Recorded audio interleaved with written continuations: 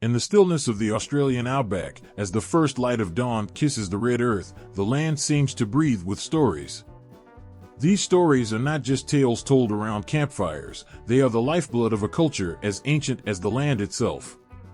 Long before the cities, the roads, or even the first settlers set foot on this soil, there were the Aboriginal people and the Torres Strait Islanders. Their stories spoke not of kings or conquests, but of the land, the sky, and the creatures that roamed both. And at the heart of it all was something more powerful than any one being: Dreamtime. Dreamtime isn't just a story or a myth. It's a world, an eternal presence that exists alongside the waking world. It's a place where time doesn't move as we know it. There is no beginning, no end, only existence. Every river, every mountain, every tree holds a story, a memory, passed down from ancestors who lived not just long ago, but forever ago. The Dreamtime explains how everything came to be, how the ancestors shaped the land, gave life to the creatures, and painted the stars in the sky. Imagine standing under the vast, open sky, where the Milky Way stretches out like a river of light. For the Aboriginal people, this is not just a cluster of stars, it's a path traveled by ancestral spirits. Those spirits shaped the land in the Dreamtime. They wandered across deserts, forests, and mountains, giving life to the animals and plants, carving rivers, and raising hills. The earth itself is their creation, and each step they took left an imprint, a story for their descendants to follow. But the Dreamtime isn't simply about creation, it's about connection. The land is sacred because it holds the memories of those ancestors. To walk on the earth is to walk in their footsteps, to live in their presence. The kangaroo hopping across the plains, the snake slithering through the grass, even the wind whispering through the trees are all part of this web of life, tied together by the threads of the Dreamtime. There's no separation between nature and people, between the land and its stories. They are all one. In one such story, the rainbow serpent, a creature of unimaginable power, winds through the land, carving valleys and rivers with its massive, coiling body. In some stories, the serpent brings life, filling the rivers with water so that plants may grow and animals may drink. In others, the serpent is a force of destruction, swallowing those who disobey the sacred laws, teaching the importance of respect for the earth and its creatures. This dual nature, both creator and destroyer, shows the delicate balance between life and death, between abundance and scarcity, and how closely tied humans are to the natural world around them. As night falls over the land, the stars begin to twinkle above, and one might hear elders telling the story of the three sisters. These three majestic rock formations in the Blue Mountains are not just ancient stones, they are, according to legend, three sisters turned to stone by a magic man to protect them from a creature that threatened their lives. It's a story that reminds people of the fragility of life and the power of transformation. The land shapes the stories, and the stories shape the people. For the Aboriginal peoples, there is no division between the spiritual and the physical. A person's identity is tied to their country, not just as a place to live, but as a part of who they are. Every tree, every river, every hill has its own spirit, its own place in the Dreamtime. To harm the land is to harm oneself, to break the sacred trust handed down through generations. There is a profound sense of responsibility, not just to the living, but to those who came before and to those who will come after. The Torres Strait Islanders, too, have their stories woven into the land and sea. Living on the islands between Australia and Papua New Guinea, their culture is shaped by the ocean, the stars, and the winds that blow across the water. Their mythology speaks of powerful spirits who control the seas and the skies, and their ancestors who sailed the waters, navigating by the stars. To look out across the water is to see the pathways their ancestors traveled, their spirits still present in the waves and winds. One of the most sacred beings in Torres Strait Islander mythology is Tagai, a great fisherman and warrior who lives among the stars. Tagai's story is one of betrayal and justice, a tale of how he cast his unfaithful crew into the ocean, where they transformed into stars, forever bound to the night sky. Tagai himself remains a constellation, watching over the sea and guiding those who know how to read the stars. His story is a reminder that the stars are not just points of light, they are the ancestors watching, guiding, and sometimes judging those below. To hear these stories told aloud is to feel the pulse of a world much older and much deeper than any written history. These are stories that have lived in the hearts and minds of people for tens of thousands of years. Passed down through song, dance, art, and spoken word, they carry with them the weight of tradition, the wisdom of elders, and the reverence for a land that has always been alive with spirit. The Dreamtime stories are not fairy tales or legends in the way many cultures understand myths. They are law, a blueprint for living. They guide how to care for the land, how to treat one another, and how to maintain balance in a world that is both beautiful and dangerous. The monsters, the ancestors, the spirits, they are all around, always present, always watching. But it is not just the past that these stories speak of. The Dreamtime is now. It exists in every sunrise, and every wave crashing against the shore, and the rustle of leaves and the roar of thunder. It is in the laughter of children playing in the sand, and the quiet reverence of elders sitting by the fire. The land, the people, and the stories are one, connected in a way that cannot be broken. To truly understand the mythology of Australia is to feel this connection, to sense that every creature, every rock, and every gust of wind holds within it a story that has been told for thousands of years, and will continue to be told for thousands more. The stories are alive, as is the land, and they will continue to whisper through the trees and across the waters as long as there are ears to hear them. There's something ancient and powerful about the way monsters make us feel. A chill crawls up your spine, the hairs on your arms stand up, and your heart beats just a little faster. These creatures, lurking in the shadows of stories, have always been with us. Across every culture, in every part of the world, monsters are born from our fears and dreams. In Australia, where the land itself feels so old, where every tree, every rock seems to watch in quiet stillness, the monsters are more than just figments of the imagination. They are part of the earth, part of the spirit world, part of the Dreamtime. In the Dreamtime, the stories tell us that the world was once shapeless and chaotic. Out of that chaos came the ancestors, and with them, creatures unlike anything we could ever imagine. Some were kind, gentle beings who helped shape the land, while others were fierce and wild, driven by hunger, anger, or a need for power. These monsters weren't just beings of destruction. They were teachers, protectors, and warnings, reminding us of the balance that holds the world together. One of the most feared creatures is the Bunyip. It's said to live in the deep, dark waters of swamps and billabongs, waiting silently beneath the surface. People would tell stories of hearing strange howls at night, of sudden ripples in calm waters. The Bunyip is a creature of mystery, its shape unclear, sometimes described as part bird, part crocodile, or even a gigantic water dog. But one thing is always the same, it strikes terror into the hearts of those who hear its name. Yet, it is more than just a monster hiding in the water. It is the guardian of the land. The Bunyip serves as a reminder to respect the waterways, to tread carefully near the swamps, because the land itself demands respect. If not, the Bunyip would come for you, reminding you of the dangers lurking in places humans do not control. But not all monsters are like the Bunyip. Some, like the Yowie, are said to roam the forests. Described as towering, hairy creatures that walk on two legs, the Yowie is like Australia's version of Bigfoot. The stories of the Yowie are told in whispers, of people catching glimpses of a giant figure moving through the trees, hearing heavy footsteps in the stillness of the night. It is a creature that blends with the wildness of the bush, neither fully part of the human world nor completely separate from it. Some say the Yowie is a protector of the land, warning off those who would harm it. Others say it is a vengeful spirit, punishing those who wander too far, those who don't respect the power of the bush.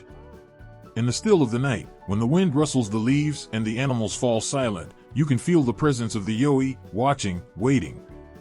Then there's the rainbow serpent, perhaps the most important of all. It is not a monster in the same sense as the others, but it is vast and powerful, capable of both creation and destruction. The rainbow serpent carved the rivers with its body, slithering across the land, shaping the valleys and the hills. It is a creature of immense power, bringing life by creating water and ensuring that plants and animals could thrive. But the serpent is also a creature to be feared. When angered, it can bring floods, storms, and devastation. Its presence reminds us that the forces of nature are not always kind. The land provides life, but it can just as easily take it away. The rainbow serpent watches over everything, a force that must be respected at all costs. These creatures, these monsters, serve as more than just stories to scare children. They are woven into the belief systems of the Aboriginal and Torres Strait Islander peoples. Monsters are a way of explaining the unexplainable, of making sense of the dangers that exist in the natural world.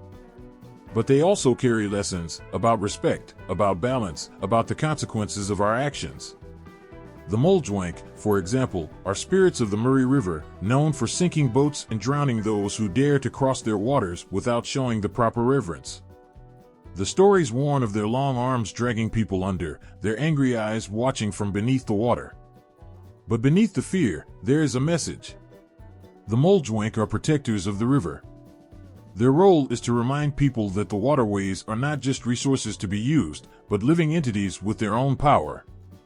The monsters of the water teach us to respect the rivers, to honor the life they provide, and to fear the consequences of carelessness. Then there are the Pankerlangu, desert monsters that roam the hot, dry lands. These creatures are said to be terrifying, cannibalistic beings that hunt at night, their hunger insatiable. They are described as huge, grotesque figures with wide mouths and sharp teeth, preying on those who stray too far from safety. The Pankerlangu represent the harshness of the desert, a land where survival is not guaranteed. But even in their monstrous form, they carry a deeper meaning. The desert is unforgiving, and those who do not respect its dangers will face consequences. The Pankerlangu are reminders of this truth, embodiments of the relentless power of the outback. But perhaps the most chilling monsters are the ones who walk among us, hiding in plain sight. The Featherfoot, a spirit of revenge, is one such creature. Stories say that the Featherfoot is a Kadika man, a spiritual figure tasked with punishing those who break the sacred laws of the community. He moves silently, leaving no trace of his footsteps, carrying death to those who have wronged others.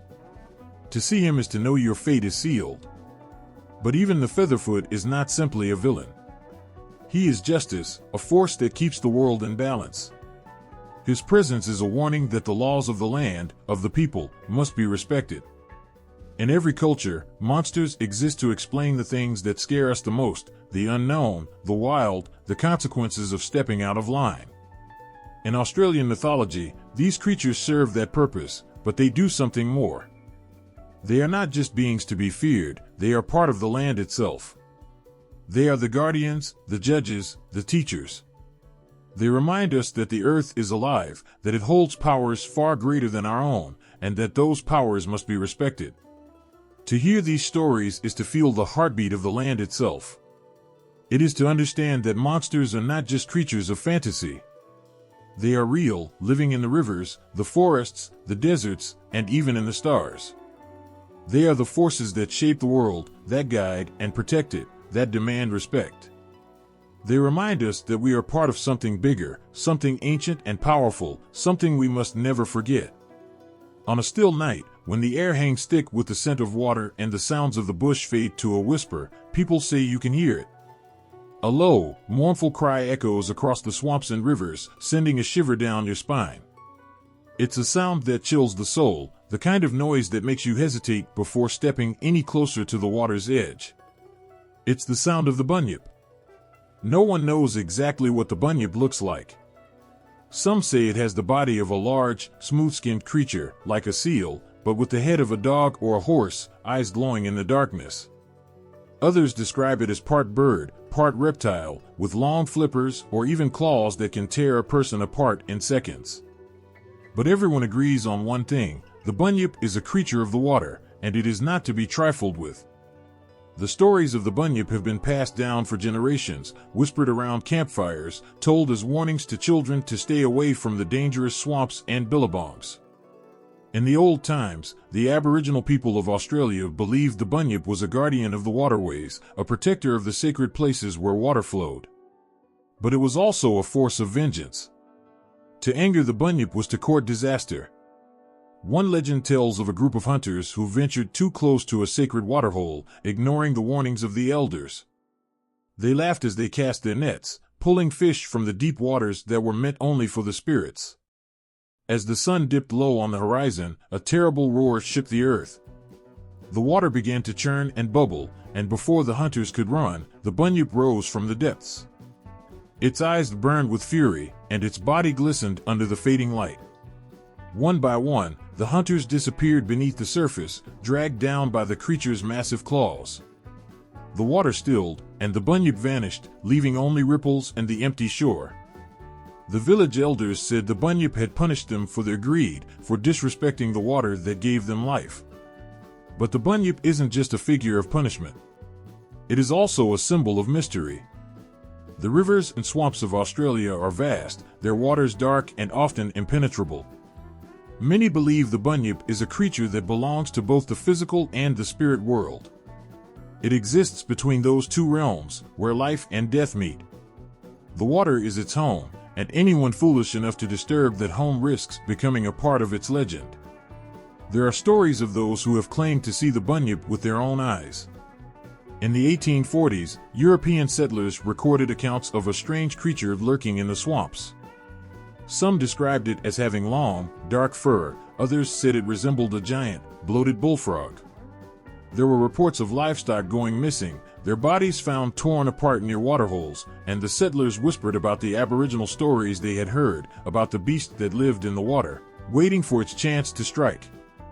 One particularly famous account comes from the early 19th century, when a man named Hamilton Hume, an explorer, wrote of hearing an eerie howling sound while camping near a river. His party found strange, large tracks in the mud the next morning, tracks too big to belong to any known animal. Though they searched the area, whatever had made the tracks had slipped back into the water, leaving nothing but the fear it instilled. Even today, people still talk about the Bunyip. Some believe it to be a giant prehistoric creature, a survivor from a time when monsters truly roamed the earth. Others think it might be a spirit, an embodiment of the dangers that lurk in the wild places where humans are not meant to go. But whether it is flesh and blood or something far more ancient, one thing remains the same: the Bunyip is a reminder that the water holds its own secrets. In the dark of the night, near the swamps, the bravest might feel an urge to look into the murky water. But the wise know better. They keep their distance, remembering the stories of those who have disappeared, of the strange howls that rise from the depths, of the bubbling water where something unseen moves just below the surface. It is said that the Bunyip's call is like no other sound in the bush. Some say it resembles the cry of a lost child, desperate and haunting. Others compare it to the bellow of a bull, deep and rumbling, shaking the ground under your feet. But whatever form it takes, the sound is a warning, a signal that the Bunyip is near, watching, waiting. For the Aboriginal people, the Bunyip is not just a monster, it is a protector of the land, a force of nature that demands respect. The swamps and billabongs are sacred places, the lifeblood of the earth, and the Bunyip is their guardian. To take too much, to disturb the balance of the natural world, is to invite the Bunyip's wrath. It is a reminder that the land does not belong to us, we belong to it. But there is another side to the Bunyip, a side that speaks to our most primal fears. The water is a place of life, but it is also a place of death. We cannot see what lies beneath the surface, and that unknown is where the Bunyip thrives. It represents everything we cannot control, the forces of nature that remain beyond our reach. The Bunyip is not just a creature of the swamp, it is the fear of the dark, the fear of what we cannot see, the fear that something ancient and powerful still lurks in the wild places of the world. For those who live near the water, the Bunyip is always present, even if unseen. Every ripple on the surface, every strange noise in the night, carries with it the possibility of the beast. And so, the stories continue, passed down from generation to generation, a warning and a lesson wrapped in fear. The Bunyip story is far from over. It lives on in the hearts and minds of those who hear its name, in the quiet ripples of a darkened swamp, and in the eerie silence that follows its call.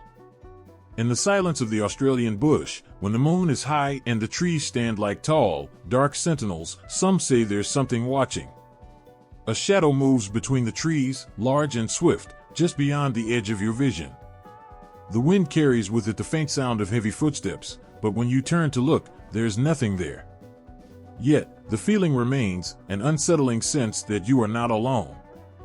They call it the Yowie, a creature as old as the land itself, feared and respected by those who know the stories. Standing taller than any man, the Yowie is said to be a towering figure, covered in thick hair, with long arms that hang low, almost brushing the ground. Its eyes are dark, almost human-like, but filled with something wild, something ancient. The stories tell of its immense strength, of how it can move silently through the thickest forest, leaving only a trail of enormous footprints in the dirt. Those who have encountered the Yowie speak of its size, its power, and the deep, primal fear that grips them when they realize they're in the presence of something not entirely human. In Aboriginal lore, the Yowie is not just a creature of flesh and bone.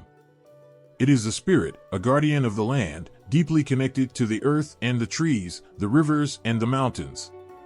Some tribes believe the Yowie is an ancient being, older than time itself, watching over the land and the people who live upon it. It is said that the Yowie protects the bush, punishing those who show disrespect, who harm the animals or take more than they need.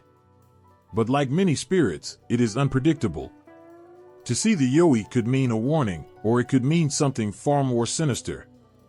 There are stories of people who have vanished in the bush, leaving no trace behind except for strange, enormous footprints leading into the trees. The elders say these people crossed paths with the Yowie and paid the price for their disrespect. Some believe the Yowie takes those who harm the land, dragging them deep into the wilderness, where they are never seen again. The bush is vast, and once you step too far into its depths, it's easy to lose your way. But not all encounters with the Yowie end in terror. Some speak of sightings where the creature seems more curious than menacing, watching from a distance, its dark eyes flickering in the moonlight. It doesn't approach, doesn't harm, just watches, like a silent guardian of the night. In these moments, there's a strange understanding that washes over those who see it, a feeling that the Yowie is something more than just a monster. It is a reminder of the untamed, untouched wildness that still exists in the world, a reminder that there are places where humans do not belong, where the land belongs only to itself. The Yowie is often compared to creatures from other parts of the world, Bigfoot in North America, the Yeti in the Himalayas. Like them, the Yowie is elusive, its existence wrapped in mystery and legend. Those who claim to have seen it describe the same overwhelming sense of awe and fear, the same towering presence, the same chilling feeling of being watched by something that shouldn't exist. Yet, unlike Bigfoot or the Yeti, the Yowie is tied to the Dreamtime, the ancient stories of the Aboriginal people, making it not just a creature of mystery but one of deep spiritual significance. One of the most well-known sightings of the Yowie occurred in the 19th century, when a group of settlers traveling through the Blue Mountains came face to face with the creature. They described it as standing over 7 feet tall, covered in thick, matted fur, its face a strange mix of human and ape. It stood there, watching them with dark, intelligent eyes, before slipping back into the trees without a sound. The settlers were shaken, certain they had encountered something not of this world. Word of the sighting spread, and soon more stories began to emerge, tales of strange figures glimpsed in the shadows, of heavy footprints found in the mud, of something large and powerful moving through the bush. Even today, reports of the Yowie continue. Hikers, campers, and locals all tell stories of encounters with a large, hairy creature that seems to vanish as quickly as it appears. Some describe hearing strange calls in the night, deep and guttural, unlike any animal they've ever heard. Others speak of finding enormous footprints, far too large to belong to a human, pressed into the soft earth. And though the scientific world remains skeptical, those who have seen the Yowie know what they felt, know the fear that gripped them when they realized something was out there in the darkness. There is something about the Yowie that taps into a deep, primal part of us. The bush itself, with its vast, untamed wilderness, feels like a place where monsters could still roam. There are parts of Australia so wild, so untouched by human hands, that it feels as if anything could be lurking just beyond the trees. And in those moments, when the wind whispers through the leaves and the shadows grow long, the stories of the Yowie feel not like legend, but like truth. Perhaps that is why the Yoi endures, because it represents something more than just a creature of the wild. It is a symbol of the unknown, of the mysteries that still lie hidden in the world. In a time when so much of the earth has been explored, mapped, and understood, the Yoi reminds us that there are still places we cannot fully comprehend.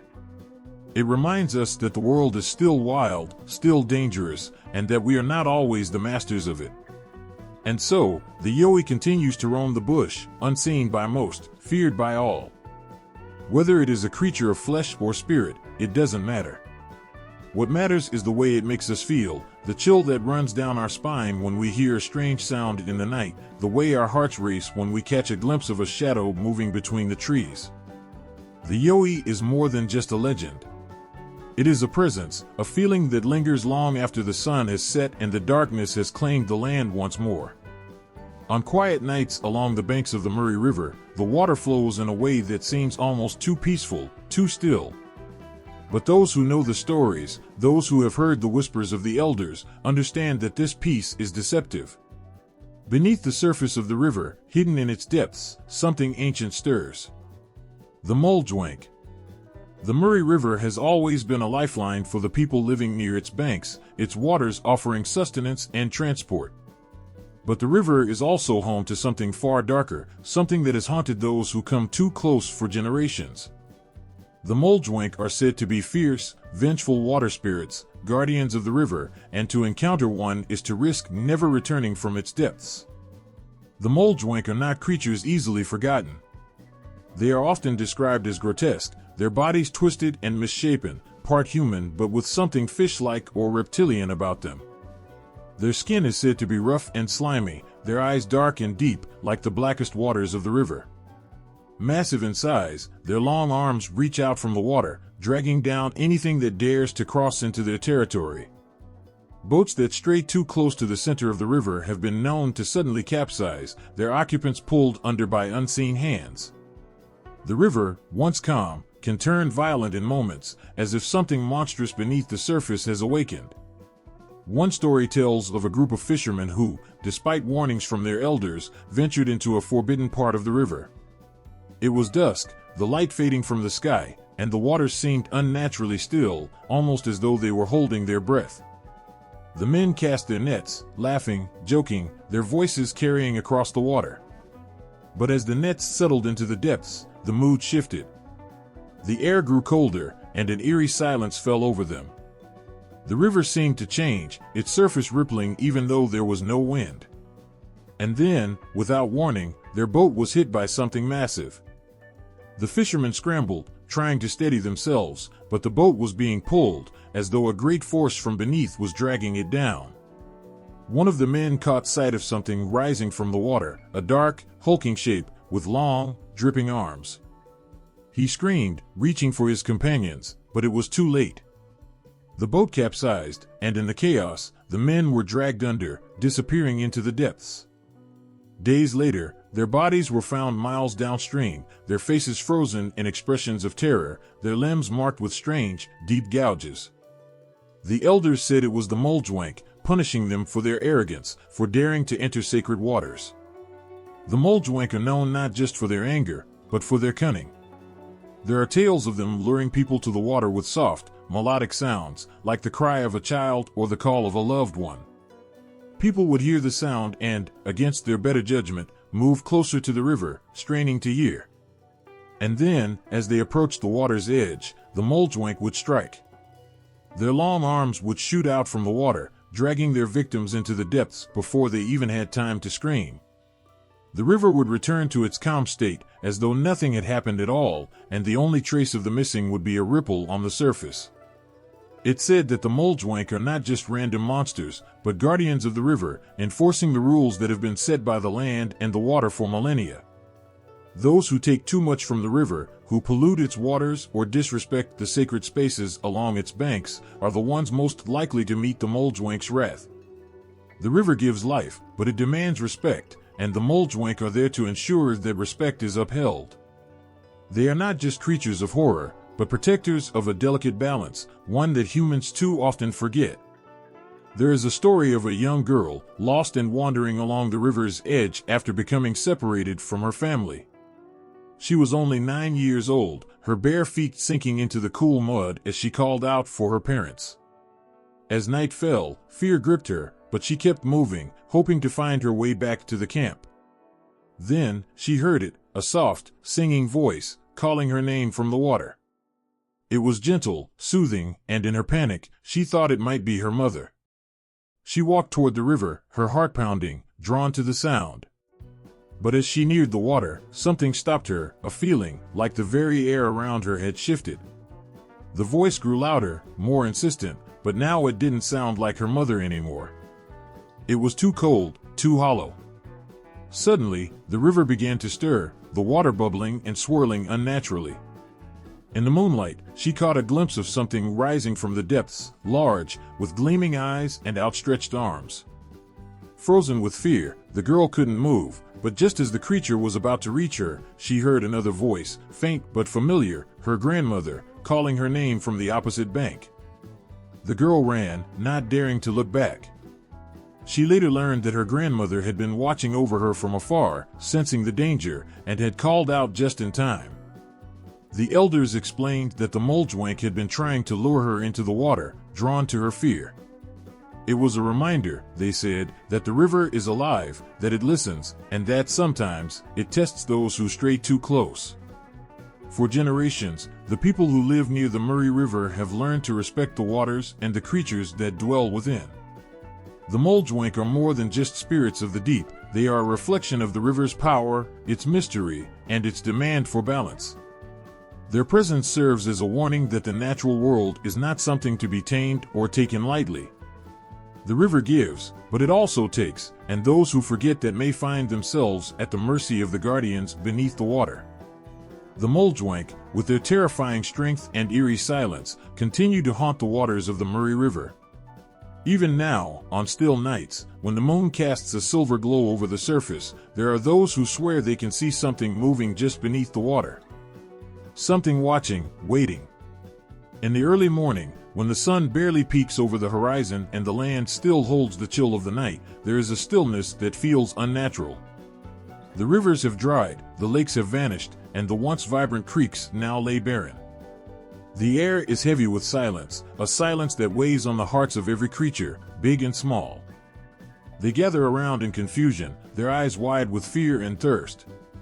And at the center of it all sits Tidalik, the giant frog, bloated and swollen, having swallowed every last drop of water in the land. Tidalik had not always been a creature of destruction. He was, at one time, just like any other frog, living in harmony with the land. But something changed in him. One day, he woke with a terrible thirst, one that could not be satisfied by the cool waters of a single pond or stream. His hunger for water grew, and he began to drink. And drink. And drink. The rivers shrank as he gulped down their currents, the lakes receded as he drained them dry. The ground cracked under the harsh sun, and soon, nothing remained. The land had become a vast, dry expanse. All because of one frog who could not control his thirst. The animals gathered around Tidalik, staring at his enormous belly, which swayed and sloshed with the water he had taken. Desperation hung thick in the air. The plants wilted, the birds fell silent, and the creatures that relied on the rivers and lakes for life grew weaker by the day. There was no food, no drink, no way to survive. Something had to be done, but how could anyone make a giant frog give back what he had stolen? The animals held a council, their eyes filled with worry. They knew they had to make Tidalik release the water he had greedily taken, but they also knew he wouldn't do it on his own. They thought and thought until one animal spoke up with a strange idea. If they could make Tidalik laugh, they reasoned, the water would spill from his mouth and flow back into the land. It was a long shot, but it was the only hope they had. One by one, the animals took their turns trying to make Tidalik laugh. First came the kookaburra, its feathers ruffled and its bright eyes filled with determination.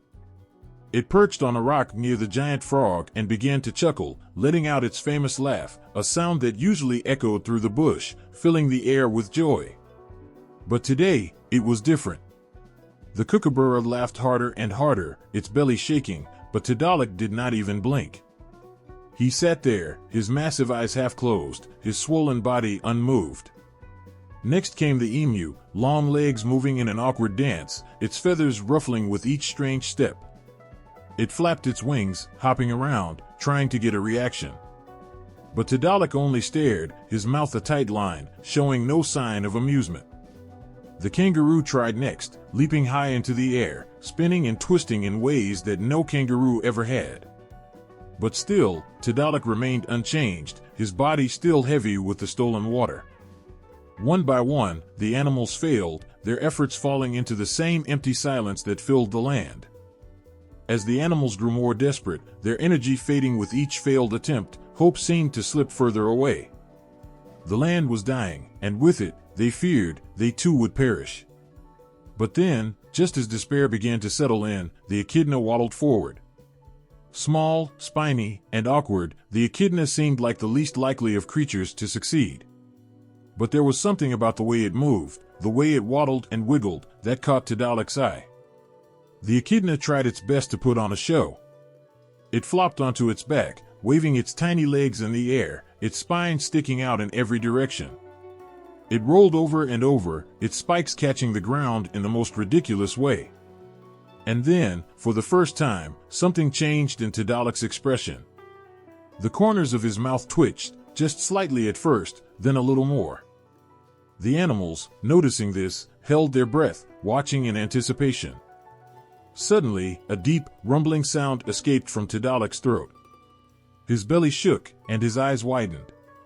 He was laughing. A deep, booming laugh that echoed across the dry land. And as he laughed, the water he had been hoarding burst from his mouth, pouring out in torrents.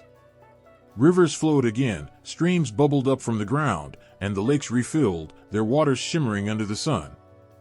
The animals cried out in joy, racing to drink from the fresh streams that now wound their way through the land. The trees, once brittle and dry, began to stretch their roots deep into the soil, soaking up the water.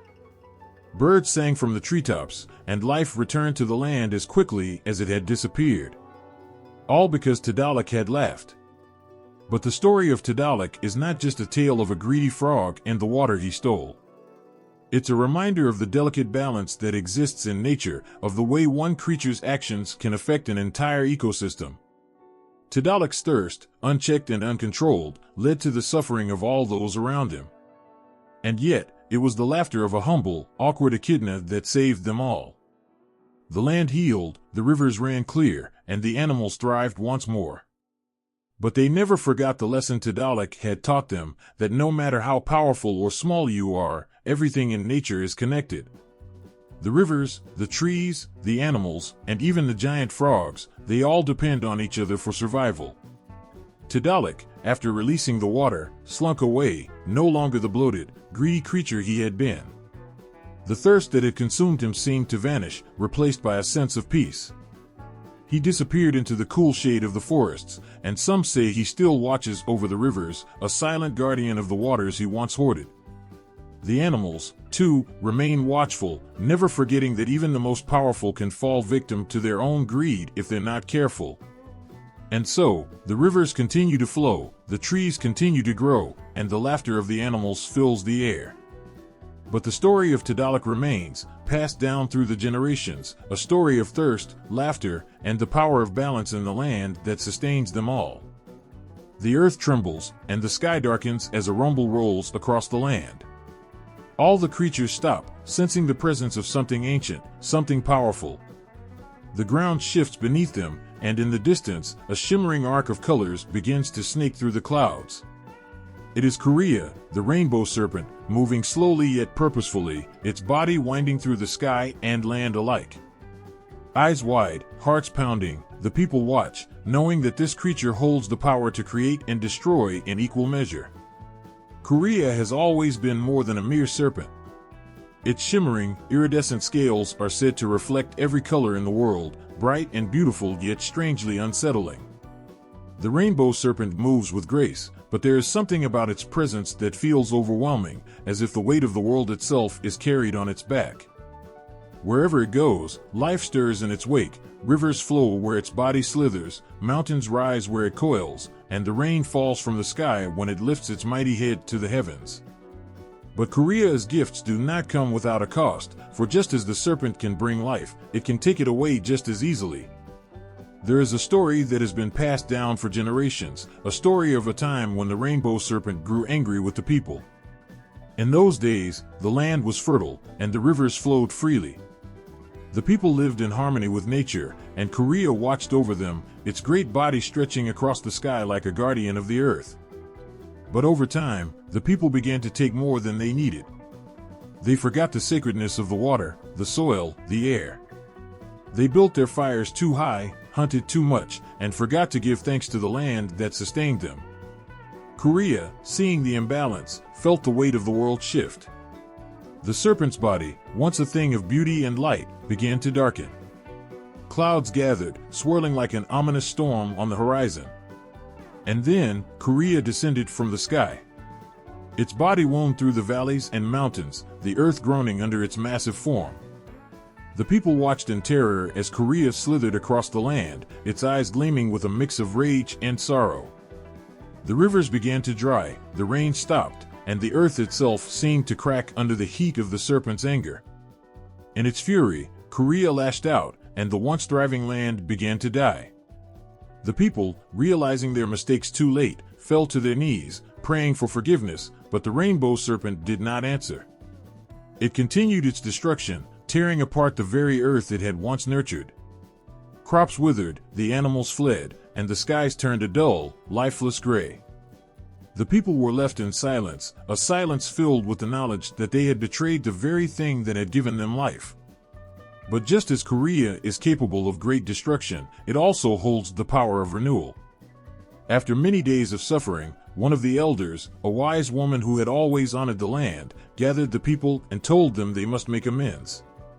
She led them to the sacred river, the only place Korea had not yet destroyed, and there, they offered everything they had left, what little food, water, and treasures remained. They sang songs of apology and remembrance, songs that told of the beauty of the land and the respect it deserved. For a long time, nothing happened. The people waited in fear, unsure if Korea would accept their offering. But then, in the distance, they saw the faintest glimmer of light, a streak of color that arched across the sky. The earth trembled once more, but this time, it was not with anger. Slowly, the rainbow serpent appeared, its scales gleaming with every color imaginable. The clouds parted, and the rain began to fall, gentle at first, then stronger. The rivers swelled, filling the dry, cracked earth with life once again. The people wept with relief, knowing that they had been forgiven. Korea's power to create is as awe-inspiring as its ability to destroy. The rainbow serpent is not just a force of nature, it is the embodiment of life cycles, of birth, death, and rebirth. To some, Korea is a protector, watching over the land and ensuring that balance is maintained. But to others, the serpent is a monster, capable of untold devastation if disrespected. It is this dual nature that makes Korea both feared and revered. The elders often tell of the time when the world was first shaped, when Korea's great body moved across the barren land, carving out rivers and valleys with its scales. Where the serpent's tail struck the earth, mountains rose. Where its head touched the ground, oceans formed. It was said that Korea carried the rain in its body, releasing it whenever the land was in need. But it also carried fire, and when angered, it could scorch the earth with a single breath. Korea's connection to the weather is undeniable. When the serpent moves across the sky, it brings storms, winds, and rains. Its colors shimmer in the rainbow after the storm, a reminder that destruction often paves the way for creation. But when the skies are clear and calm, Korea is resting, its body hidden deep within the earth or the sky, waiting for the time when it will be called upon again. For the people, the rainbow serpent is more than just a myth, it is a reminder of the balance that exists in the world. Korea represents the interconnectedness of all things, the way the land, the water, the sky, and the creatures that inhabit them are all bound together. To live in harmony with nature is to honor Korea, to respect the power that the rainbow serpent holds over life and death. And so, even today, when the rains come after a long drought or a storm passes and the sky is painted with colors, the people remember Korea. They remember the beauty and the terror, the creation and the destruction. They know that the rainbow serpent is always watching, always waiting, its great body coiled in the heart of the earth, ready to remind them of the power that lies in balance. On the windless nights, when the moon hangs low and casts its pale glow over the vast Australian outback, the silence feels almost alive. In the quiet, you can sense them, just out of sight, flickering like shadows, quick as whispers, the memes. Barely there, yet always watching, these stick-thin beings slip through the cracks of the world, their slender forms blending with the trees, with the rocks, with the darkness itself. The memes are said to be gentle, shy creatures, so fragile that a gust of wind could break them in two. In the ancient stories, they are the ones who first taught humans how to hunt, how to live off the land. They showed people how to make fire, how to carve tools from stone, how to navigate the wilderness. They are wise, kind spirits, guides for those who respect the land. Yet, even the memes have their shadows, and their kindness is not always guaranteed. There are those who say that when the night grows too still and your path strays too far from the familiar, the memes can lead you astray. If you wander into their world uninvited, or worse, with disrespect in your heart, the memes may no longer appear as the fragile, harmless creatures they once were. Instead, they become something else, something darker, something monstrous.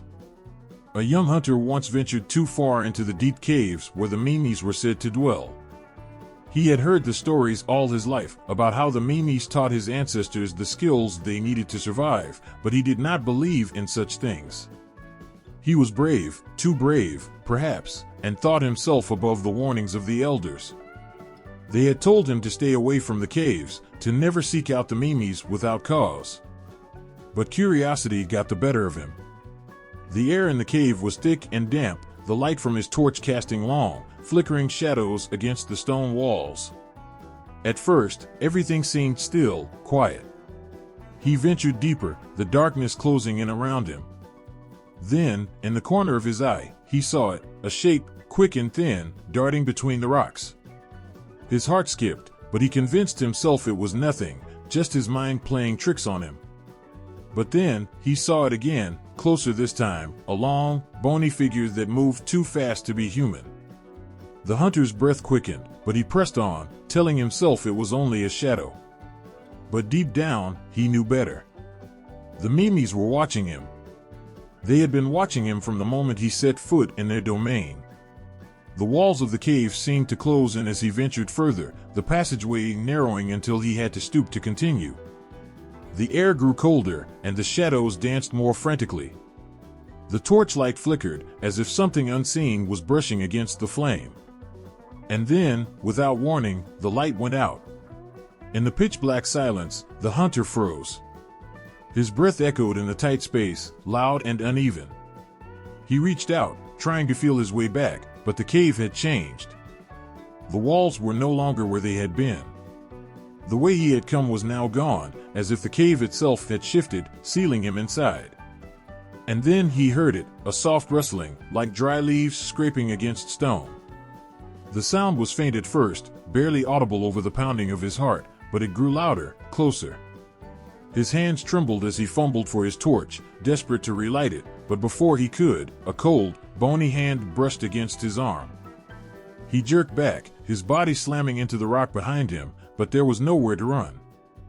Suddenly, the darkness wasn't empty. It was filled with them, the memes.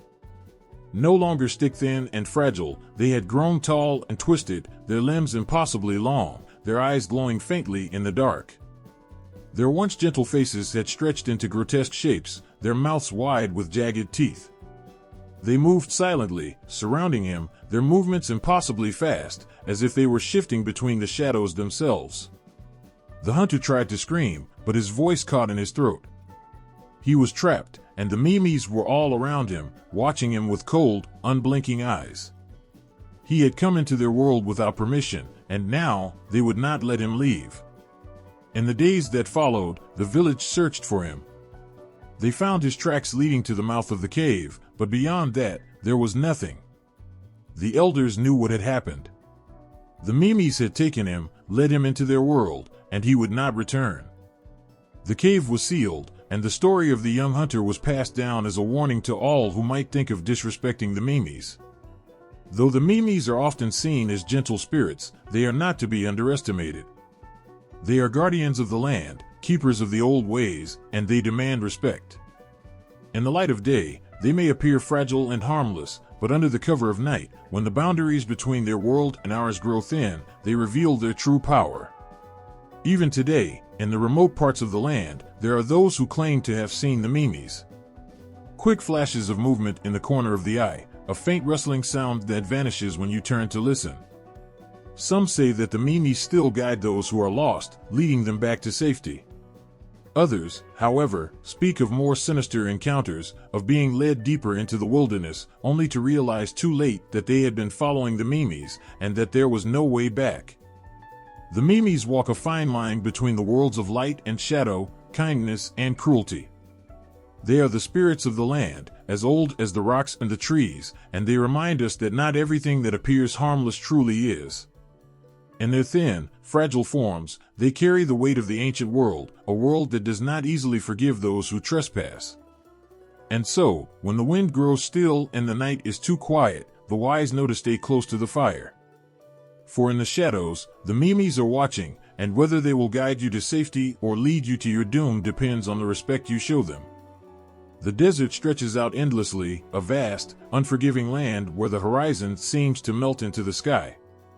Under the blistering sun, the ground shimmers, playing tricks on the eyes, making even the strongest of travelers feel small and vulnerable.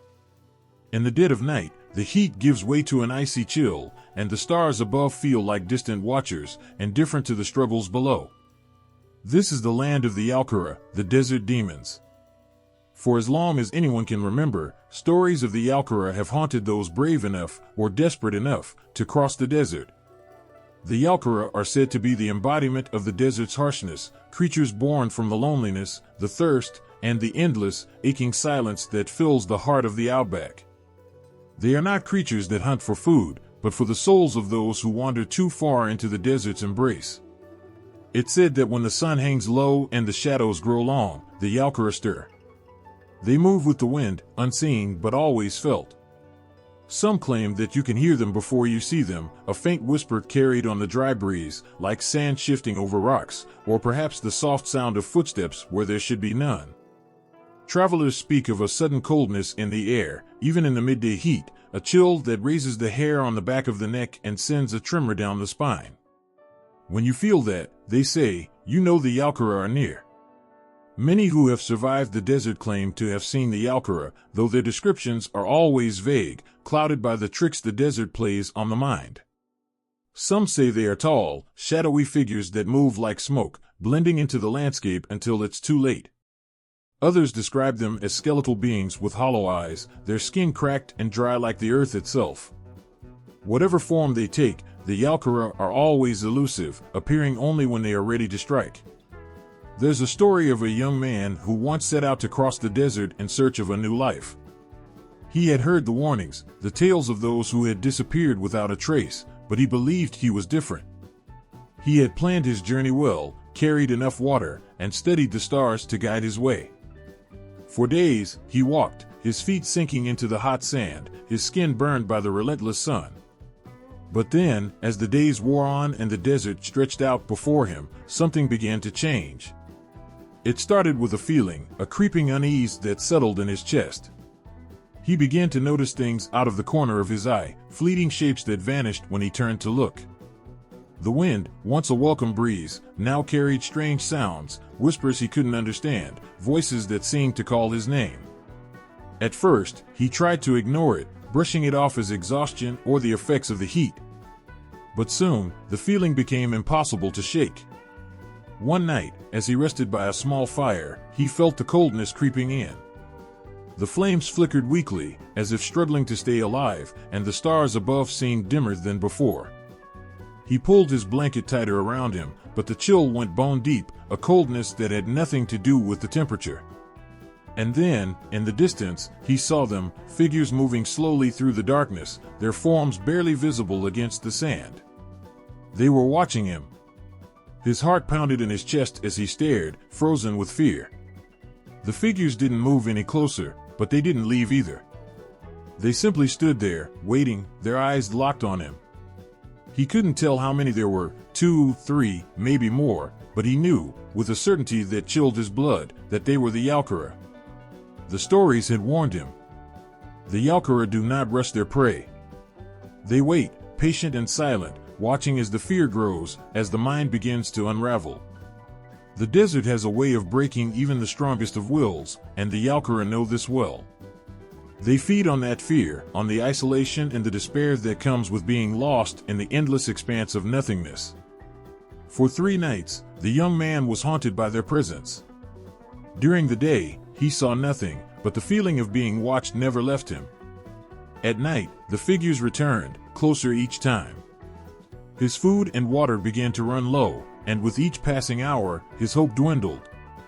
He tried to walk faster, to put more distance between himself and the shadows, but no matter how far he went, they were always there, just at the edge of his vision. On the 4th night, when he could no longer bear the fear, he ran. He ran through the darkness, stumbling over rocks and sand, his breath ragged in his throat. But the Yalkara were faster.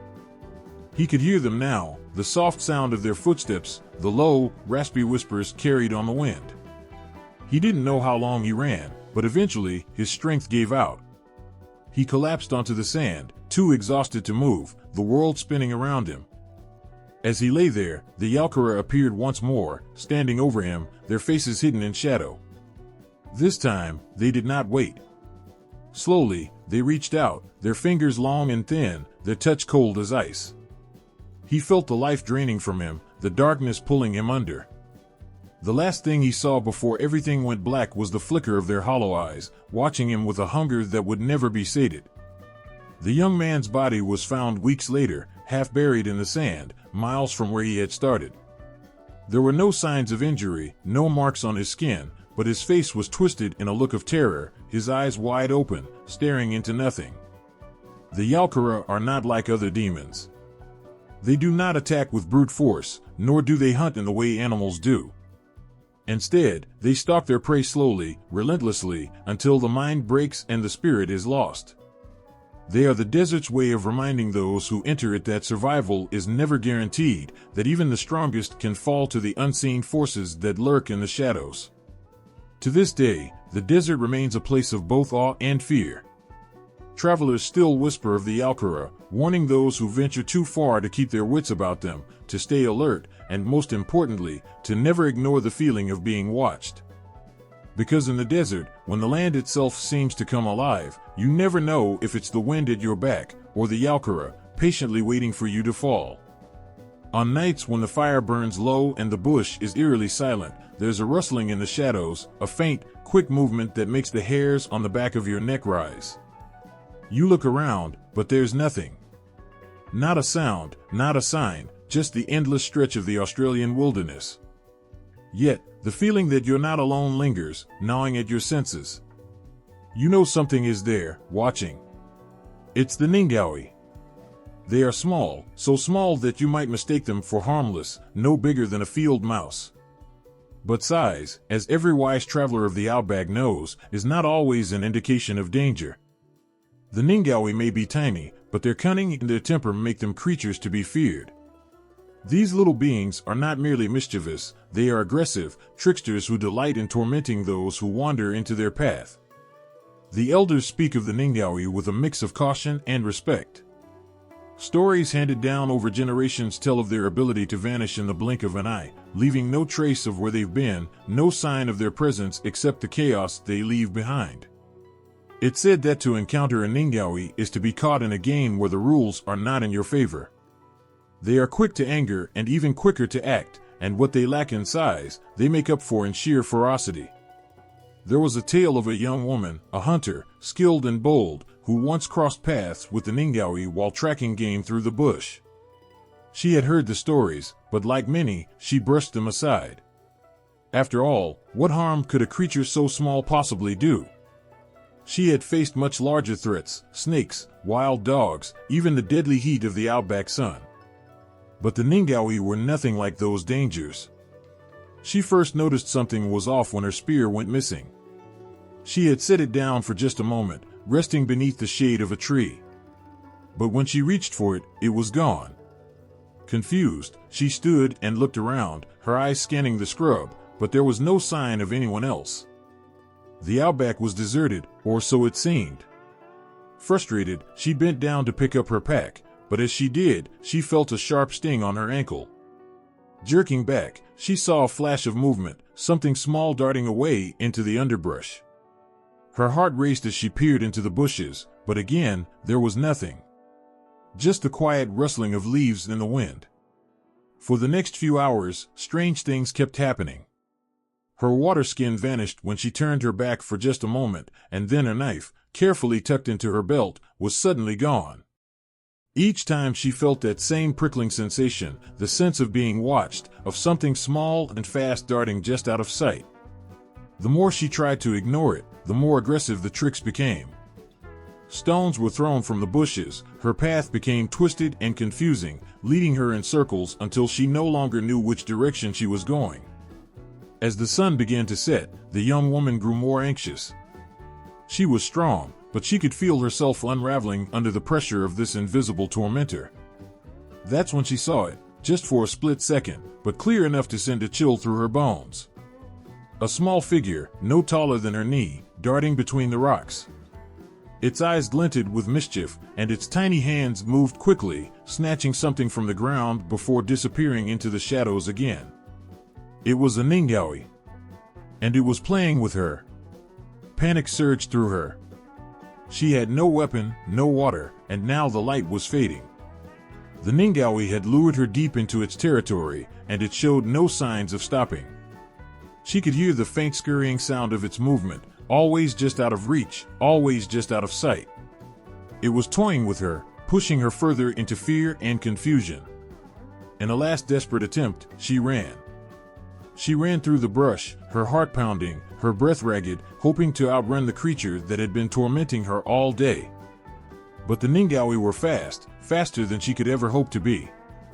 No matter how far she ran, the rustling, the whispering, the quick flashes of movement remained right behind her, just beyond her reach.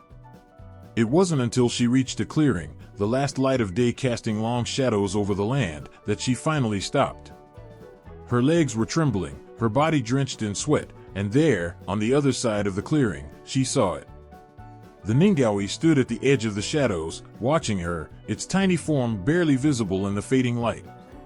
For a moment, it stood still, as if deciding whether to continue its game. But then, with a quick movement, it vanished into the night, leaving her alone, shaken, and uncertain if she had truly escaped.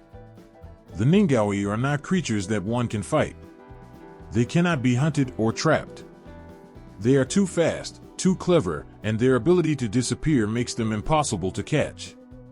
But what makes them truly terrifying is not their size or their strength, it's the way they get inside your mind. They don't need to attack you physically to wear you down. They chip away at your sanity, piece by piece, until you no longer trust your own senses. Some say the Ningawi are the spirits of the land, ancient protectors who punish those who show arrogance or disrespect. Others believe they are simply mischievous beings who delight in trickery for its own sake. But whatever their true nature, the lessons from those who have encountered them are always the same: never underestimate the power of the small, and always be mindful of the land you tread on. For in the vastness of the Australian wilderness, where even the tiniest creature can bring the mightiest to their knees, the Ningawi remain a reminder that danger doesn't always come in the form you expect. Sometimes, it comes with a whisper, a flash of movement in the corner of your eye, and the eerie sound of laughter carried on the wind. The first time the skies darkened, the people knew something had shifted. The air grew thick, and the wind howled through the trees with an eerie persistence.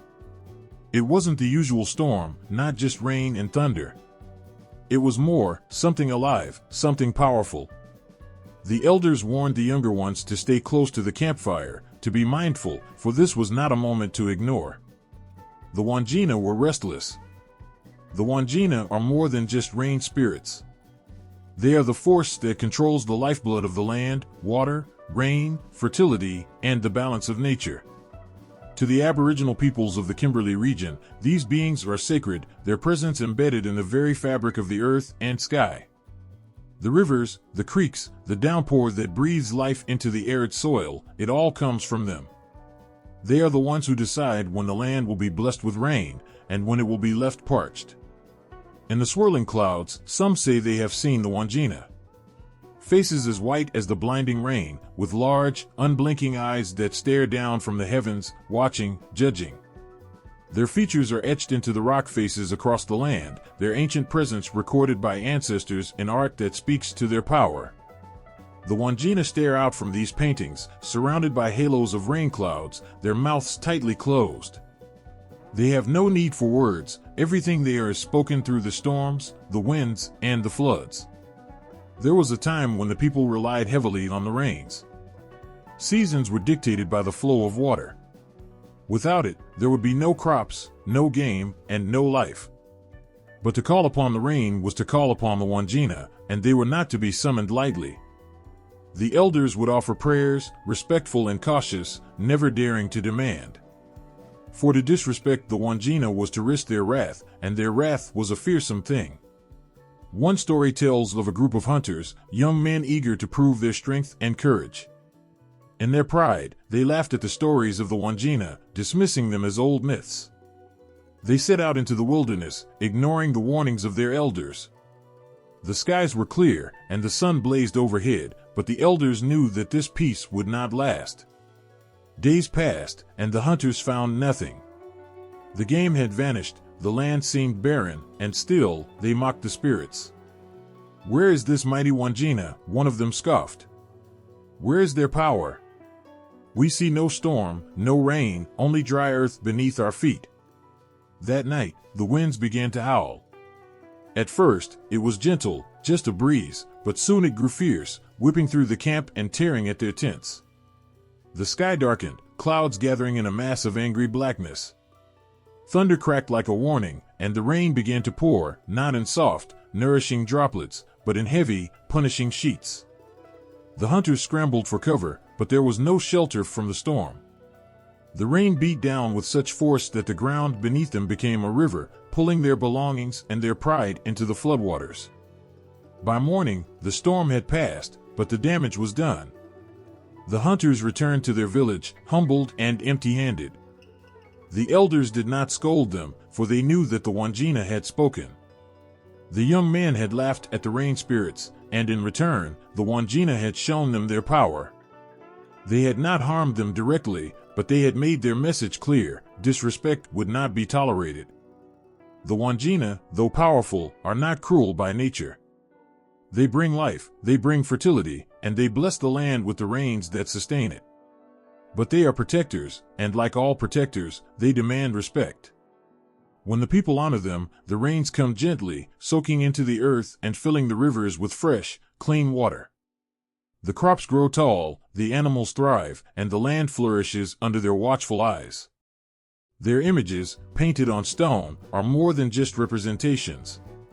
To the Aboriginal people, they are living spirits, embedded in the very rock they are drawn upon. Each stroke of paint, each swirl of color, is a tribute to the Wandjina, a way of honoring their presence. The paintings are sacred, touched by the hands of those who understand the power they represent. It is said that when you stand before a Wandjina painting, you are not merely looking at art, you are standing in the presence of the spirit itself. Their eyes, wide and unblinking, seem to follow you, reminding you of the delicate balance between humanity and the forces of nature. There is a silence in their faces, a kind of calm before the storm. No mouths, no voices. The Wandjina do not speak in words, for words are unnecessary. The rain is their language, the storms their message. And when they choose to act, the world listens. Once, long ago, the people learned that the Wandjina were not to be taken for granted. During a long dry season, when the land was cracked and broken from thirst, a group of villagers sought to please the Wandjina. They brought offerings, sang songs of praise, and painted the spirits' likenesses on the rocks. But something was amiss, their intentions were not pure. In their desperation, they sought to manipulate the Wandjina, not honor them. They wanted the rain, but they did not respect the spirits who controlled it. The skies remained clear. 4 months, no rain fell. The rivers dried up, the crops withered, and the people began to fear they had angered the Wandjina beyond forgiveness. In their panic, they tried everything: more offerings, more songs, more paintings. But the Wandjina remained silent. It wasn't until the people, humbled by their failure, came together in true respect and reverence that the skies finally opened. The rain came not in a flood, but in gentle, life-giving streams, soaking into the parched earth. The people understood then that the Wandjina could not be controlled or bribed. They could only be honored. And in honoring them, the people ensured the balance between themselves and the forces that governed the land. The Wandjina, with their watchful eyes and silent faces, remain a reminder of that balance. They are the life-givers, the rain-bringers, but they are also the guardians. Their art tells stories, not just of the past, but of the relationship between the people and the world around them. To see their image is to understand that the rains, the storms, the fertility of the land are not merely forces of nature, they are gifts. Gifts that must be respected, for with a single storm, the Wandjina can give life, and with the next, they can take it away. There's a strange silence in the rainforest, the kind that feels too heavy, too unnatural. Birds that once sang fall quiet, and the dense canopy above seems to darken as if something has shifted. In the stillness, you feel watched. You're not alone here, though no one stands beside you. Somewhere, hidden within the shadows of the towering trees, something waits, hungry, watching, patient. The Yara-ma-yha-who. This creature isn't like anything else in the world, and its name brings a shiver down the spine of those who know its legend. Small and red, with skin the color of dried blood, its most unnerving feature isn't its size or its shape, it's its mouth. Large and toothless, it stretches wide as it crouches in the branches, silently waiting for its next victim. There's no need for teeth when its thirst is for blood, and the way it feeds is far more terrifying than any bite. The Yara-ma-yha-who doesn't chase its prey, nor does it attack in a frenzy. It waits. Perched on a fig tree, it watches for someone to rest beneath its branches, to pause for just a moment too long in the wrong place. When it strikes, there's no warning. Without a sound, it drops from the tree, its arms outstretched, its fingers splayed wide. And then, in a flash, it latches onto its victim. But it doesn't kill. Not yet. Instead, it drains them slowly. It feeds by pressing its mouth onto the skin, drawing out the blood in small, agonizing sips. The victim, weak and confused, might pass out from the shock and exhaustion. And when the Yara-ma-yha-who has taken its fill, it swallows the victim whole. But death isn't the end. Not with this creature. After consuming its prey, the Yara-ma-yha-who spits them back out. But something is different. The person who awakens from this nightmarish encounter is no longer the same. With each attack, with every time the creature feeds, the victim changes. Their skin begins to redden, their limbs grow shorter, and with time, they begin to resemble the very creatures that captured them. If they're attacked enough, they will no longer be human at all. They will become another Yara-ma-yha-who. The transformation is slow and inevitable, a fate worse than death. To be turned into one of these creatures is to lose your humanity, piece by piece, until nothing remains but a monster, a creature that was once human but now lurks in the trees, waiting for the next victim, just as it once was. The rainforests of Australia are thick, lush, and teeming with life. But in these stories, the abundance of life comes with a price. The Yara-ma-yha-who, while small, is feared not for its size, but for the horror it represents. It doesn't need to kill its victims right away. It plays with them, turning their blood into its nourishment, their bodies into hosts for its cursed life. Some say the Yara-ma-yha-who only attacks those who are reckless, those who wander too far from the safety of others. Children are warned never to rest under large fig trees, especially when alone. For it is under these trees, in the cool shade where the air feels still, that the creature finds its prey. The stories are whispered among families, passed down through generations, not just as a warning, but as a reminder of the unseen dangers that lurk in places we might think are safe. There are legends of those who tried to outwit the creature. Brave souls who ventured into the forest to hunt it down or who hoped to free loved ones already taken by the monster. But the Yara-ma-yha-who is clever. It knows how to hide, how to blend in with the shadows. Those who seek it often become its next meal, their bodies spat out hours later, changed forever. Some say that if you're attacked by the Yara-ma-yha-who but manage to escape before it feeds too many times, there's still hope. You can return to your village, seek help, and resist the transformation. But it's a dangerous gamble. The more it feeds on you, the less human you become, until the day comes when you no longer recognize your own reflection. For the Yara-ma-yha-who, this cycle is endless. It's a creature born of blood and hunger, a silent predator that thrives on fear and the slow, painful transformation of its victims. To know its story is to understand that some monsters don't kill you outright. Some monsters make you one of their own. The forest holds many secrets, but none are as terrifying as the Yara-ma-yha-who. In its red skin, its strange toothless mouth, and its relentless thirst, it embodies the primal fear of being consumed, not just in body, but in spirit. The thought of walking through the rainforest, of resting under the wrong tree, becomes a test of fate. Will you be the next to feel its cold hands on your skin, the next to lose yourself to the hunger that never ends? Even now, as the rains fall and the forests come alive with the sounds of nature, there is always that lingering fear. That perhaps, somewhere high in the branches of a fig tree, a pair of wide, unblinking eyes watches. The Yara-ma-yha-who waits, silent and patient, for the next traveler to stop, to sit, to rest. And when they do, it will descend with quiet, terrifying grace, knowing that soon, its hunger will be satisfied. For a time. But the Yara-ma-yha-who never stops hunting. And it never stops waiting. The night in the Australian bush is eerily quiet.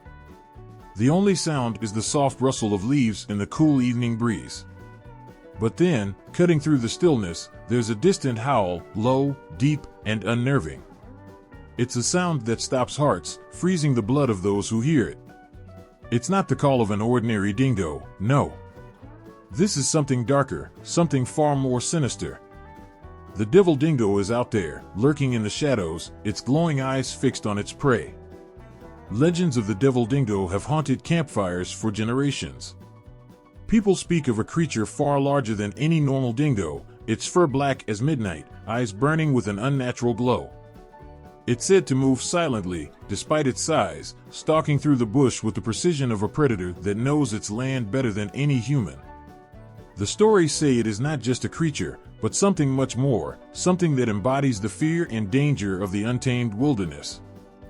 For those who venture too far into the bush, the devil dingo is always watching. It waits, hidden behind the trees or in the tall grass, just out of sight. Some say it only comes out at night, under the cover of darkness, while others believe it roams freely, a shadow in the day, blending in with the rugged landscape. But one thing is certain, when the devil dingo finds you, there's no escaping its deadly hunt. The devil dingo is more than just a creature of flesh and bone, it carries with it a sense of dread. Those who survive an encounter speak of an overwhelming feeling of being hunted, a primal terror that takes hold long before they ever see the beast. It's as if the air grows heavier, the world more still, as though the very land itself is warning them to turn back. But for many, that warning comes too late. Aboriginal elders tell stories of the devil dingo, passed down from one generation to the next. They speak of a time when this fearsome creature was not always evil. Once, it was a protector of the land, loyal and fierce, guiding people through the bush, keeping them safe from harm. But something changed. Perhaps it was a betrayal by humans, a violation of the sacred land. Whatever it was, the devil dingo turned, becoming a vengeful spirit, no longer a guardian but a terror that hunts those who wander too far. Some believe the devil dingo represents the wild spirit of the Australian wilderness, untamed and unforgiving.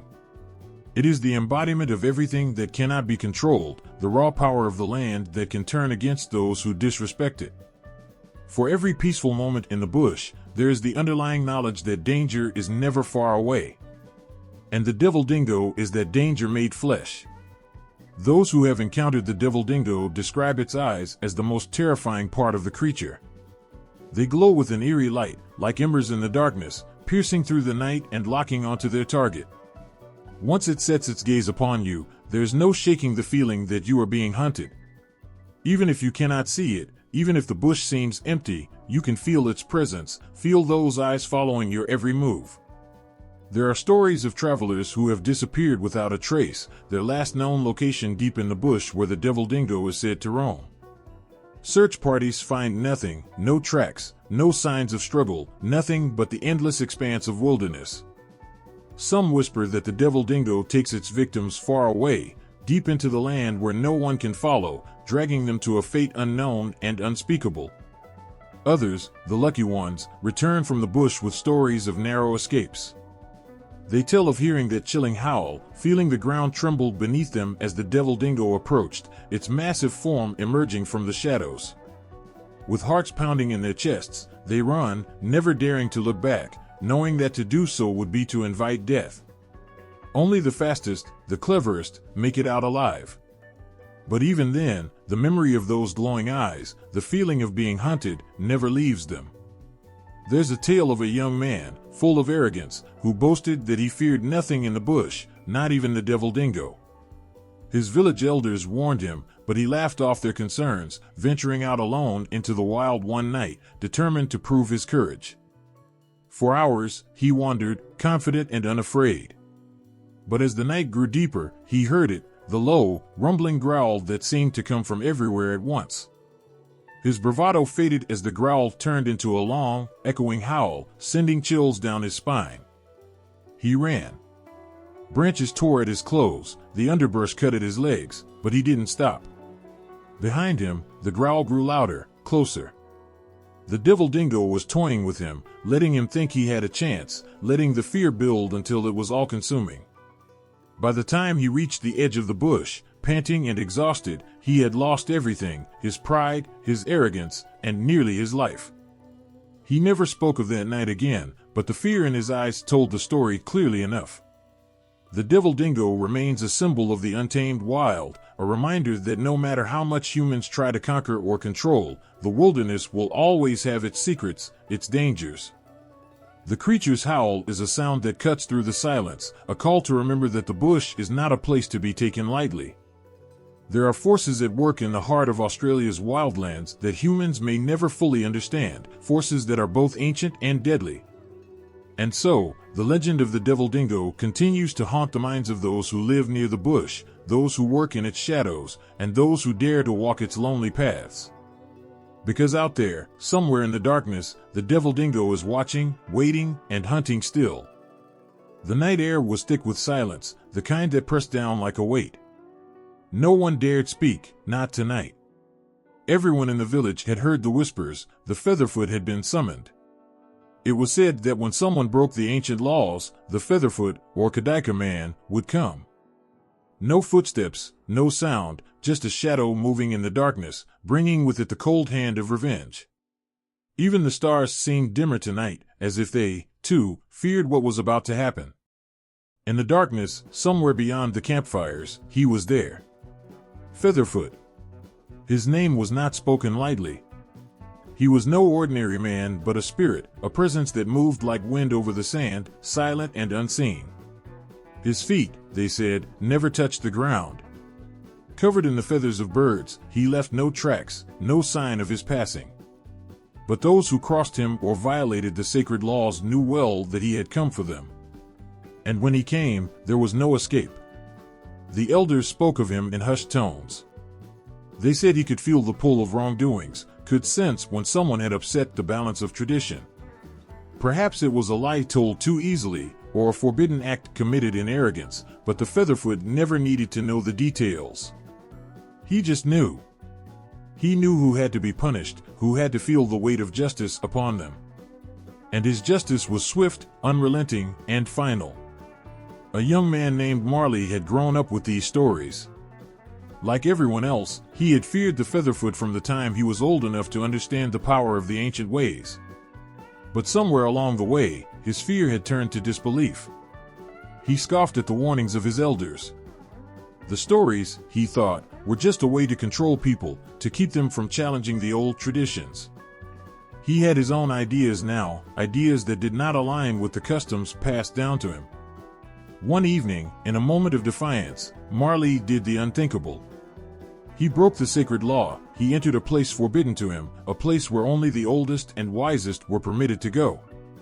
He laughed as he did it, thinking nothing of the consequences. The others in the village, however, knew better.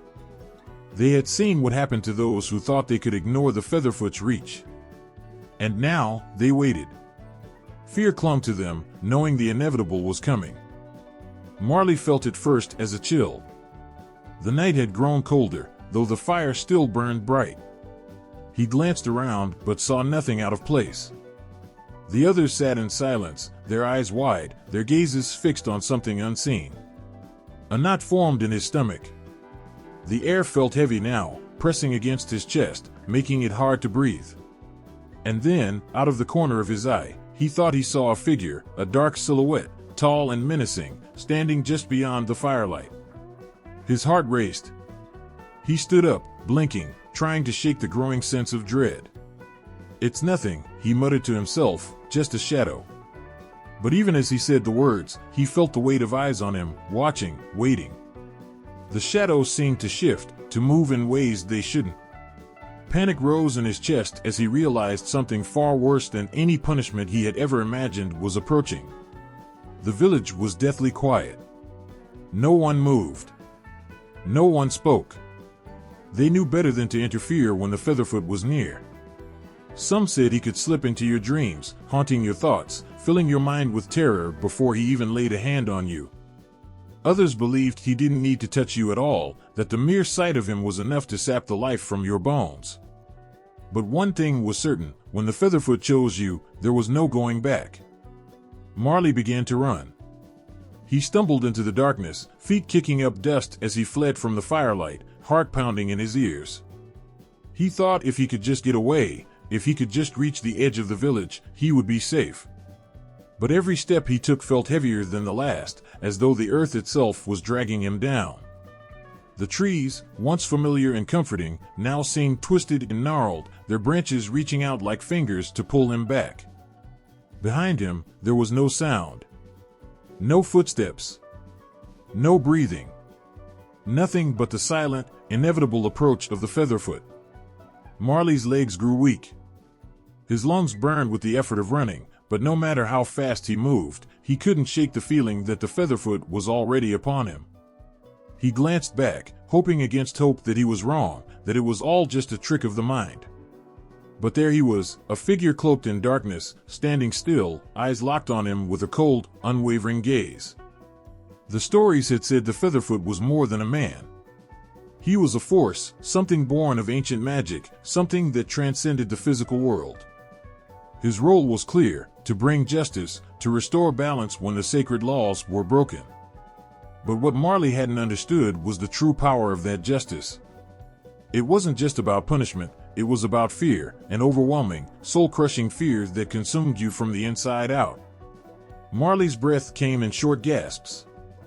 His legs buckled beneath him as he collapsed to the ground. He could feel the weight of the Featherfoot's gaze bearing down on him, could feel the cold creeping into his bones. There was no more running, no more hiding. This was the end. He had crossed the line, and now the Featherfoot had come to collect what was owed. And as the darkness closed in around him, Marley understood, perhaps for the first time, the true meaning of fear. The Featherfoot stood over him, silent, his face hidden in the shadows. There was no anger in his gaze, no malice. Only the cold certainty of justice. The feathers that adorned his body rustled softly in the night air, a sound so quiet it was barely there at all. And then, with one final breath, Marley's eyes closed, his body still. The village would wake in the morning to find him gone, taken by the spirit of revenge, a reminder to all that the laws of the old ways were not to be broken. And the Featherfoot? He would vanish into the night, waiting for the next name to be whispered on the wind. The desert stretched endlessly, its vastness swallowing up the horizon. In the searing heat of the day, the landscape was lifeless, as if even time itself had stopped moving. But as the sun began its slow descent, the air changed. The temperature dropped, and shadows grew long and twisted, crawling over the red sand like dark fingers. The Warlbri people knew well what came with the night. In the deep silence of the desert, when the winds whispered through the rocks, the stories spoke of something far worse than the biting cold, a hunger that couldn't be satisfied. The Pankerlangu. Their name alone was enough to send chills down the spine. These were no ordinary spirits or creatures of the imagination. They were real, their presence haunting the dreams of those who dared wander too far into the desert.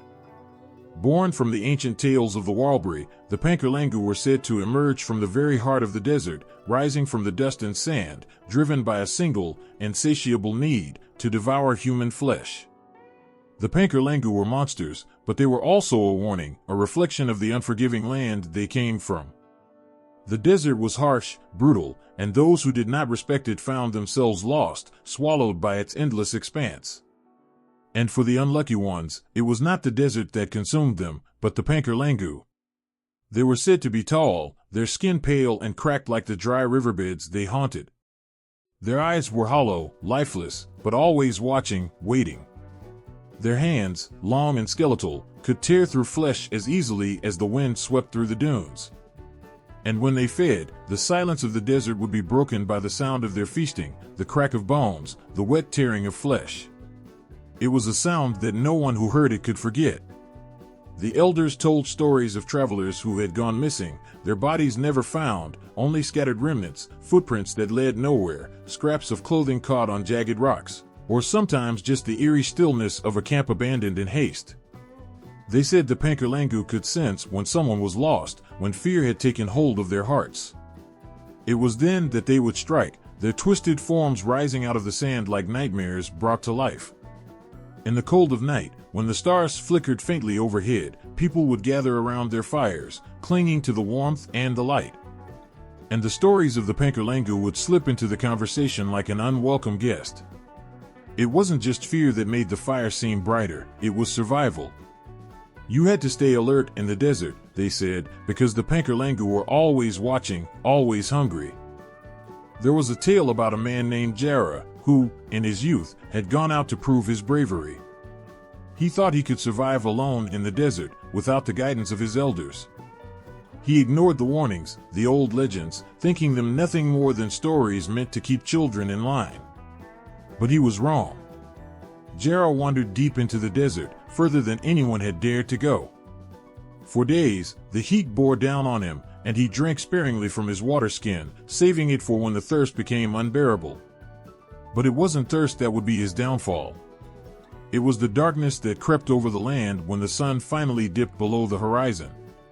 The first night, he felt something, just a prickle on the back of his neck, like the eyes of a predator watching from afar. He dismissed it as his own nerves, the result of too many nights alone. But the next night, the feeling was stronger. He heard whispers on the wind, voices that seemed to call his name, beckoning him deeper into the unknown. By the third night, the whispers had turned to groans, low, guttural sounds that seemed to come from all around him. His fire, once bright and warm, now seemed feeble, its light barely pushing back the shadows. And then he saw them. At first, it was just a shape in the distance, a figure barely visible against the night sky. But as he strained to see, more appeared. They moved slowly, their movements unnatural, jerking and stiff like broken puppets. Panic gripped Yara, his heart racing as he scrambled to his feet, his eyes darting from one figure to the next. They were closing in, their hollow eyes fixed on him, their mouths open, revealing jagged teeth that glinted in the firelight. He turned and ran, his feet sinking into the sand with each step, but no matter how fast he moved, they were always just behind him, their skeletal hands reaching out, brushing against his back. For hours he ran, the fear pushing him further and further into the desert until his legs gave out, and he collapsed, gasping for breath. The silence returned, but it wasn't comforting. It was suffocating. He lay there, too exhausted to move, his eyes scanning the horizon for any sign of movement. But the Pankerlangu were gone, as if they had never been there at all. Yara never returned to the village. Some say he died out there in the desert, his body lost to the sand. Others say he was taken by the Pankerlangu, consumed by their hunger. But there were those who believed he became one of them, cursed to roam the desert for eternity, searching for the next traveler to lose their way. The Pankerlangu were more than just monsters. They were a reminder of the dangers that lurked in the desert, of the fragile balance between life and death in a place where the land itself seemed to conspire against you. The Walbri people respected the desert, they feared it, and they understood that in its vastness, there were things far older, far more dangerous, than anything they could ever know.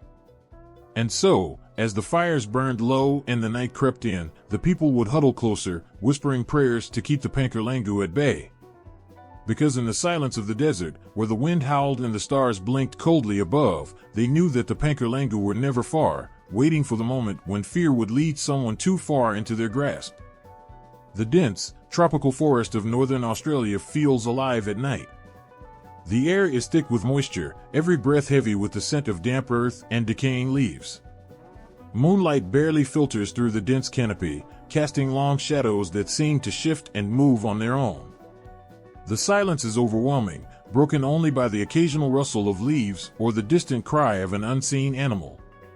But there is something else here, something darker that waits in the stillness, hidden in the shadows, a creature so feared that even the bravest hunters dare not speak its name aloud, the Garkin. In the quiet moments before dawn, when the air seems to stand still and the world holds its breath, the Garkin emerges from its hiding place, concealed high in the treetops. Its leathery wings spread wide, silently unfurling as it prepares to hunt. Some say it looks like a giant bat, its body covered in dark, matted fur, while others claim it's more monstrous than that, with long, twisted limbs and sharp talons capable of tearing through flesh. But it's the eyes that haunt those who have seen them, gleaming, yellow orbs that pierce the darkness, searching for its next victim. There's an unmistakable foulness that fills the air when the Garkin is near. It is a stench so putrid, so overwhelming, that it clings to everything, seeping into clothes, hair, and skin. Those unfortunate enough to encounter this creature describe the smell as being worse than anything they've ever known, as if death itself had a scent. The smell doesn't just linger, it paralyzes. It stops the body in its tracks, freezing muscles and clouding the mind, making escape impossible. That's when the Garkin strikes. The stories passed down through generations tell of those who wandered too far into the forest, never to return. The Garkin would swoop down, its wings enveloping its prey in a suffocating embrace. In the blackness of its leathery folds, the victim would be trapped, unable to move, their mind numbed by the stench. Some say the creature drains the very life from its victims, leaving behind nothing but an empty, hollow shell. Others believe it feeds on their fear, prolonging the torment before finally ending their suffering. One story, often whispered around campfires late into the night, tells of a young hunter named Kulan. He was strong, proud, and unafraid of the dangers that lurked in the forest. Kulan had grown up hearing the stories of the Garkin but dismissed them as old legends, tales meant to frighten children and keep them from wandering too far. He believed in what he could see, what he could fight with his own hands. The Garkin, he thought, was nothing more than a myth. One night, Kulan ventured deep into the forest, chasing a wild boar he had been tracking for hours. The moon was full, its pale light guiding his way through the dense undergrowth. He was close now, he could hear the boar rustling in the bushes just ahead. But as he prepared to strike, the wind shifted, and with it came the smell. It hit him like a wall, a thick, nauseating stench that made his stomach turn and his head spin. He gagged, his body recoiling as the smell wrapped around him, suffocating and vile. His limbs felt heavy, his mind clouded, and suddenly, he couldn't move. Panic surged through him, but no matter how hard he tried, his legs wouldn't respond. His spear slipped from his grasp, falling silently into the grass. And then, he saw it. Above him, perched in the branches of a twisted tree, the Garkin loomed, its wings stretched wide, blocking out the moon. Its eyes glowed in the darkness, fixed on him, unblinking and hungry. Slowly, it descended, its wings folding in around its body like a shroud. The stench grew stronger, filling Kulan's lungs, choking him. His vision blurred as the creature came closer, its foul breath hot against his skin. The Garkin circled him, moving with eerie silence despite its massive size. Kulan could feel his strength draining, his body growing weaker with every passing second. He tried to scream, to call out for help, but his voice was gone, swallowed by the oppressive smell that filled the air. For what felt like an eternity, Kulan was trapped, unable to move, barely able to think. The Garkin lingered, watching him with those piercing yellow eyes, as if savoring the moment before the kill. But just as it seemed the creature would strike, the first light of dawn began to creep over the horizon. The Garkin hissed, a low, guttural sound that sent shivers down Kulan's spine. It recoiled, its wings snapping open as it lifted itself into the air, disappearing into the shadows of the forest. The smell faded, and slowly, Kulan regained control of his body. Trembling, he stumbled back to his village, the terror of what he had experienced forever etched into his mind. Kulan never spoke of the Garkin again, but the villagers knew. They saw it in his eyes, the fear that lingered, the way he never ventured into the forest after dark. He had seen the creature, felt its breath on his skin, and lived to tell the tale, though he never did. The Garkin is more than just a monster that haunts the tropical forests of Australia. It is a warning, a symbol of the dangers that lie in wait in the unknown. The stories of the Garkin are passed down not just to frighten, but to remind people of the balance between the natural world and the creatures that inhabit it. The forest is alive, and within it dwell beings that are as ancient and powerful as the land itself. For the Warlbri people, the Garkin is a reminder of respect, for the land, for the creatures that call it home, and for the forces beyond human understanding. It teaches that not everything can be conquered, not everything can be known, and that sometimes, the only way to survive is to listen to the stories, to heed the warnings, and to remember that the forest is never truly silent. And so, as the sun sets and the shadows grow long once again, the Garkin waits. It watches from the treetops, its wings folded tight, its eyes gleaming in the darkness. And when the air grows thick with that unmistakable stench, you'll know it's near. But by then, it may already be too late. In the stillness of the night, when the world seems at rest, there is a presence that stirs in the darkness. It moves silently, unseen by the eye, yet felt by the soul, a shadow that brings with it the cold grip of fear. This is the Mokoi, a spirit of death, feared across the lands for its unforgiving nature. Where it walks, death follows, a relentless force that seeks out those who practice dark magic and evil deeds. The Mokoi is not a creature of mercy. Its very existence revolves around vengeance, justice for those who have twisted the ancient ways. It is said to move swiftly, never lingering too long in one place, always on the hunt for its next target. People whisper that it can smell the stench of bad magic from miles away, drawn to those whose hearts are filled with darkness. The Mokoi knows no boundaries, slipping through the cracks between the world of the living and the dead, emerging in the night when the line between the two is thinnest. Stories of the Mokoi have been passed down through generations, each one carrying the same chilling message: beware of the path you walk, for the Mokoi is always watching. There is one tale that haunts the memories of those who have heard it, a tale of a man named Jura, a practitioner of magic who thought himself untouchable. Jura was known throughout his village for his power. He could summon the rain when the earth was dry, call the wind to scatter the leaves, and even speak to the spirits of the dead. But with his power came arrogance. Jura began to use his magic for his own gain, cursing those who crossed him, manipulating others with his spells. He grew feared, not respected, and his name became synonymous with dread. One night, as Jura sat by his fire, a cold wind swept through the village. It was unlike anything the people had ever felt, a wind that carried with it the unmistakable scent of death. The elders, wise and old, knew what it meant. They gathered in hushed voices, speaking of the Mokoi, knowing that Jura's time had come. Jura, oblivious to the danger, continued with his dark rituals, weaving spells in the dead of night. But the wind grew stronger, and with it came the sound of footsteps, soft at first, like the rustle of leaves, but growing louder, more deliberate. It was as if the very earth was carrying the weight of something ancient and terrible. Jura felt it before he saw it, the hairs on the back of his neck rising as the temperature around him plummeted.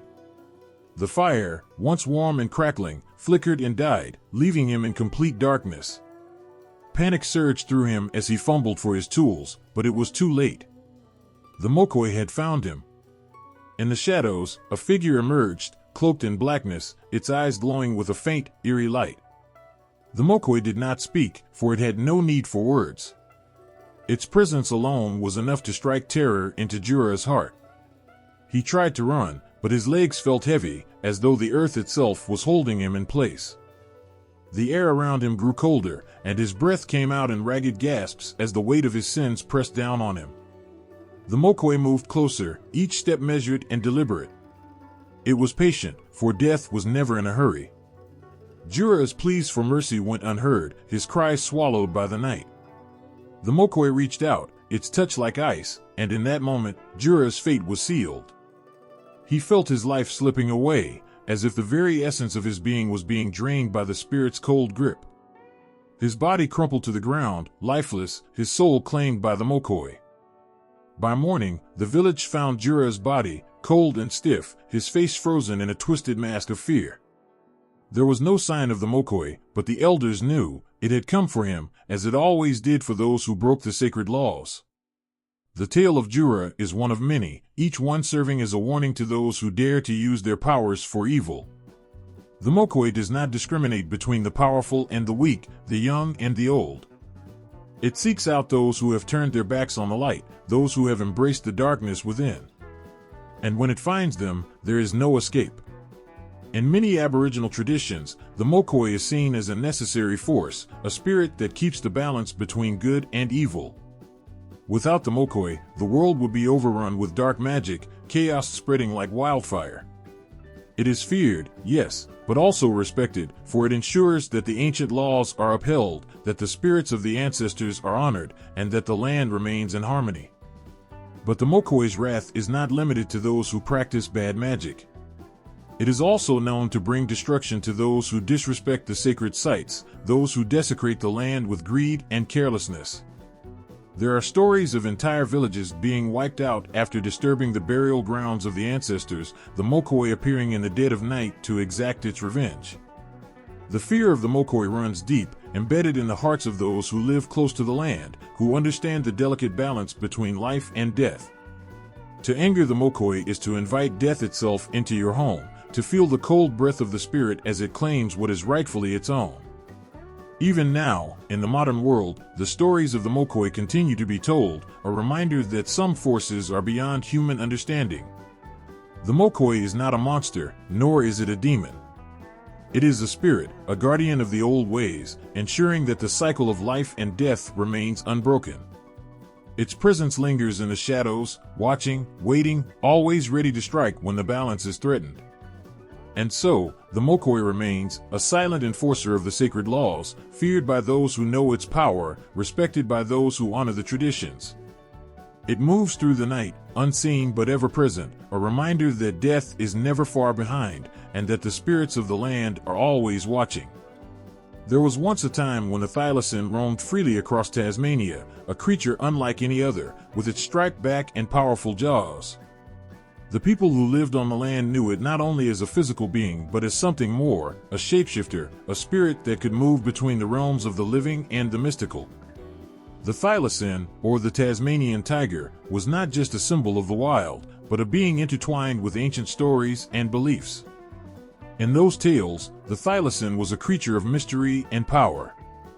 It was said that under certain moons, it could change its form, blending into the shadows, becoming invisible to the human eye. Those who were lucky, or unlucky, enough to encounter it claimed that it could vanish in an instant, like smoke dissipating into the air. Some believed that the thylacine could turn into other animals, tricking its prey or escaping those who sought to hunt it. The thylacine's disappearance from the physical world didn't mean it was gone from the hearts and minds of the people. In fact, its extinction only fueled the legends. There are those who swear that the thylacine still lives, not as a flesh and blood animal, but as a spirit that walks the forests, always watching. They speak of eerie sightings, of creatures with glowing eyes in the darkness, of paw prints left in the mud, too large for any known animal. These sightings stir both wonder and dread, for the thylacine is no longer just an animal, it is something more. For some, the thylacine represents the tragedy of loss. The vanishing of this creature from the earth is a reminder of the fragile balance between humans and nature. But for others, the thylacine's absence is a sign that it has crossed into the realm of the unseen, where it can take on new forms, defying death and extinction. There's an old story told by the elders, passed down through generations, of a hunter who set out into the wilderness in search of the last thylacine. He had heard the whispers of its presence, of strange sightings in the night, and he was determined to capture the beast. For days, he wandered the dense forest, guided by nothing but his instincts and the occasional rustling in the underbrush. Each night, the feeling that he was being watched grew stronger, but he pressed on, eager for a glimpse of the elusive creature. One evening, just as the sun was setting, he came across a strange set of tracks. They were unlike anything he had ever seen, too large for a dog, too narrow for a kangaroo. His heart pounded in his chest as he followed the trail, the forest growing darker with each step. The trees seemed to close in around him, and the sounds of the forest grew quieter, as if holding their breath. Then, out of the shadows, a figure appeared. At first glance, it looked like the thylacine he had been hunting, a sleek, striped creature with a long, pointed muzzle. But there was something off about it, something otherworldly. Its eyes glowed with an unnatural light, and its body seemed to shimmer, as if it were not entirely solid. The hunter raised his rifle, his hands shaking, but before he could fire, the creature vanished, melting into the darkness as if it had never been there. Terrified, the hunter fled, stumbling through the forest until he reached the safety of his camp. He never spoke of what he had seen to anyone, but from that day on, he was a changed man. He no longer hunted the wild creatures of the land, and he lived the rest of his life in quiet reverence of the forest, as if haunted by the memory of that ghostly encounter. The thylacine's connection to shapeshifting is deeply rooted in Aboriginal mythology. The people believed that the thylacine had the ability to move between worlds, to escape danger by becoming something else entirely. It was seen not just as a predator, but as a protector of the land, a spirit that watched over the balance of life and death. In times of drought or famine, the thylacine was called upon in stories, a reminder that nature had its own way of restoring balance, often through unseen forces. Even now, in the absence of the thylacine, its presence lingers. Some say that the extinction of the thylacine was not an end, but a transformation. In death, the thylacine became something greater, something more powerful. It no longer needed to walk the earth as a physical being, because it had become part of the land itself, a guardian spirit, forever watching over the forests and plains. There are those who still venture into the wilderness in search of the thylacine, hoping for a glimpse of the vanished beast. They carry with them stories of strange encounters, of animals that seem to appear and disappear at will, of eerie calls in the night, too faint to be traced. These tales keep the memory of the thylacine alive, blurring the line between reality and myth. In some versions of the legend, the thylacine is said to seek revenge on those who disrespected the land, those who played a role in its extinction. These stories tell of hunters who vanish without a trace, of camps found abandoned, with only the strange markings of a creature long thought extinct left behind. The thylacine, in these tales, is not just a spirit of the land, it is a force of justice, ensuring that those who harm the natural world are held accountable. The loss of the thylacine from the natural world is a wound that has never fully healed, but in the stories that remain, it lives on. It is more than just a memory, it is a reminder that some things cannot be truly lost. The thylacine, whether seen as a shapeshifter, a guardian, or a vengeful spirit, continues to roam the forests of the imagination, its striped back slipping in and out of the shadows, just beyond the reach of human understanding. In the heart of the night, when the world is wrapped in darkness, there's a spirit that flits through the shadows, playing tricks and causing mischief wherever it goes. This spirit is Chinaman, a bat with the extraordinary ability to shapeshift, slipping from one form to another as easily as the wind shifts direction. Chinaman is not just any bat, he is a trickster, a playful spirit whose antics bring both laughter and chaos to the lives of those who dare to cross his path. Jinnaman's story begins in a time long past, when the land was filled with magic and spirits roamed freely among the people. The villagers often spoke of Jinnaman, warning each other to be cautious at dusk, for that was when he loved to play his tricks. He would swoop down from the trees, his small, dark body barely visible against the night sky, and with a flick of his wings, he could transform into a man, a woman, or even a creature from the depths of the forest. No one was safe from his playful mischief, and the tales of his exploits spread far and wide. One night, a curious young boy named Yara was particularly fascinated by the stories of Jinnaman. Yara was brave, often wandering the forest alone, exploring the hidden nooks and crannies. He had heard the elders tell tales of Jinnaman's tricks, and rather than fearing the spirit, he felt drawn to him. What if I could meet him? Yara thought. What if I could see his tricks for myself?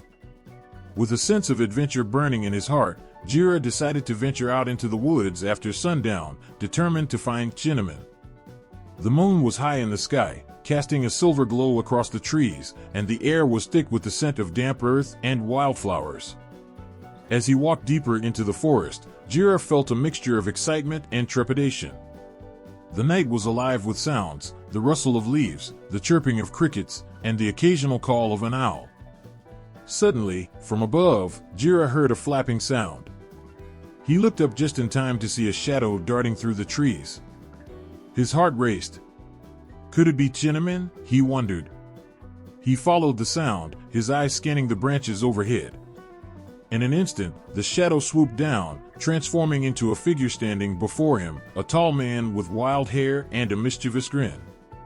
"Hello, young one," the figure said, his voice smooth like honey. It was Jinnaman, just as the stories had described.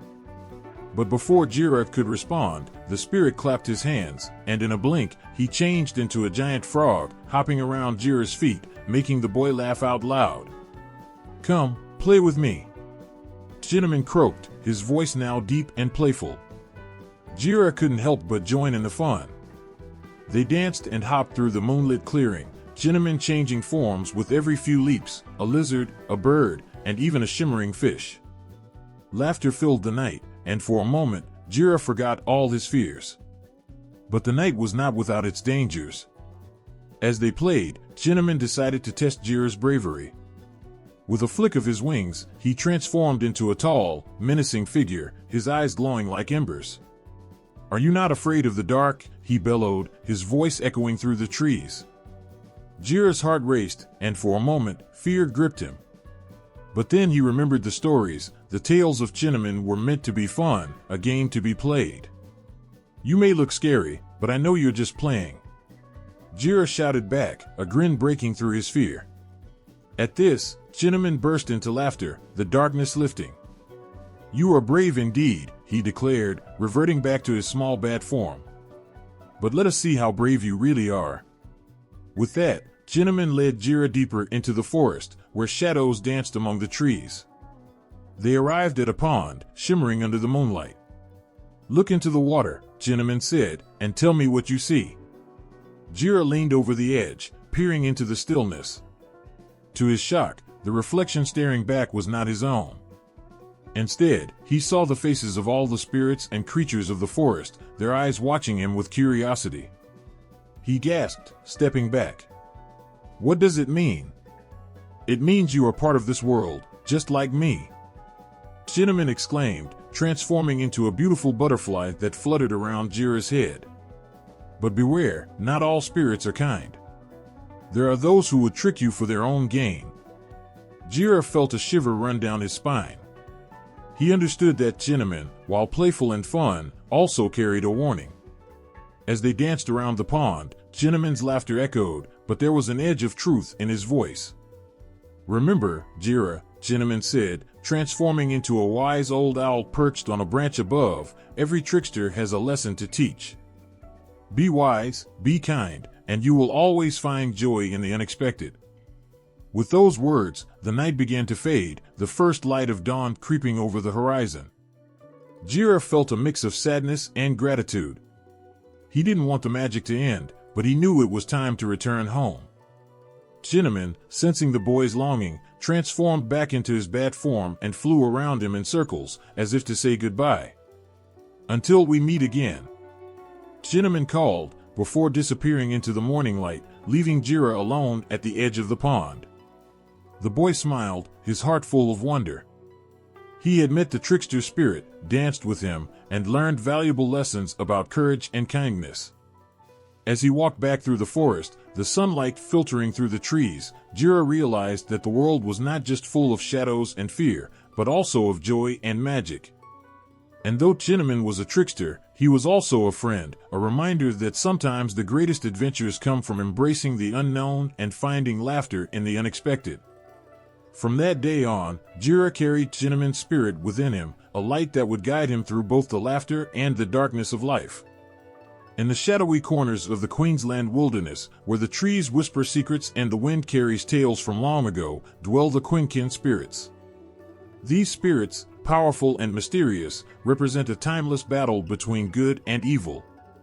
The Quinkin come in two distinct forms, the gentle Timera and the menacing Imjim. Their stories weave through the fabric of the land, painting a picture of duality that speaks to the struggles we all face in life. The Timera spirits are guardians of the land, nurturing and kind. They are the protectors of the people, watching over them as they go about their daily lives.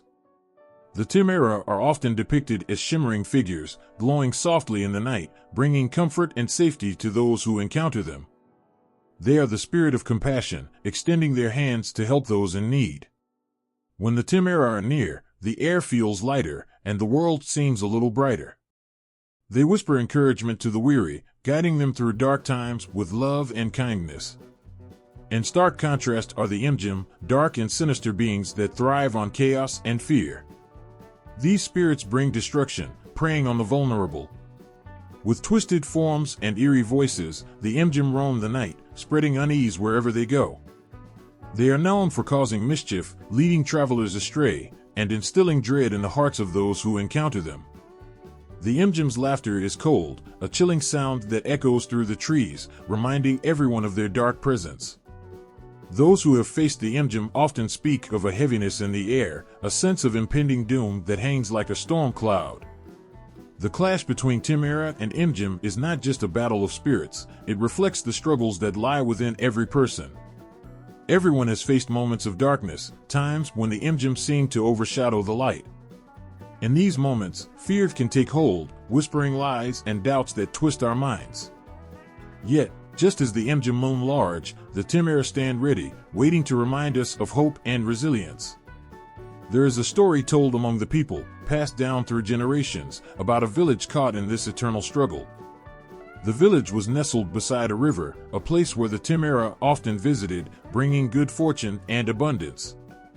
The villagers flourished, growing strong and happy, but this prosperity drew the attention of the Imjim. One fateful night, as the village celebrated a bountiful harvest, the Imjim descended upon them like a dark cloud, casting a shadow over the festivities.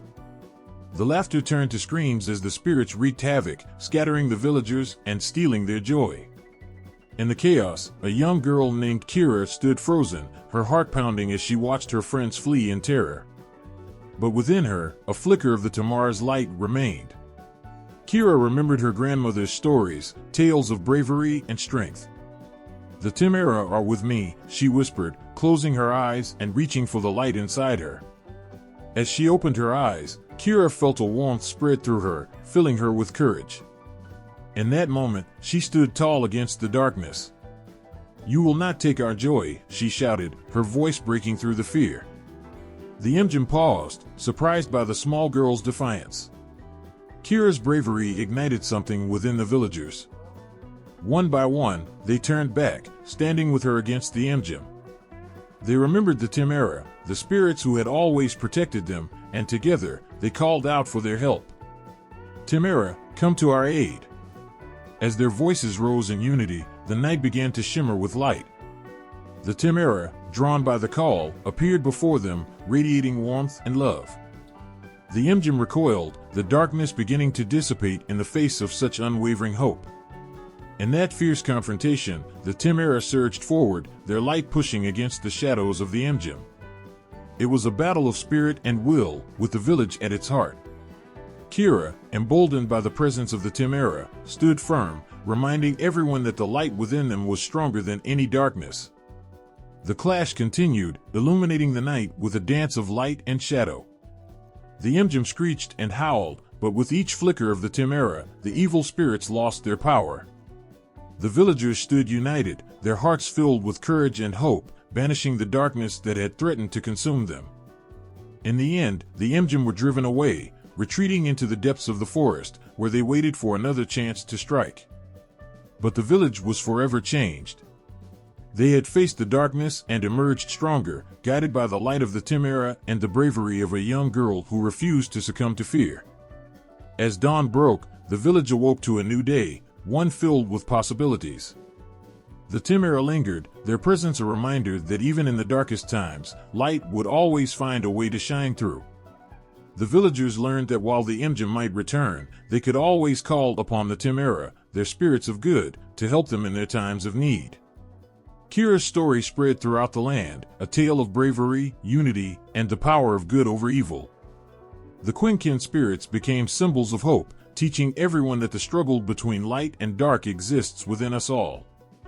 The Timera remind us to embrace love, kindness, and compassion, while the Imjim serve as a warning to stay strong in the face of adversity. In the depths of the forest, the Quinkin continue their dance, forever locked in their age-old battle, a testament to the resilience of the human spirit. The stories of Kira, the Timera, and the Imjim echo through the trees, a reminder that even when shadows loom, we can always find our way back to the light. In the heart of the Australian bush, where the trees twist and sway with the breeze, there lives a being known as the Yara-ma-yha-who. This is no ordinary snake. The Yara-ma-yha-who possesses a mystical ability to shapeshift into human form. With scales that shimmer like jewels under the sunlight and a presence that can charm the unwary, the Yara-ma-yha-who is a master deceiver. It weaves its way through the stories of those who cross its path, leaving behind a trail of confusion and wonder. The Yara-ma-yha-who is known for its cunning nature, often playing tricks on unsuspecting humans. When it chooses to take on a human appearance, it transforms into a figure of beauty or allure, drawing people in with its captivating charm. Those who encounter the Yara-ma-yha-who in this form often feel an inexplicable pull, as if they are being led by an unseen force. The thrill of meeting someone extraordinary makes them vulnerable, unaware of the hidden motives that lurk beneath the surface. One evening, in a small village nestled by a river, a group of friends gathered around a fire, sharing stories and laughter. The night was warm, and the stars twinkled like diamonds above them. As they shared their tales, one friend spoke of a mysterious figure seen near the water, a being that seemed to appear and disappear like smoke. Intrigued, they decided to seek out this enigmatic presence, hoping for an adventure. As they approached the riverbank, the air grew thick with anticipation. Suddenly, a figure emerged from the shadows, a striking woman with flowing hair and an enchanting smile. She introduced herself as Talia, captivating the group with her charm and grace. Her laughter danced through the air, echoing off the water like music. The friends were mesmerized, drawn to her as if by a spell. But beneath Talia's warm exterior lay the cunning spirit of the Yara-ma-yha-who. It watched the group with gleaming eyes, delighting in their wonder and excitement.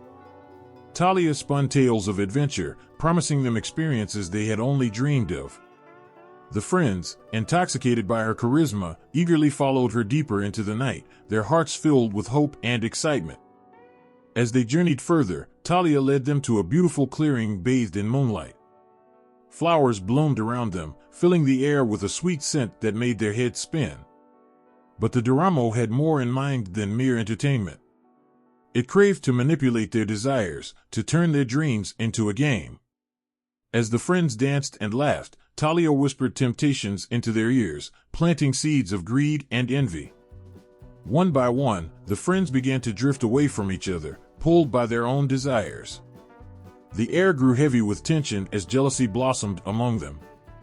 Talia reveled in the chaos, watching as friendships frayed and trust eroded. The once joyful gathering turned into a battlefield of emotions, each friend seeking to outshine the others, each one longing for Talia's favor.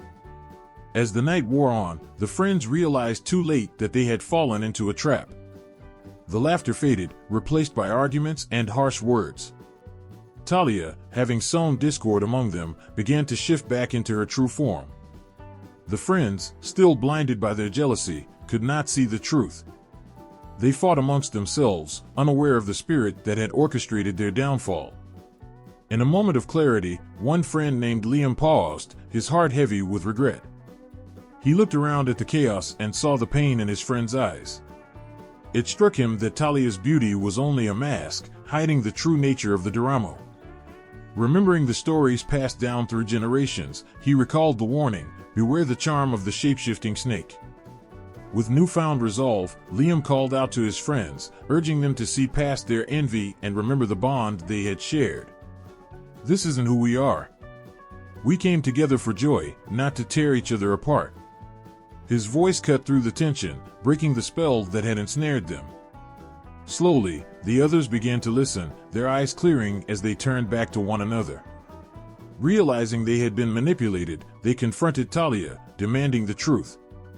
The Yara-ma laughed, a sound both beautiful and haunting. "You were so eager to chase after your desires that you lost sight of what truly matters," it taunted. But as they stood united, the friends found strength in their connection, a bond that could not be broken by mere trickery. With a shared determination, they turned away from Talia, refusing to let her deception define them. They focused on each other, rekindling the friendship that had almost been lost. The warmth of their laughter returned, pushing back against the coldness of the Yara-ma's presence. As they stood together, the air shifted, the charm of Talia losing its hold. Furious at being thwarted, the Yara-ma prepared to strike, but the friends stood firm, their hearts beating as one. They remembered the strength they found in unity, and that light chased away the shadows. Talia's form flickered, the spirit losing its grip on the illusion it had created. With a final cry of frustration, the Yara-ma vanished into the night, leaving behind only echoes of its deceit.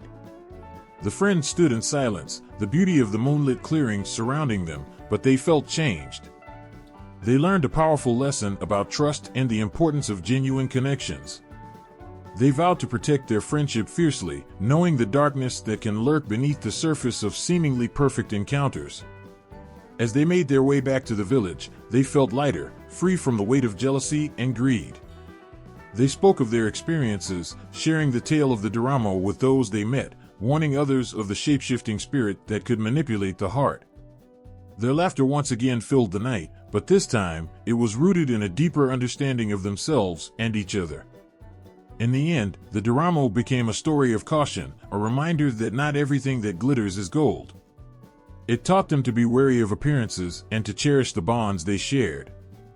The friendships they had fought to save blossomed stronger than ever, each moment a testament to the power of unity and trust. And while the Yara-ma might still lurk in the shadows, the friends had learned to navigate the darkness together, their hearts forever intertwined. In the quiet corners of the Australian bush, where the trees sway gently and shadows dance, whispers of a chilling presence linger in the air. These whispers speak of the Mythology, the haunting spirits known as the Bone People. Stories tell of their eerie ability to shift shapes and vanish into the landscape, leaving only an unsettling feeling in their wake. They are not just figments of imagination, they are part of the rich tapestry of Aboriginal mythology, a reminder of the fine line between the living and the spirits that roam the earth. The Mythology are often depicted as skeletal beings, their bony forms a chilling sight among the trees. They glide silently through the underbrush, their presence barely detectable until it's too late. Locals warn of their haunting laughter echoing through the night, a sound that sends shivers down the spine. They say that when the sun sets and the shadows grow long, the Mythology come alive, ready to play their tricks on unsuspecting travelers. Many tales recount encounters that left people breathless with fear, tales of lost souls who wandered too far into the bush and encountered these elusive spirits. One evening, a young man named Jaden, full of curiosity and adventure, set out on a walk through the dense forest. The sun hung low in the sky, casting golden rays that danced between the leaves, but soon darkness began to creep in. Jaden, captivated by the beauty of the landscape, ventured deeper, ignoring the warnings of those who had spoken of the Malanji. He felt invincible, believing that he could outsmart any spirit. As the sun dipped below the horizon, the world transformed. The vibrant colors of the day faded, replaced by the gray hues of twilight. Jaden's heart raced with excitement, but as the shadows lengthened, a sense of unease washed over him. He paused, feeling the chill in the air, and glanced around. The laughter of the Malanji echoed faintly through the trees, a sound that felt both playful and menacing. He shook off the feeling, convincing himself it was just his imagination. But the whispers grew louder. Suddenly, he noticed movement out of the corner of his eye. A figure flickered between the trees, skeletal and thin, barely noticeable against the bark. Jaden's heart skipped a beat as he turned to face it. The Malanji stood before him, its hollow eyes gazing into his soul, a grin stretching across its bony face. Panic gripped him, but curiosity kept him rooted to the spot. The creature's laughter filled the air again, echoing off the trees, each note sending chills racing down his spine. "What do you want?" Jaden called, trying to sound braver than he felt.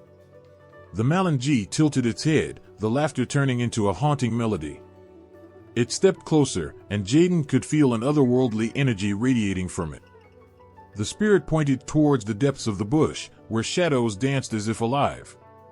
He felt an irresistible pull, as if the Malanji was inviting him to follow.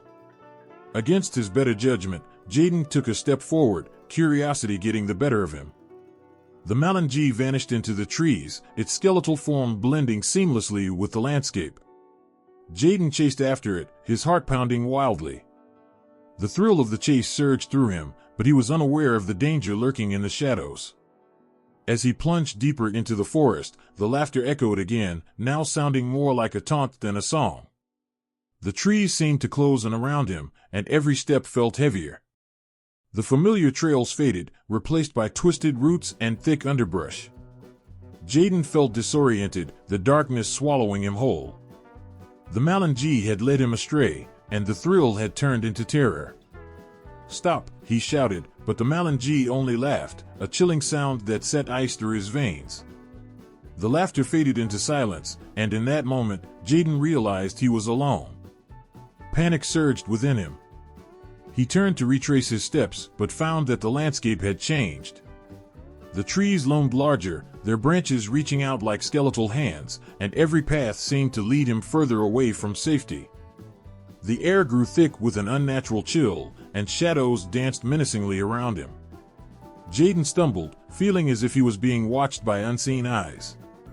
He called out for help, but his voice was swallowed by the vastness of the bush. His heart raced, fear gripping him tightly as he remembered the stories of those who had encountered the Malanji and never returned. Just when it seemed that despair would consume him, a soft light flickered in the distance. Jaden felt a surge of hope and rushed towards it, praying it was a way out.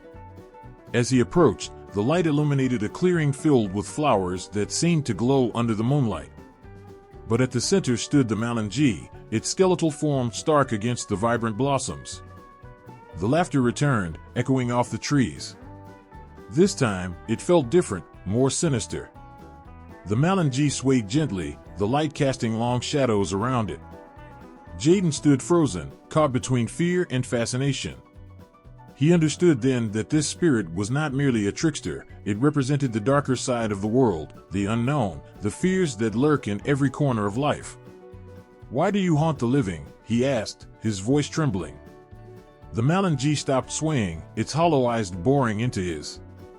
It seemed to consider his question, the laughter fading into a heavy silence.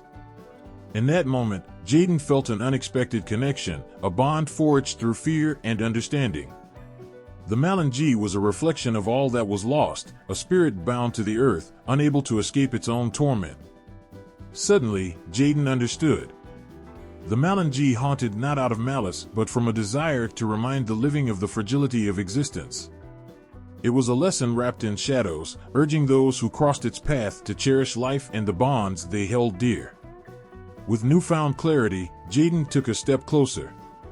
"I see you," he whispered. "I understand your pain." The Malinge's laughter echoed again, but this time it felt lighter, as if it was laughing not at him, but with him. The shadows around them began to recede, the light growing stronger. Jaden felt a warmth envelop him, as if the spirit was acknowledging his understanding. The weight of fear lifted, and he felt a sense of peace. In that moment, the Malinge vanished, leaving behind a gentle breeze that whispered through the trees. The clearing remained, vibrant and alive, and Jaden knew he had been changed forever. He turned and walked back through the forest, the path now clear before him, a sense of purpose guiding his steps.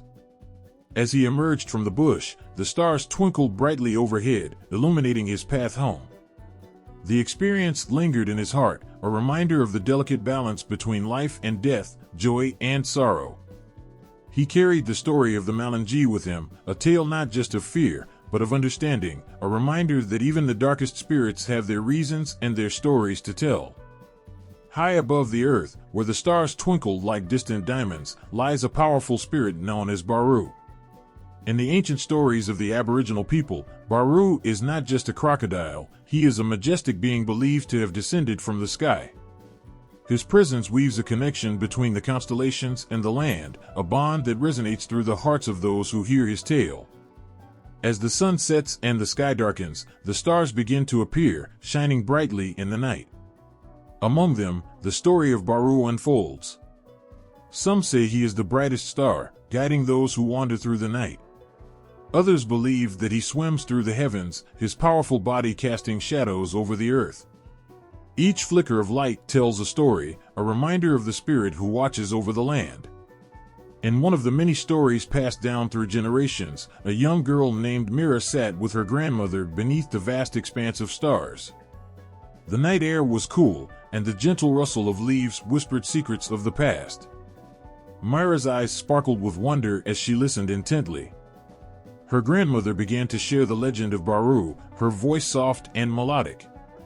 Long ago, when the world was still young, Baru lived in the sky, she began.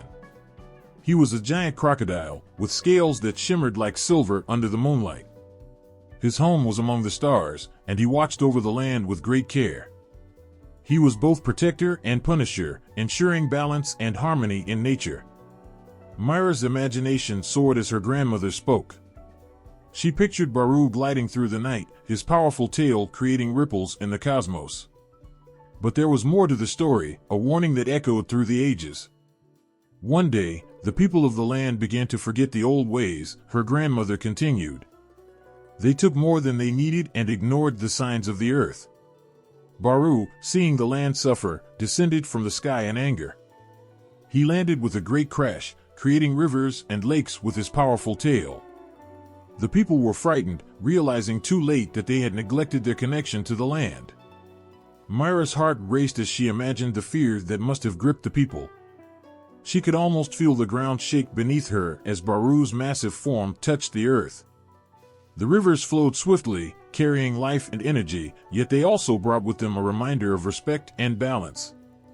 But Baru did not come to destroy, her grandmother reassured her. Instead, he taught the people the importance of caring for the land and living in harmony with nature. He showed them how to fish wisely, to plant with care, and to listen to the winds and the whispers of the trees. His presence became a blessing, a reminder that life is a delicate dance between giving and taking. Myra gazed up at the stars, feeling a deep connection to the stories swirling in the night sky. She could see the constellations coming to life, each star a part of Baru's journey. The crocodile spirit became a symbol of hope, reminding her that the earth and sky are intertwined, each influencing the other in ways often unseen. As she listened, Myra began to understand the true essence of Baru. He represented more than just a creature, he was a guardian of balance, a spirit urging humanity to remember their roots and their responsibilities. The stars above were not just distant lights, they were the eyes of Baru, watching and guiding, ensuring that the connection between the land and the sky remained strong. In the following days, Myra shared the story with her friends, igniting a spark of curiosity and respect within their hearts.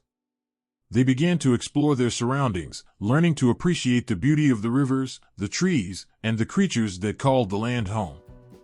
They listened carefully to the rustling leaves, as if they were hearing Baru's wisdom whispering through the winds. One evening, as the sun set in brilliant shades of orange and pink, Myra and her friends gathered by the riverbank. They watched as the water shimmered under the fading light, reflecting the stars that began to emerge. They spoke about Baru, their voices filled with excitement and reverence. Together, they made a promise to care for their environment, to honor the spirit who descended from the sky. As they tossed pebbles into the river, creating ripples that danced across the water, they felt a sense of unity. They were part of something larger, a connection that spanned beyond time and space.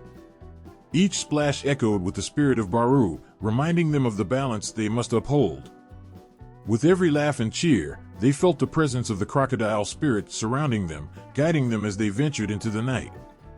That night, as Myra lay in bed, she gazed out her window at the vast sky. The stars twinkled brightly, and she imagined Baru swimming among them, a guardian of the earth and the cosmos. Her heart swelled with gratitude for the stories that connected her to her ancestors, the land, and the spirits who watched over them. As time passed, the legend of Baru continued to inspire not just Myra and her friends, but the entire community. Festivals were held in honor of the crocodile spirit, where stories were shared, songs were sung, and dances celebrated the connection between the earth and the sky. The people learned to respect their environment, to listen to the signs, and to live in harmony with the land. The story of Baru became a powerful reminder that the spirit of the crocodile is always present, guiding and protecting. It taught them that they are part of a greater whole, and that their actions have consequences that echo through the land and the heavens. The constellations above held not just the spirit of Baru, but the hopes and dreams of generations past and future. Underneath the stars, where the crocodile spirit swims freely, the bond between the people and the land flourished. They understood that they must cherish and protect the world around them, for it is a gift that connects them to the sky, to the stars, and to the ancient stories that have shaped their lives. As long as they remembered Baru, they would always find their way home. In the time before time, when the land was empty and silent, two sisters walked upon the earth, their footsteps leaving traces of life in their wake. They were the Jangal sisters, powerful beings who carried both the essence of creation and the weight of destruction. Their story lives in every breath of wind, every flicker of starlight, and every heartbeat of the land. The Jangal sisters came from the sky, their forms graceful, yet imposing. They were not just creators, but the very essence of life itself, moving through the world with the ability to shape it as they pleased. The first sister, with a gaze that could summon rivers and oceans, was responsible for filling the world with water, nourishing the land so that it could flourish. The second sister, with a voice that could coax plants from the earth, spread seeds and life across the barren plains. Together, they moved like the sun and the moon, weaving life into every corner they touched. But the power they held was vast, and with such great power came the potential for unimaginable destruction. Just as they could bring life into being, they could just as easily tear it away. The Jangal sisters embodied both creation and destruction in perfect balance, their every step marking the fragile boundary between birth and decay. As they wandered across the earth, they filled the world with wonders. They carved mountains from the ground with a single sweep of their hands, pulled forests into existence from the emptiness, and brought animals from the earth's deep slumber to roam freely under the sky. The world blossomed at their touch, rich and vibrant with life. But beneath this beauty, the sisters carried the weight of their dual nature. They knew that the same power they used to create could, with the same ease, bring about ruin. The people who would later come to walk the earth spoke in awe of the sisters' power. They told stories of how the Jangal sisters gave them life and taught them how to live, how to hunt, how to speak to the land, how to honor the stars. Yet even as they revered the sisters, they feared them, for they knew that the creators could just as easily become destroyers if disrespected. The sisters were deeply connected to the celestial bodies that guided the earth's rhythms. The sun, the moon, and the stars, they were all part of the great web that tied the Jangal sisters to the land below. The moon, in particular, seemed to mirror the sisters' duality, waxing and waning like the cycle of life and death they controlled. With every phase of the moon, the people saw reminders of the sisters' power to give and to take away, to create and to destroy. One night, as the stars glittered overhead, the sisters' power revealed itself in its full, terrible glory. A great calamity struck. The waters that the first sister had created began to rise uncontrollably, swallowing villages and forests. The rivers that once sustained life now surged with a fury that no one had ever seen. Trees were uprooted, homes destroyed, and the people fled in terror from the waters that had once given them life. In the midst of this chaos, the second sister's creations, plants, animals, the very fabric of life she had woven into the land, began to wither. The same hand that had coaxed life from the soil now seemed to drain it away. Animals fell silent, crops shriveled, and the once vibrant landscape turned into a desolate wasteland. The people, who had once looked to the sisters for guidance, now feared their wrath. The Jangal sisters, realizing the devastation they had caused, were filled with sorrow. They had not intended for such destruction, but their power was not something they could always control. It was in their nature to create and to destroy, to give life and to take it away. This was the balance of the universe, the cycle that governed all things. Yet, seeing the suffering of the people, the sisters were moved by compassion. In the aftermath of the calamity, the sisters sought to heal the land. The waters receded, the plants began to grow once more, and the animals returned to their homes. But the people had learned a lesson that echoed through the generations. They understood now that the Jangal sisters were not simply creators to be revered, but beings of immense power whose actions could not always be predicted. The balance of creation and destruction was fragile, and the people knew they must live in harmony with the land, honoring both its gifts and its dangers. The stories of the Jangal sisters continued to be told under the night sky, their names whispered among the stars. As people looked up, they saw in the heavens the same duality that the sisters embodied. The stars, both beautiful and distant, could guide travelers or lead them astray. The moon, both gentle and cold, could light the way or cast deep shadows. The sisters' connection to the celestial bodies remained unbroken. Even as the people of the earth went about their lives, planting crops, raising families, and building homes, they never forgot the lessons of the Jangal sisters. The stars above were a constant reminder that life itself was a cycle, birth and death, growth and decay, creation and destruction. It was all part of the same great web, and to forget that was to invite calamity once more. In their later years, the Jangal sisters returned to the sky, their forms dissolving into the stars they had once called home. But their presence never truly left the earth. Every river that flowed, every tree that grew, every creature that roamed the land, these were all echoes of the sisters' power, both creative and destructive. The people understood that the world was forever shaped by their touch, and that to live in this world was to walk the line between creation and destruction. And so, under the watchful gaze of the stars, the stories of the Jangal sisters continued to be told. They were creators, they were destroyers, and they were part of the eternal cycle that governed all things. The people honored them with every breath they took, knowing that life itself was a gift, and a fragile one at that. As the night stretched on and the stars gleamed in the sky, the earth below seemed to hum with the memory of the Jangal sisters.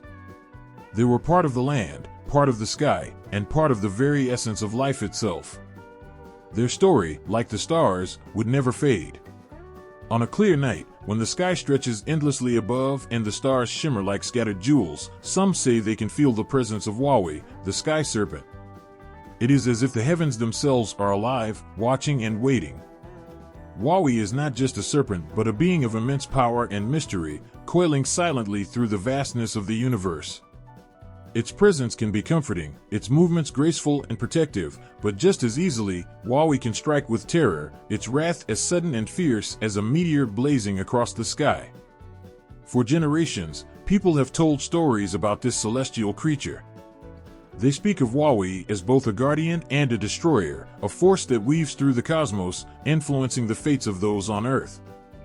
Some nights, when the stars dance and the night air is still, Wawe is said to slither through the heavens, its shimmering form reflected in the constellations. On these nights, people feel safe under its watchful eye, believing the sky serpent is protecting the world from harm. But Wawe's nature is unpredictable.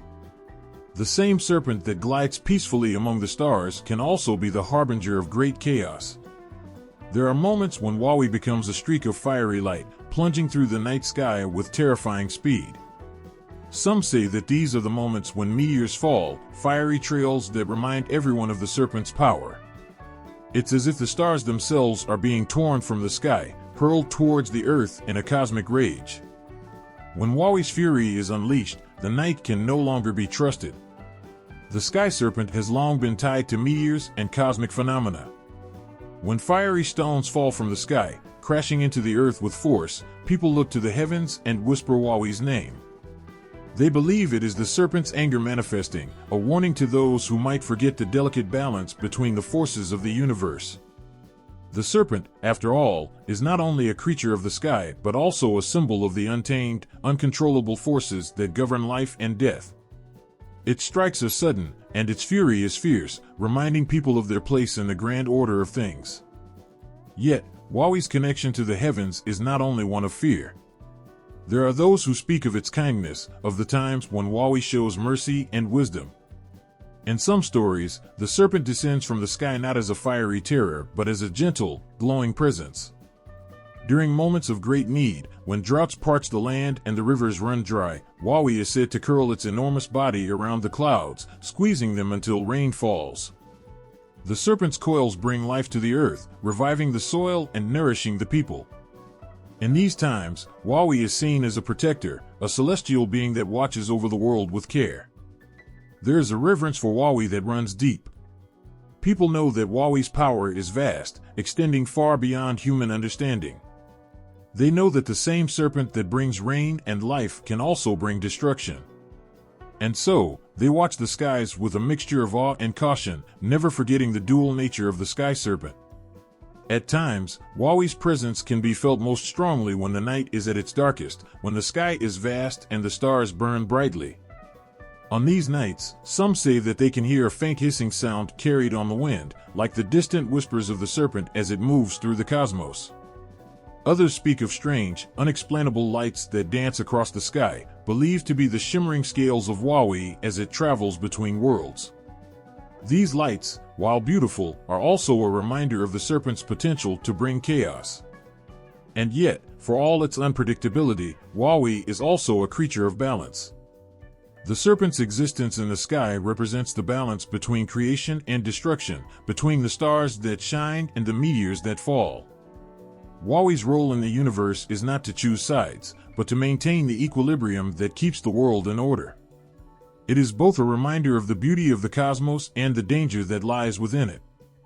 As stories of Wawi are passed down through generations, people continue to look to the sky for signs. They speak of the serpent with a mixture of fear and respect, knowing that Wawi's power is not something to be taken lightly. There are moments of tranquility when the night sky feels peaceful and the stars twinkle softly, and then there are moments when the air feels heavy with the possibility of something more, something dangerous. In these moments, Wawi's presence looms larger, reminding everyone of the fragility of the world beneath the stars. Even as meteors streak across the sky, leaving trails of light in their wake, people know that Wawi is watching. The serpent's gaze stretches across the heavens, seeing everything, from the smallest creature to the vast expanse of space. When Wawi's eyes flash, it is said to be a warning, a sign that the serpent's patience is running thin. And when the meteors fall, crashing into the earth with a force that shakes the ground, it is Wawi's strike, a reminder of the sky's untamable power. Yet, in the moments after the storm, when the meteors have fallen and the sky has calmed, there is a sense of peace. The people look up once more, searching the heavens for signs of Wawi's next move. They know that the serpent will return, perhaps with kindness, perhaps with wrath, but always with purpose. And as they watch the stars, they remember that Wawi is part of a much larger story, one that stretches beyond the earth and into the infinite expanse of the universe. In the end, Wawi is not just a serpent, not just a being of the sky. It is a force of nature, a symbol of the delicate balance that holds the world together. Whether it brings rain or fire, life or destruction, Wawi's presence is always felt.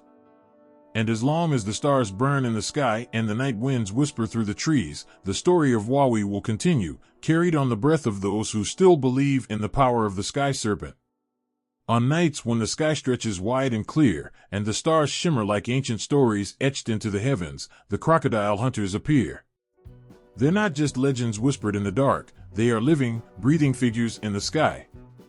Their silent pursuit is written across the constellations, where they eternally chase monstrous crocodiles through the vastness above, locked in a hunt that spans lifetimes and echoes through the stars. There's a feeling that comes when you lie beneath that endless expanse, staring upward, and you know that what you see isn't just distant lights. Those constellations carry with them tales older than memory, stories of battles fought not on land but in the great skies, where the crocodile hunters pit themselves against beasts so terrifying that even the earth trembled beneath their scaled forms. But these hunters are not warriors of flesh and bone, they are the eternal guardians of the heavens, their weapons gleaming with the light of stars, forever in pursuit of their prey. The crocodiles they hunt are not like the ones seen in the rivers below. These beasts are colossal, their bodies stretching out like dark shadows across the cosmos, eyes burning with an ancient malice. In every crack of thunder, and every gust of the wind, you can feel their presence, monsters that roamed the lands long ago before taking refuge in the sky. Their jaws, wide and unyielding, snap at the constellations themselves as they glide through the heavens, lurking in the shadows, waiting for their moment to strike. But the hunters, fierce and unrelenting, never let them rest.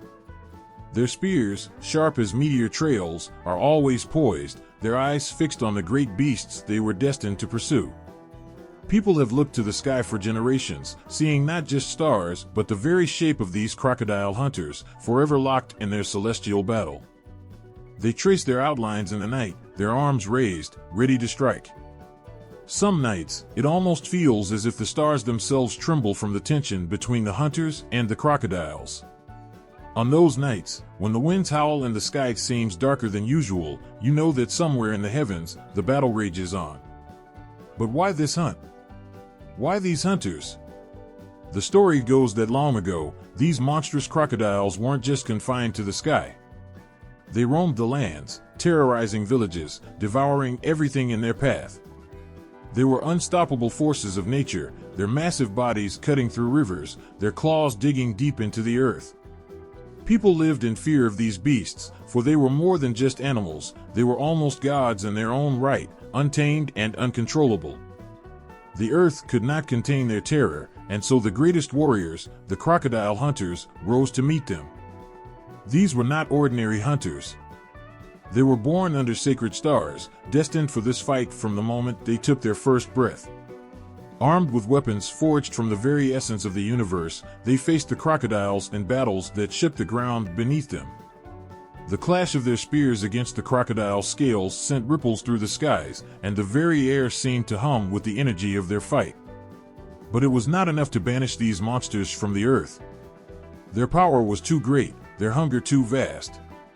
And so, with a final, tremendous blow, the hunters sent the crocodiles to the heavens, where they could do no more harm to the people below. But the hunt did not end there. The hunters, bound by their destiny, followed the beasts into the sky, where they have remained ever since, locked in an eternal chase that stretches across the stars. To this day, when the stars align just right, you can see them, the crocodile hunters with their spears drawn, forever chasing the monstrous beasts that glide silently through the night. Some say that on certain nights, when the moon is full and the wind is still, you can hear the echo of their battle in the rustling leaves, and the distant roll of thunder. It's as if the sky itself is alive with the memory of their endless pursuit. The crocodiles, though confined to the stars, have not forgotten their time on earth. Their eyes, glowing faintly among the stars, watch the world below, waiting for a moment of weakness. They long to return, to wreak havoc once again, to reclaim the lands they once terrorized. But the hunters never falter. Their watchful eyes miss nothing, and their spears are always ready. They know that the safety of the world depends on their vigilance, on their never-ending pursuit of the beasts that threaten to break free from their celestial prison. People still speak of the crocodile hunters with awe and reverence. They know that as long as the stars shine above, the hunters will continue their fight, protecting the world from the monstrous crocodiles that lurk in the darkness of the sky. And so, they watch the heavens, not just for guidance but for reassurance, knowing that the battle continues far above their heads. In the quiet of the night, beneath the canopy of stars, there's a sense of peace that comes with the knowledge that the crocodile hunters are still out there, still fighting. Their silhouettes, etched into the night sky, serve as a reminder that even in the vastness of the universe, there are forces watching over the earth, keeping the monsters at bay. But there's also a sense of wonder, a recognition of the power and beauty of the cosmos. The stars, so distant and yet so present, carry with them stories of great battles, of courage and fear, of the eternal struggle between good and evil. And in the midst of it all, the crocodile hunters stand as guardians, their spears gleaming, their eyes fixed on the beasts they have been destined to chase for all eternity. So the next time you find yourself under the stars, look up. Look for the crocodile hunters. And remember that their fight is not just a story of the past, it is a living tale, written in the constellations, unfolding every night above your head. In the heart of the Dreamtime, where stories and reality intertwine, there are whispers of women with powers beyond comprehension, women who could heal with a single touch, or summon unimaginable terror with just a glance. These were not ordinary women, they were witches of the Dreamtime, creatures of ancient magic, capable of both incredible kindness and fearsome destruction. Their presence was felt in every corner of the land, their stories woven into the fabric of life itself. Imagine the stillness of a night, where the only sound is the rustle of leaves in the wind. In that quiet, there is a pulse, a sense that something powerful stirs beneath the surface of the earth. It is the presence of these witches, whose influence stretches beyond time, beyond what we can see or understand. They were healers, often sought out by those in need. A mother with a sick child, a hunter wounded by the sharp claws of an animal, they would come to these women, these witches, for help. With their hands hovering over the afflicted, murmuring ancient chants passed down through generations, they could cure what seemed incurable. Their eyes, deep and knowing, held the mysteries of life itself, and with every breath, they drew upon the energy of the land to heal those who sought them out. But their magic did not stop at healing. Within them also lived a darker force, one that could summon storms or call forth creatures of terror from the very edges of the Dreamtime. When angered, they were capable of transforming into beasts, towering figures with claws and fangs, eyes burning with fury. To cross a witch of the Dreamtime was to invite destruction. There were stories of villages wiped clean from the earth by a single woman's rage, her form shifting into that of a monster, wings beating against the sky, fire in her breath. The ground would tremble as she approached, and even the bravest of warriors would fall to their knees in fear. This duality, healer and destroyer, was at the very heart of who they were. They were not evil, nor were they purely good. They were forces of nature, unpredictable and wild. To know a witch of the Dreamtime was to understand that life itself is filled with contradictions. They could nurture life with one hand and end it with the other. And it was this balance that gave them their power. They were connected to everything, the earth, the sky, the spirits that roamed between worlds. It was said that they could control monsters, calling them forth or sending them away with a simple word. In their presence, the line between what was human and what was other became blurred. The people of the land feared them, yes, but they also revered them. These witches were a reminder that there are forces in the world that cannot be controlled, only respected. They were sought after in times of great need, when crops failed, when the rivers ran dry, when illness spread through the villages. And yet, they were also feared for the power they wielded. No one dared to approach them lightly, for with their gifts came the potential for great destruction. There was a story, often told around campfires, of a witch who once lived near the edge of a great desert. She was known for her kindness, her ability to heal even the most grievous of wounds. People traveled from far and wide to seek her help, and she never turned anyone away. But one day, a man came to her, demanding that she heal his child, not with respect, but with arrogance. He threatened her, thinking her a mere woman with no power over him. In that moment, the air grew still, and the sky darkened. Without a word, the witch's form began to change. Her skin rippled, and from within her human body, a great serpent emerged, its scales shimmering in the fading light. With a hiss that sent shivers down the spines of all who watched, she wrapped herself around the man and dragged him into the earth, disappearing beneath the sands. The child was left unharmed, but no one ever saw the man again. These witches, these powerful female shamans, were not to be trifled with. They were the keepers of ancient knowledge, of forces that existed long before humanity walked the earth. Their connection to the Dreamtime was absolute, and it gave them the ability to shape the world around them. Some say they could even control time itself, stepping in and out of moments as easily as one steps through a door. And yet, despite their power, there was a loneliness to their existence. They lived on the edges of society, respected but apart. Their connection to the Dreamtime set them apart from ordinary people, and they often walked alone, their only companions the spirits they called forth from the other side. It was said that they could see the future, that they knew when their time on this earth would end, and when they would return to the Dreamtime from which they had come. To some, they were saviors. To others, they were destroyers. But to all, they were a reminder of the power that lies within the land, within the spirit world, and within the human heart. They were the witches of the Dreamtime, and their stories continue to echo through the ages, a testament to the complexity of life itself. Their legacy is one of both life and death, of creation and destruction, of love and rage. And though they may no longer walk the earth, their presence can still be felt in the quiet moments, in the rustling of leaves, and the howling of the wind.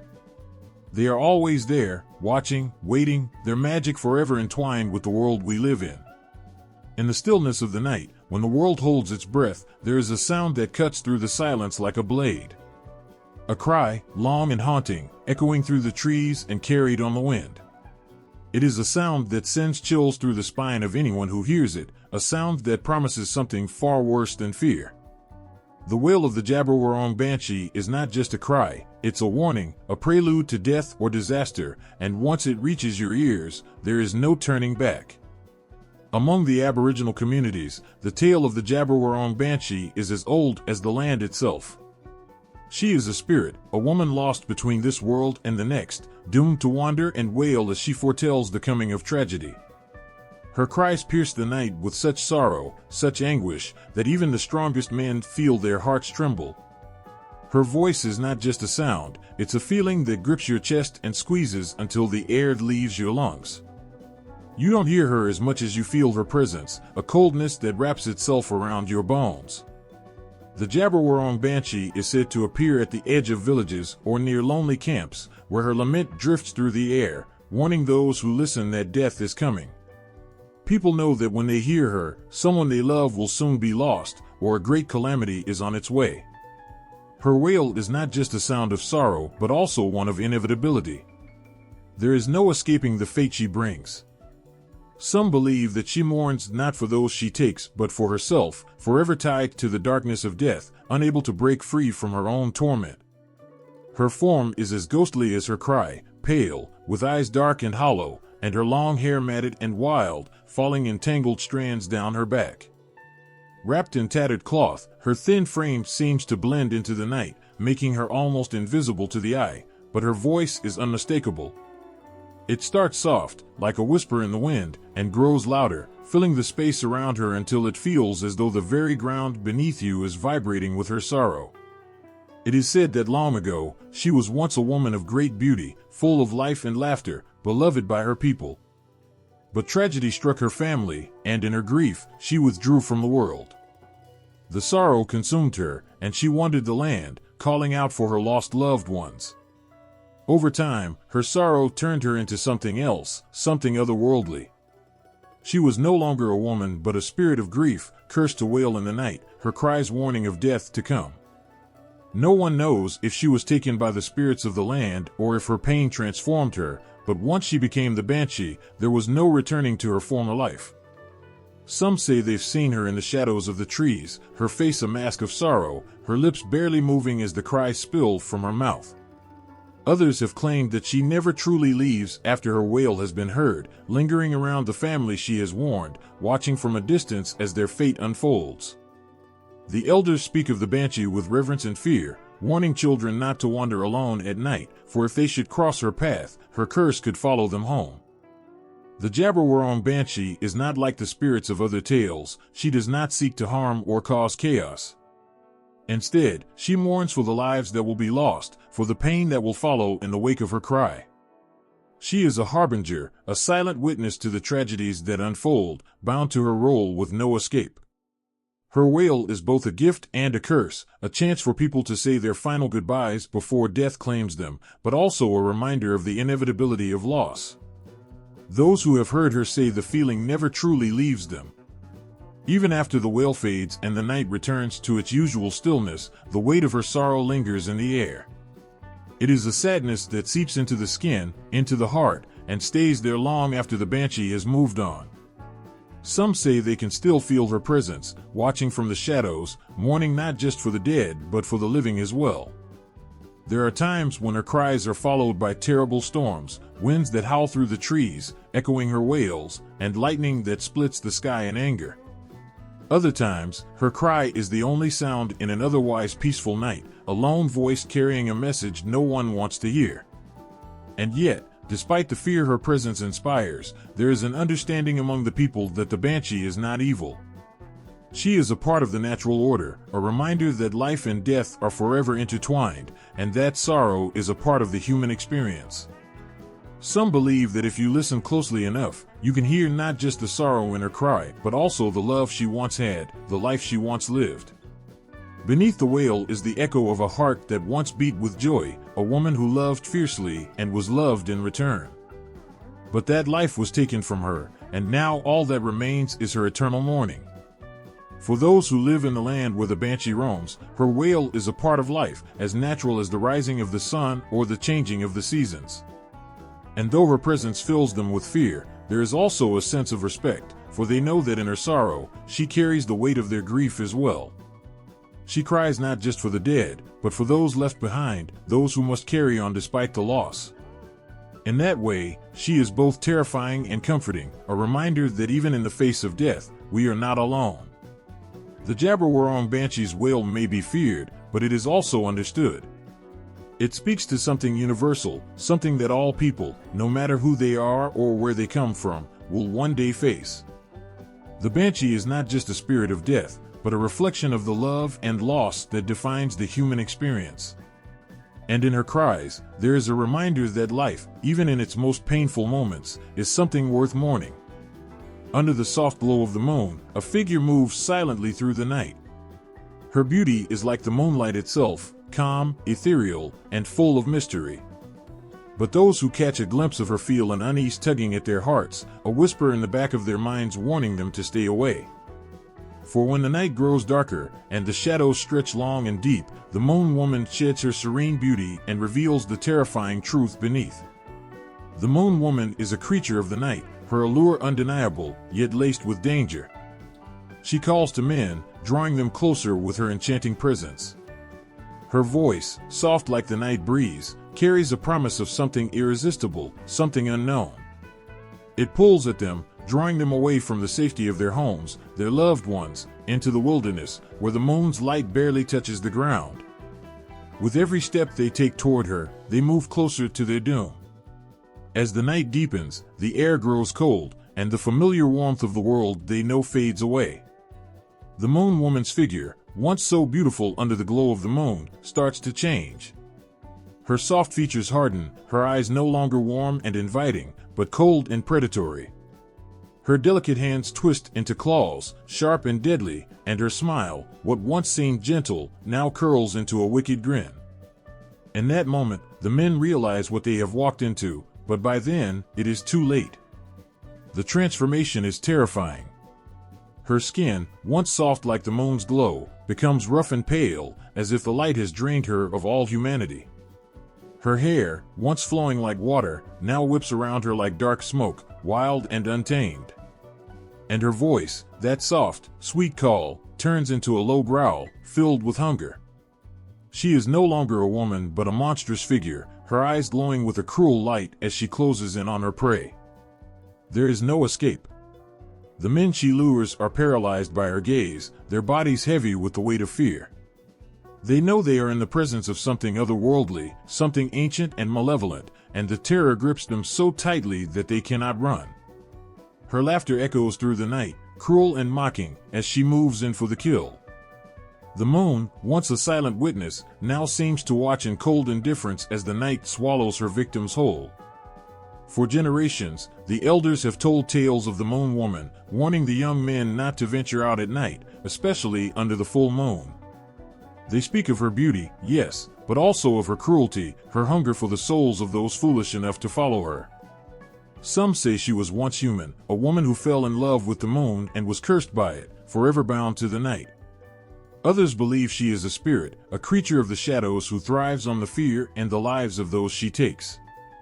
But whatever the truth may be, all who know her story agree on one thing: the moon woman is not to be trusted. The moon woman's curse is a tragic one. Some say that during the day, she is haunted by the memories of those she has taken, their faces appearing in the shadows of her mind. She wanders, lost and alone, unable to escape the pull of the moon's light, which transforms her into the monster she has become. There is no rest for her, no peace. She is a prisoner of the night, driven by a hunger she cannot control, a desire that consumes her as surely as she consumes her victims. But while her victims are many, there are also whispers of men who have resisted her call, who have seen through her beauty and recognized the danger in her eyes before it was too late. These men speak of the struggle, of how the moon woman's allure was almost impossible to resist. Her voice seemed to speak directly to their deepest desires, her eyes promising something they had never known before. But beneath that promise, they felt the cold touch of death, the shadow of the monster lurking just beneath the surface. Those who escape do not do so unscathed. The encounter leaves them shaken, their dreams haunted by her eyes, her voice. They speak of the cold, the darkness that seemed to stretch endlessly around them, and the feeling of being watched, even long after they had returned to the safety of their homes. The moon woman, they say, never truly lets go of those she has called to. Once you have heard her voice, once you have felt her gaze, she lingers, like a shadow on the edge of your vision, always there, always waiting. The moon woman is a symbol of the dangerous beauty of the night, of the hidden things that lurk in the darkness, waiting to strike. She reminds those who hear her tale that not everything beautiful can be trusted, and that sometimes, the greatest danger comes in the most enticing form. Her story is a warning, not just of the dangers of the night, but of the dangers that lie within all of us, the desires we keep hidden, the parts of ourselves we fear. The moon woman's call is the call of the unknown, the pull of something forbidden and dangerous. It is a call that speaks to the darkest parts of our hearts, to the fears we hide and the desires we cannot name. And for those who hear it, there is no easy escape. The moon woman is always there, waiting, watching, her eyes gleaming in the darkness, her voice like the whisper of the wind, calling us closer, ever closer, to the night. In the stillness of the night, when the world is hushed, and only the wind whispers through the trees, a presence stirs in the shadows. The Quickie spirits, ghostly women from the Torres Strait Islander stories, roam the darkness. Their forms are pale, almost translucent, gliding through the air like mist. Their beauty is haunting, their eyes wide and full of sorrow, but there's something unsettling in their silence. The air around them grows cold, and those who cross their path feel a chill down their spine, as if the spirits carry the weight of forgotten grief. These spirits, though fragile in appearance, are not to be taken lightly. The night belongs to them, and their wandering is not without purpose. Their presence is felt before it is seen, an icy breeze, a shiver running through your body, and then, in the corner of your vision, a shadow moves. When you turn to look, they're gone, but the feeling lingers, like a memory you can't quite shake. The Quickie spirits are women lost to the world, drifting between the living and the dead. Some say they are the souls of those who died far from home, unable to find peace. Others whisper that they were betrayed in life, their hearts broken, their spirits unable to move on. Whatever their origin, they are now bound to the night, wandering endlessly, their sorrow etched into the very air they pass through. The people of the Torres Strait Islands speak of these spirits with both fear and respect.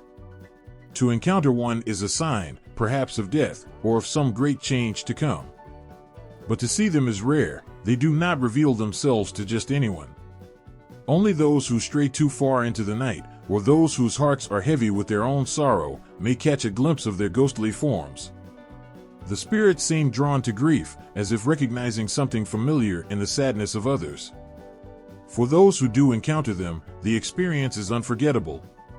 The stories tell of men and women who, after seeing the Kweki spirits, are never the same again. Their dreams are haunted by the pale figures, their nights filled with the soft sounds of footsteps and the distant, echoing cries of the spirits. Even during the day, the memory of the encounter clings to them, a shadow they cannot escape. Some believe the Kweki spirits are searching for something, perhaps the homes they can never return to, or the loved ones they left behind. Others think they are trapped in their sorrow, reliving the pain that bound them to the earth in the first place. There are even those who say the spirits have the power to speak, but only to those who are on the brink of death, as if offering a final warning or a whispered farewell before the end. Despite the fear they inspire, there is also a strange beauty in the Kweki spirits. The way they move through the night is almost graceful, their flowing forms barely touching the ground. Their faces, though filled with sadness, have a quiet serenity, as if they have made peace with their eternal wandering. Yet, their eyes, deep, dark, and wide, tell another story. They speak of loneliness, of a longing for something that can never be found. It is said that the spirits can sometimes be heard before they are seen. A faint sound, like the rustling of leaves or the gentle sigh of the wind, will precede their arrival. Then, as the sound grows nearer, the temperature drops, and the night seems to hold its breath. The spirits glide silently, their white forms barely distinguishable from the moonlight that filters through the trees. In the moments they appear, time feels suspended, as if the world itself has paused to watch them pass. To see a Kweki spirit is to feel a sense of profound loss. It is as if, for just a moment, you are allowed to glimpse the world through their eyes, to feel their sorrow, their longing. And yet, for all their sadness, there is something strangely comforting about their presence. They do not harm those who see them, they simply are. They exist in the spaces between the living and the dead, their presence a reminder that even in death, there is beauty, and in sorrow, there is something deeply human. There are some who seek out the Kweki spirits, hoping to understand their pain or to ask for guidance. They venture into the night, following the faint sounds, the cold air, in the hopes of catching a glimpse of the ghostly women. But the spirits are elusive. They do not appear to those who seek them for selfish reasons, nor do they reveal themselves to those whose hearts are light. Only those who carry their own burdens of sorrow, their own deep grief, will find the spirits waiting for them in the shadows. In the end, the Kweki spirits remain a mystery. Their stories have been passed down through generations, told in whispers around fires, shared by those who have felt the chill of their presence or glimpsed their pale forms in the darkness. They are a part of the night, as much as the stars or the moon. And though they inspire fear, they are also a reminder of the fragility of life and the way sorrow can linger long after death. For the people of the Torres Strait Islands, the Kweki spirits are not just ghost stories, they are a part of their world, a part of their understanding of life and death. To them, the spirits are a reminder that the past is never truly gone, and that the souls of those who have passed on may still walk among us, carried by the winds of the night, forever searching, forever waiting, forever haunting the world they once knew.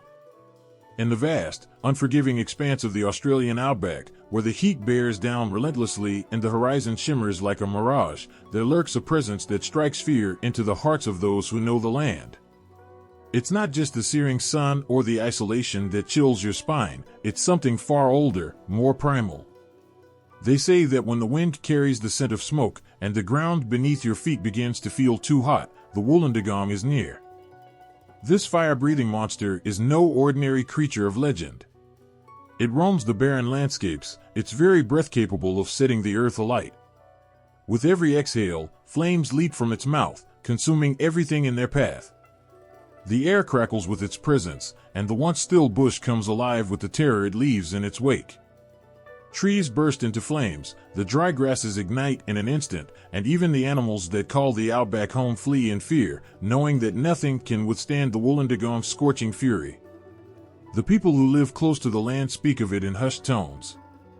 There's a quiet reverence for this monster, for it's not just a symbol of destruction, it's a reminder of the land's raw power.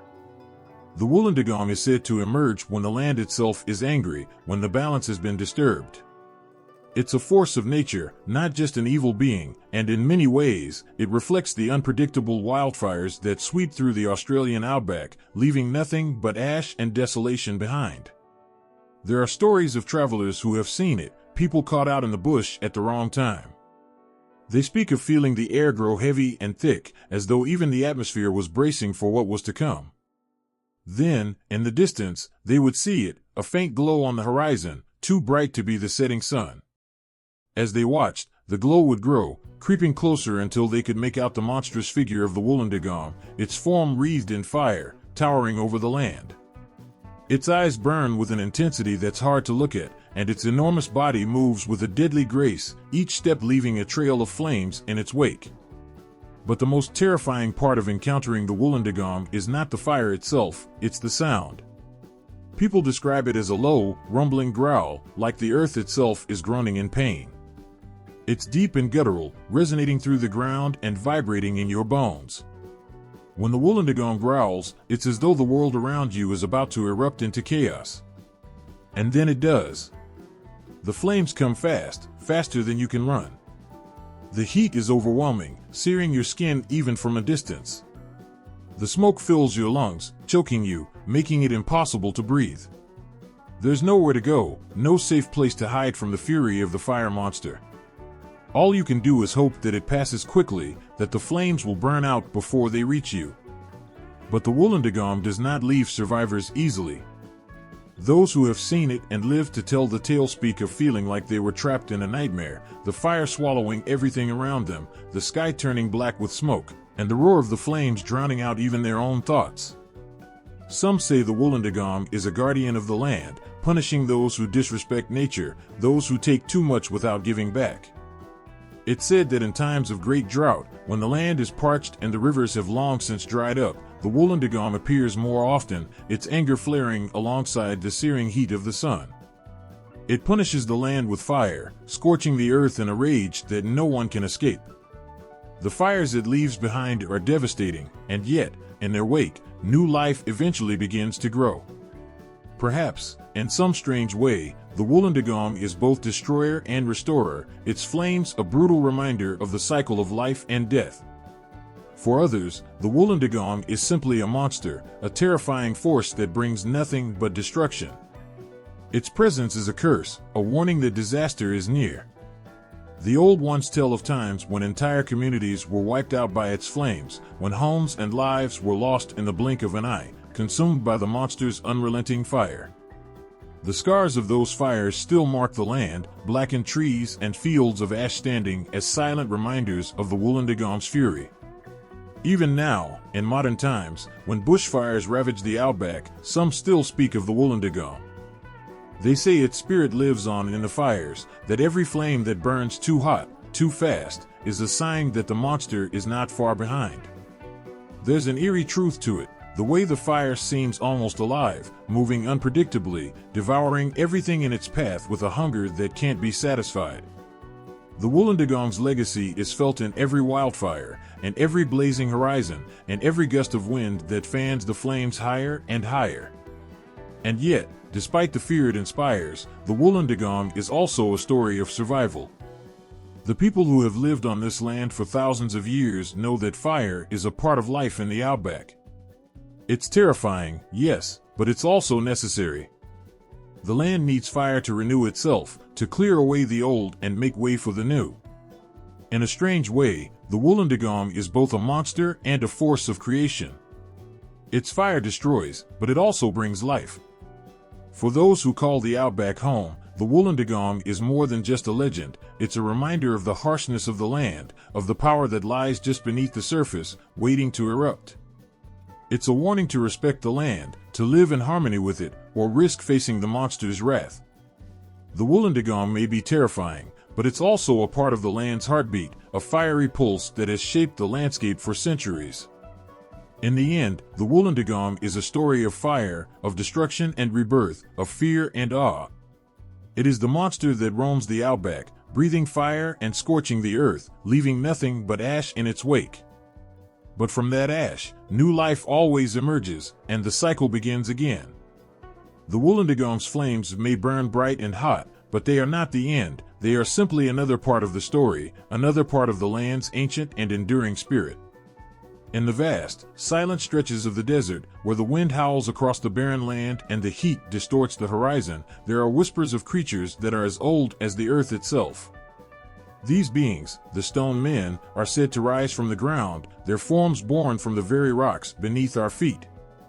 They wait, motionless, blending with the landscape, their rough, jagged bodies indistinguishable from the stones scattered across the desert floor. But they are watching, always waiting, for the moment a lost traveler stumbles upon their domain.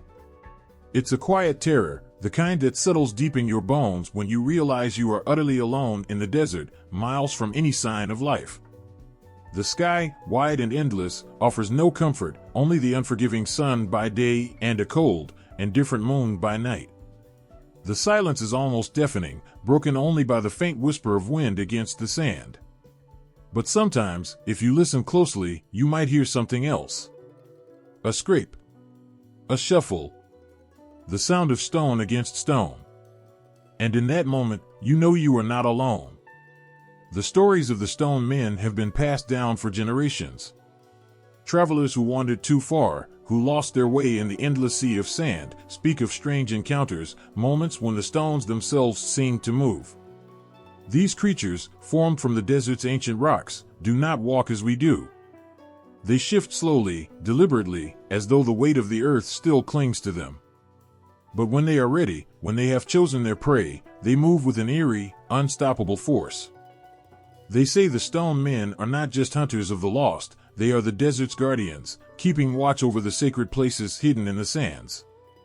Those who venture too far, who trespass into forbidden lands, are never seen again. Some believe that the stone men take their victims down into the earth, burying them beneath the shifting sands where they will never be found. Others whisper that the travelers become part of the desert, their bodies turning to stone, joining the ranks of the ancient creatures that roam the land. For those unlucky enough to encounter the stone men, the feeling of dread begins long before the creatures make themselves known. The desert air grows heavy, thick with a tension that prickles your skin. The vast, open space feels suddenly claustrophobic, as though the ground itself is closing in around you.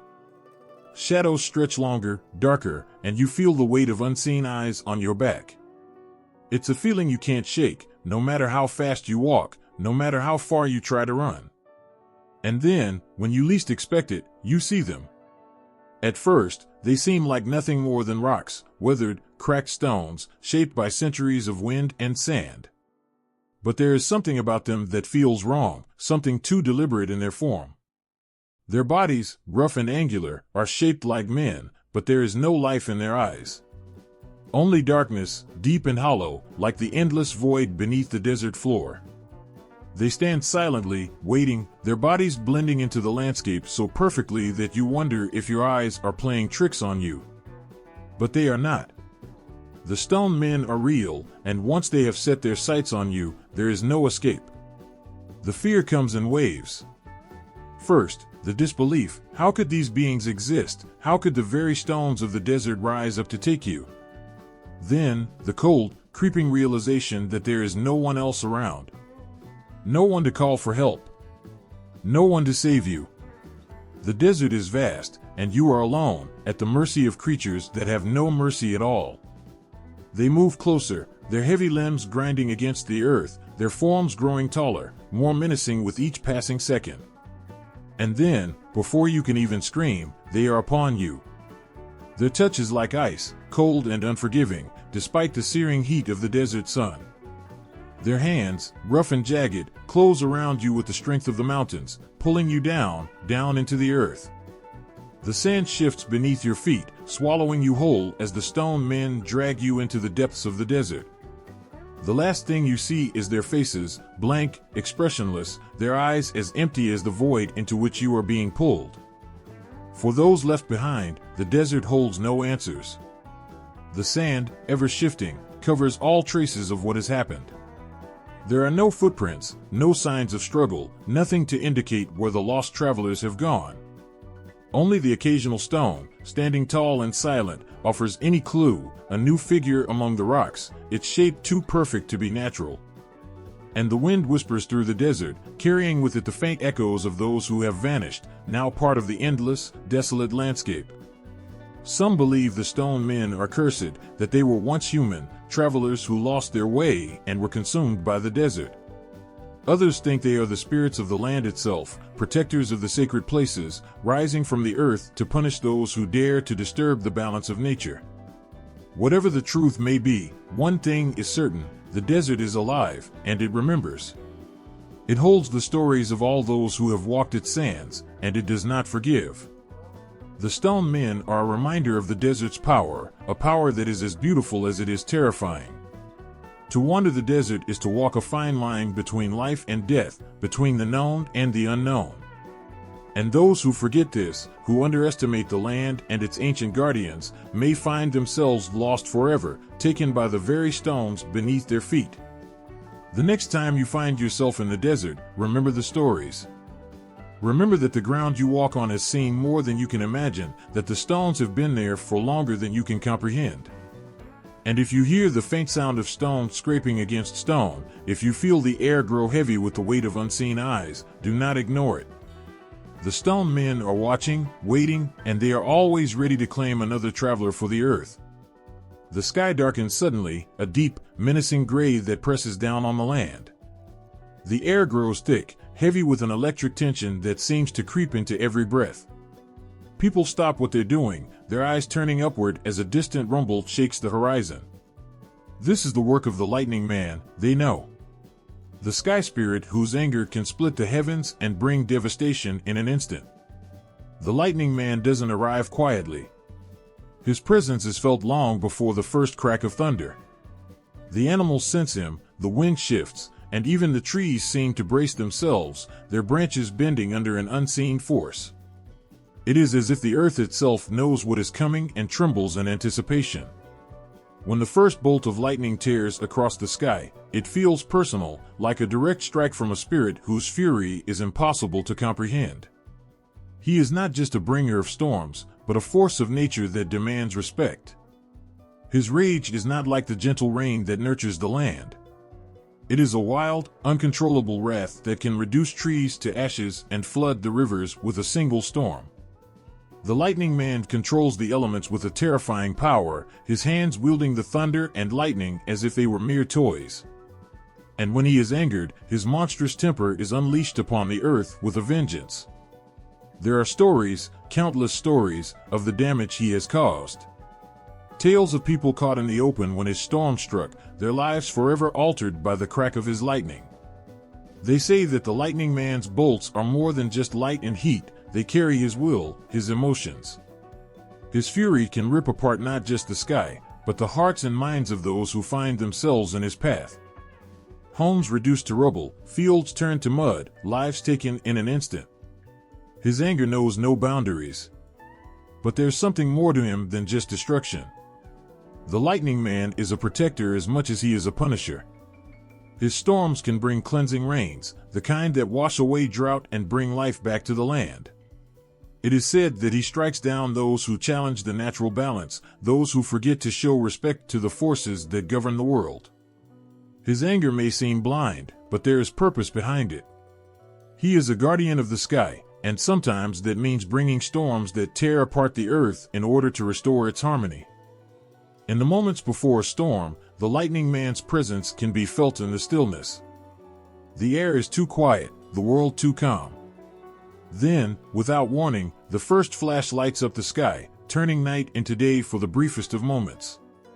It is in these flashes that people say they can see him, the silhouette of a great figure, his arms raised, summoning the storm with a force that shakes the very ground beneath them. His eyes, they say, burn like the heart of the lightning itself, filled with a fire that no one could ever hope to tame. His voice is the thunder, loud and commanding, a sound that rolls across the sky and echoes in your chest. It is not a voice you can ignore, and when it speaks, you listen. It is deep and ancient, the voice of something far older than any human could ever be. And in that voice, there is power, terrifying, awe-inspiring power that leaves you feeling small, insignificant in the face of such might. When the lightning man speaks, the world stops. Some say the lightning man watches over the land from the highest peaks, his eyes always scanning the horizon for threats. Others believe he resides in the sky itself, hidden in the clouds, his presence felt only when the storms roll in. Wherever he is, his influence is undeniable. He is a constant reminder that the forces of nature are not to be trifled with, that there are powers beyond human control, and that the earth belongs not just to those who walk on it, but to the spirits who watch from above. When the storm finally comes, it is overwhelming. The rain falls in sheets, drenching everything in its path, the wind howls like a living thing, and the lightning splits the sky again and again.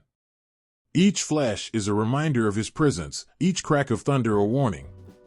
You cannot run from the lightning man, his reach is vast, and his wrath is swift. All you can do is wait, huddled against the storm, hoping that his anger passes quickly. But there are moments, rare and fleeting, when his power brings something more than fear. When the storm ends and the sky clears, the world feels different. The air is fresher, the earth seems renewed, and there is a strange, almost eerie calm that settles over everything. It is as if the lightning man has not only destroyed but also cleansed, leaving behind a world that is somehow more alive in the aftermath of his storm. For those who survive, there is a sense of gratitude, however reluctant, for the force that has both threatened and protected them. In the distance, the last rumble of thunder fades, and the storm moves on. The lightning man's work is done, for now. But everyone knows he will return. Perhaps not today, perhaps not tomorrow, but the sky will darken again, and his wrath will descend upon the earth once more. And when it does, there will be no escaping it. His power is as vast as the sky itself, and his presence, though fleeting, leaves an indelible mark on the world below. Even in the calm, his name is whispered with reverence, his stories passed down from generation to generation. People speak of him not just with fear, but with awe. For though the lightning man brings destruction, he is also a reminder of the forces that shape the world. Forces that are ancient and powerful, and far beyond human control. And as the sky clears, and the sun shines once more, there is a quiet understanding that the lightning man is not gone, he is simply waiting, watching, ready to unleash his fury once again when the time is right. In the stillness after the storm, you feel it, that lingering presence, that sense of something greater. The lightning man may be a bringer of chaos, but he is also a force of nature, one that commands both fear and respect. And as the wind dies down and the earth begins to dry, you know that his storms will come again. In the shadowy corners of the earth, where the light barely reaches and darkness reigns, there are whispers of terrifying creatures that come to life when the sun sets. The Yara-ma-yha-who are not merely myths or tales told to frighten children, they are ancient beings that haunt the edges of nightmares. With skin like toughened hide and teeth sharp enough to tear through flesh, these creatures emerge from the underworld, driven by an insatiable hunger for human flesh. As dusk falls and the world grows quiet, the air shifts, a heavy stillness creeping in. You can almost feel the weight of their presence in the atmosphere. People begin to remember the stories handed down through generations, the warnings from elders who spoke in hushed tones, eyes darting to the darkened trees. Stay close to home, they would say, and never wander off alone. The Yara-ma-yha-who are hungry tonight. These creatures are not the playful spirits of childhood tales. No, they are the embodiment of fear, representing death and the unknown. Their connection to death rituals underscores their terrifying nature. In some cultures, the Yara-ma-yha-who are seen as the grim reapers of the living, emerging during times of loss, their haunting calls echoing through the night. When someone passes away, families would often perform rituals to keep these flesh-eaters at bay, fearing that the sadness and grief might attract them.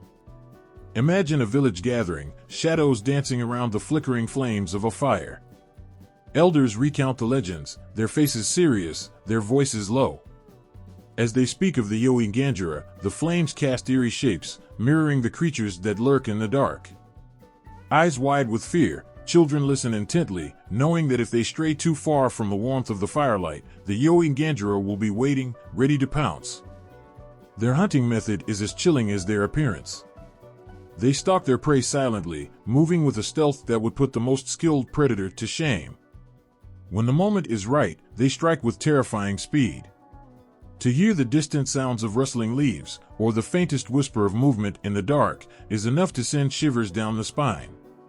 It's said that once you hear them coming, it's already too late. The Yara-ma-yha-who do not just feast on flesh, they feast on fear. The stories often describe their eyes, glowing like embers in the night, piercing through the darkness, searching for those who dare to venture too far from safety. It's a chilling image that haunts the minds of those who know the tales. Many have claimed to have seen the Yara-ma-yha-who in their periphery, just a flicker of movement before it disappears into the shadows. Others, however, have felt their chilling breath on the back of their necks, the terror so palpable that it paralyzes them with fear. These flesh-eaters are not just physical beings, they are a reminder of the fragility of life and the inevitability of death. The Yara-ma-yha-who thrive in the darkest moments, when sorrow hangs heavy in the air. Their hunger seems to grow stronger in times of despair, preying upon those who are lost and vulnerable. This connection to death rituals highlights a cultural understanding that death is not an end, but a transition, one that can be both beautiful and terrifying. Communities have long believed that the Yara-ma-yha-who can sense when someone is nearing the end of their life. As a loved one becomes weaker, those around them often feel an unshakable dread, an instinctive fear that something terrible lurks just out of sight. Families would gather, clutching hands, sharing stories, invoking the spirits of their ancestors to protect their loved ones from the encroaching darkness. But the Yara-ma-yha-who are relentless, and their appetite knows no bounds. For many, the Yara-ma-yha-who symbolize the darkest corners of the human experience, the pain of loss, the fear of the unknown, the inevitability of death. They serve as a reminder to cherish every moment, to hold loved ones close, and to respect the power of nature. Their legends intertwine with the cycles of life and death, teaching lessons of humility, reverence, and the profound connection between all living beings. Imagine standing at the edge of a darkened forest, the trees swaying gently in the breeze. You can feel a chill in the air, a whisper that seems to carry the weight of ancient stories. The Yara-ma-yha-who are out there, lurking, waiting for the moment to emerge. Each rustle of leaves sends a shiver down your spine, each distant howl makes your heart race. It's an adrenaline rush that leaves you breathless. As night deepens, the world outside your window feels more distant, almost unreachable. The fire crackles softly, a comforting sound in the silence. But deep down, you know that the Yara-ma-yha-who exist in the dark, watching, waiting. The tales remind you of the power of nature, the beauty and the terror, the life and the death. Each story passed down serves as a warning, a guiding light to navigate the darkness. In the end, the Yara-ma-yha-who are more than just flesh-eating creatures, they are a reflection of our deepest fears and our strongest hopes. They remind us of the delicate balance between life and death, joy and sorrow. And as the moon rises high in the night sky, illuminating the world with its silver light, you can't help but feel a mix of fear and wonder at the mysteries that lie in the shadows. They are waiting, as always, ready to remind us that in this life, nothing is ever truly safe, and the darkness is always just a breath away. In the shadowy depths of Gippsland, where the earth is rugged and the caves hide more than just darkness, there lives a creature that chills the very soul. The Nargan is no ordinary monster, it is a stone giant, a being of ancient rock and mystery, whose presence is felt long before it is seen. This is a creature that embodies the fears and legends of the land, a reminder of the dangers that lurk just beyond the flickering light of the fire. Picture a vast, silent cave, the walls glistening with moisture. You can almost hear the whispers of those who have dared to tread too close to the heart of darkness. The air feels heavy, thick with the weight of forgotten stories. And then, you hear it, the soft rumble that vibrates through the ground beneath your feet. The Nargan is near, lurking just out of sight, waiting for the unsuspecting to wander into its domain. The legends say that the Nargan is not just a beast made of stone, but a guardian of ancient secrets, a keeper of lost souls. It lies in wait for those who enter its cave, ready to ensnare their spirits and consume their very essence. This monster is said to have the power to devour human souls, leaving behind only an empty shell, a body without a spirit. The thought sends shivers down the spine. It's a fate worse than death, one that haunts the dreams of those who hear the stories. In Gippsland, elders recount the chilling tales of those who have disappeared without a trace, lured into the caves by the alluring sounds of water trickling or whispers carried on the wind. Friends and family remember the laughter of the lost, the joy in their eyes before they ventured too close to the cave's mouth. But once inside, they were never seen again. The Nargan had claimed them, leaving only echoes of their laughter behind, now forever silenced. As night falls, the darkness seems to press in closer, wrapping around the landscape like a suffocating blanket. The stars twinkle above, but down below in the caves, it is a different world. Those who have dared to enter often speak of an unnatural chill that hangs in the air, a feeling of being watched. Shadows twist and turn, and the silence is punctuated only by the sound of dripping water, which seems almost like a heartbeat in the gloom. The fear of the Nargan runs deep in the hearts of the people. Children grow up hearing stories of the creature, their imaginations ignited by the words of their parents and grandparents. Stay away from the caves, they are warned, for the Nargan is hungry. The warnings echo through the ages, a tradition of storytelling that keeps the fear alive. As the children listen, wide-eyed and trembling, they learn to respect the power of the land and the beings that inhabit it. Those who have seen the Nargan describe it as a monstrous figure, its body rough and jagged, like the stones that make up its form. Its eyes glow with a strange, otherworldly light, piercing through the darkness and locking onto the souls of those it encounters.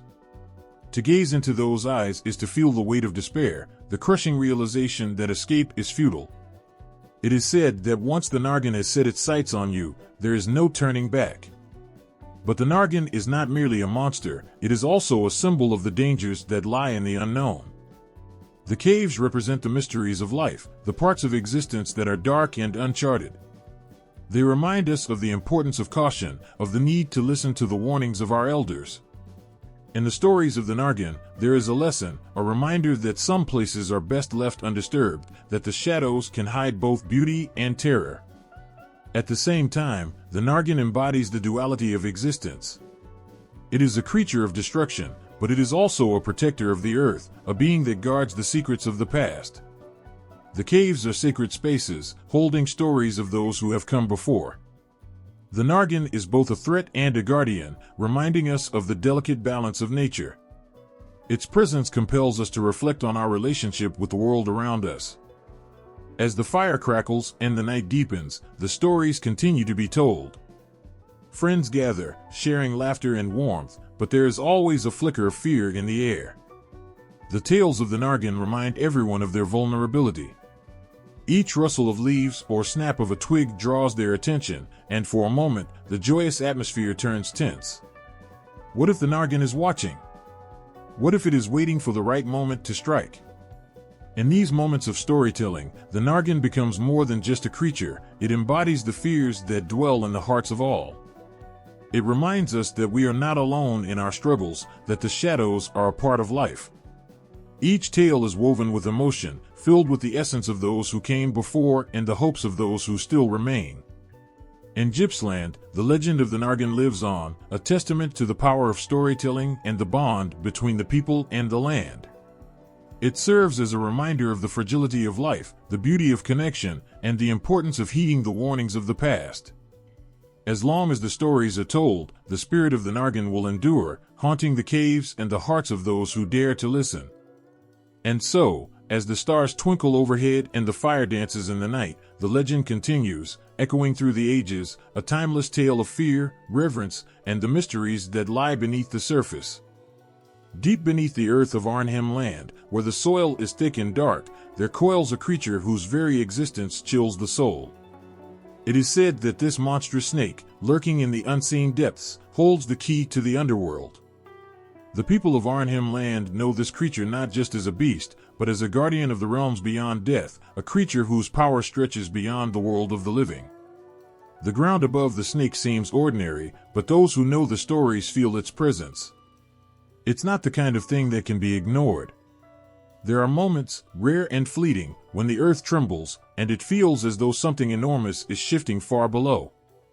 Those who have felt it will tell you, it's the demon snake moving, reminding the world of its power. Some believe the creature is always watching, its eyes glowing in the darkness of its underground domain, waiting for the right moment to rise and pull someone into the death realms. The stories say the snake scales are as black as night, harder than any stone, and long enough to wrap around the whole world. Its breath smells of death, cold and damp, like the deepest caves. People speak of its eyes, huge, glowing red, filled with a hunger that never fades. The few who claim to have seen those eyes are never quite the same afterward. There's a haunted look in their gaze, as though a part of them is still trapped beneath the earth, tangled in the snake's coils. The snake is said to be the gatekeeper, the one who decides who crosses into the underworld. Those who encounter the snake are faced with a terrible choice, to fight for their life or to surrender to its coils and be taken to the realms beyond. No one knows exactly what happens once the snake claims someone. Do they disappear forever, swallowed whole by the earth, or do they enter some shadowy afterlife where the snake rules as king? The elders whisper of times when the snake has risen from the ground, its massive body breaking through the earth with a force that shakes the land. These moments are rare, and they are always followed by great loss. Whole communities have been swallowed by the snake's hunger, dragged down into the darkness. The survivors speak of hearing the hiss of the snake just before it comes, a sound like steam escaping from a volcano, soft at first but growing louder until it fills the air. When the snake is angered, it's said that storms rage and the sky darkens, as though the very heavens are reflecting the fury of the creature below. Lightning cracks the sky, and rain pours down in sheets, turning the ground to mud. In these moments, people say the earth opens up, and the snake comes closer to the surface, looking for someone to take. It is during these storms that the snake is most dangerous, when the line between life and death blurs, and the underworld feels closer than ever. Despite the terror the snake inspires, there is also a sense of awe. This is no ordinary creature. It is ancient, as old as the land itself, and with that age comes power beyond comprehension. To see the snake, even in one's dreams, is to glimpse something primal, something that connects the living to the dead, the surface to the depths. There is a feeling, deep in the hearts of those who know the stories, that the snake is a part of the natural order, a force that cannot be fought or avoided. It simply is. For those who live in Arnhem land, the snake is more than a monster, it is a reminder of the fragility of life, of the thin line between this world and the next. The snake is a guardian of that boundary, and it shows no mercy to those who try to cheat death. The people know that when the snake stirs, it is best to stay away from the deep places, to avoid the caves and crevices where it might emerge. The earth itself becomes dangerous, filled with unseen threats, as though the snake's power reaches up through the soil. Some say the snake can sense fear, that it is drawn to those who are afraid of death. The more you fear it, the closer the snake comes, until you can almost feel its cold breath on the back of your neck. Others believe the snake only takes those who are already marked for death, that it serves a higher purpose, guiding souls to where they belong.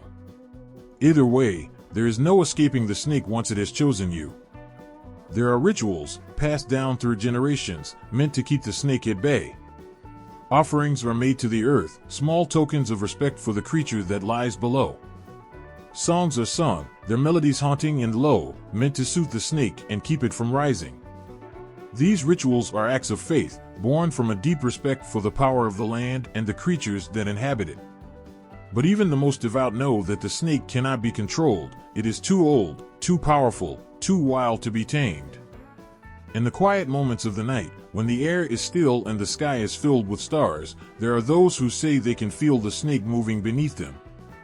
It is a slow, deliberate motion, like the shifting of tectonic plates, a reminder that the earth is alive, and that somewhere deep below, the demon snake is watching. It is in these moments that the stories feel the most real, when the distance between the surface and the underworld seems impossibly small. To know the story of the demon snake is to understand that life is fragile, that death is always near, waiting just below the surface. The snake is a symbol of that truth, a creature that exists between worlds, pulling the living toward the unknown. It is terrifying, yes, but also beautiful in its way, a reminder that the forces that shape our world are far beyond our control. In Arnhem Land, the demon snake will always be a part of the landscape, hidden beneath the surface but never far away. It is a creature of mystery and fear, but also of power and respect. As long as people tell its story, the snake will continue to haunt the dreams of those who dare to listen, a guardian of the realms beyond life, waiting patiently in the darkness for its next visitor. The sky darkens suddenly, thick clouds rolling in, heavy with the weight of an oncoming storm. The air is thick with tension, every breath charged with electricity. People look up, instinctively knowing what's about to happen. The Mama-Regan are here. These powerful storm beings, ancient and untamed, hover at the edge of human understanding, neither fully good nor entirely evil. They come with the force of thunder, their presence both feared and respected, as they bring with them the raw power of nature itself. There is something otherworldly about a storm when the Mama-Regan are near. The wind howls with a voice that seems almost human, whispering secrets from beyond the clouds. The thunder crashes not as a simple noise but as a warning, a reminder of the fierce protectors above. Every crack of lightning feels personal, as if the Mama-Regan are watching, their eyes tracing the landscape, deciding who and what to protect, and who must face their wrath. The Mama-Regan are not merely destructive forces, they are guardians, protectors of both the natural world and the spiritual realms. When they rise in anger, it is because something sacred has been disturbed, a balance upset that must be corrected. Their fury is like the storm itself, wild, uncontrollable, and utterly unforgiving. But beneath their wrath lies a deep sense of purpose. They are there to maintain order, to defend what cannot defend itself. Stories say that the Mama-Regan were born from the first storm, their very existence woven into the winds and rains that sweep across the land. They are said to dwell in the highest clouds, watching over the world below, ever vigilant, ever ready to act.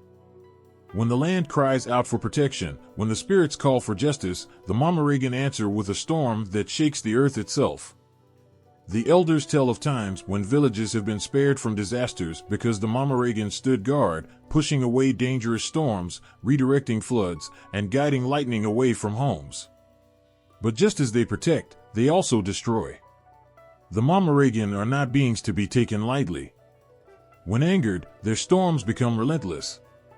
Trees are ripped from the earth, rivers overflow, and lightning strikes with terrifying precision. They show no mercy to those who disrespect the land or its spirits. The destruction they bring is swift and overwhelming, leaving nothing but devastation in its wake. Yet, despite their fearsome power, the Mama-Regan are deeply connected to the people they protect. In times of need, some have called upon them for help. The elders know the songs, the chants, the rituals to summon the Mama-Regan, asking for their guidance, pleading for their mercy. The storms that follow are not always gentle, but they bring what is needed: rain to a parched land, winds to drive away the heat, or sometimes simply a reminder that the world is alive, and that there are forces beyond human control that must be respected. There are those who say they have seen the Mama-Regan, not just in the clouds, but as beings themselves, walking among the storms they create. Tall, powerful figures, their skin glows with the light of 1,000 storms, and their voices rumble like distant thunder. To look into their eyes, it is said, is to see the very heart of the storm. Their presence is overwhelming, filling the air with electricity, making the hair on the back of your neck stand up.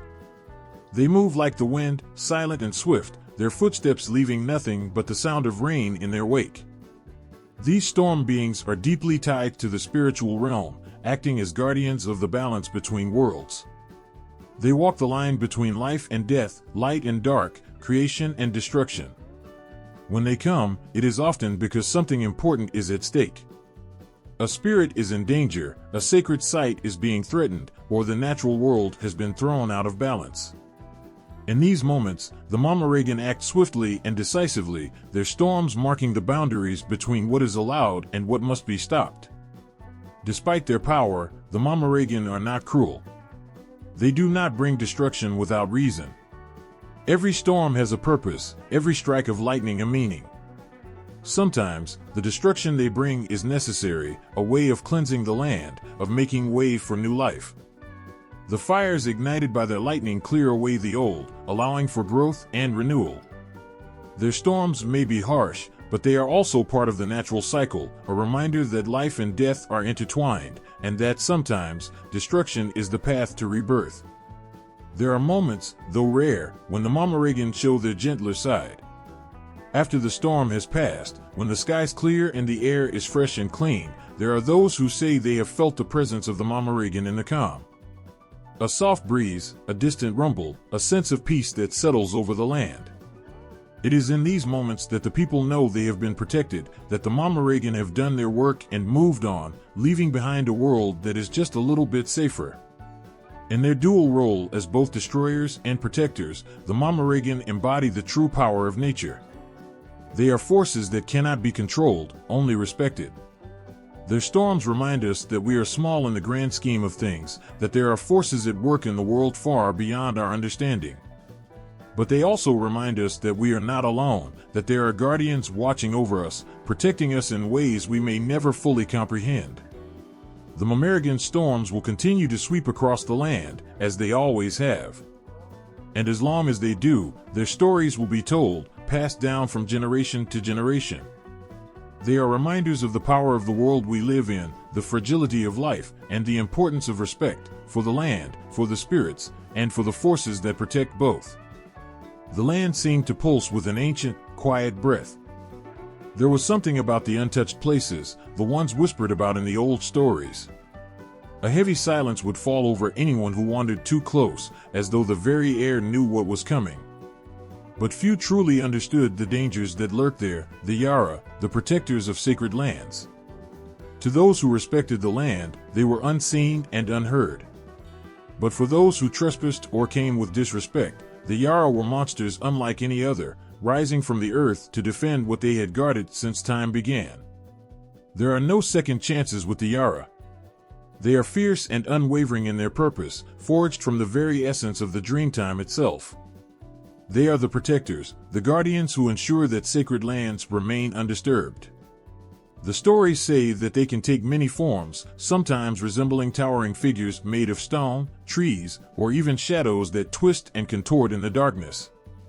At other times, they appear as creatures more monstrous, with eyes that glow like embers, watching, always watching, waiting for the slightest sign of disrespect.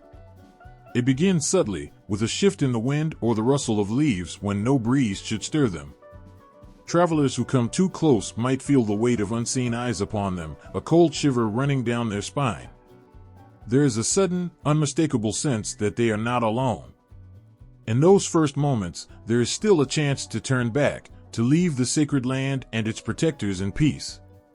But so often, curiosity or arrogance drives people forward. And that is when the Yara reveal themselves.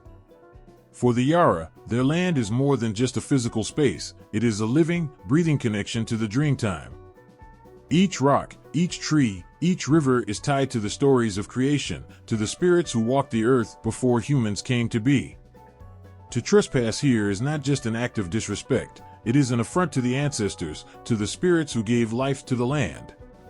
The Yara are bound to protect these places, not out of malice, but out of a deep, sacred duty.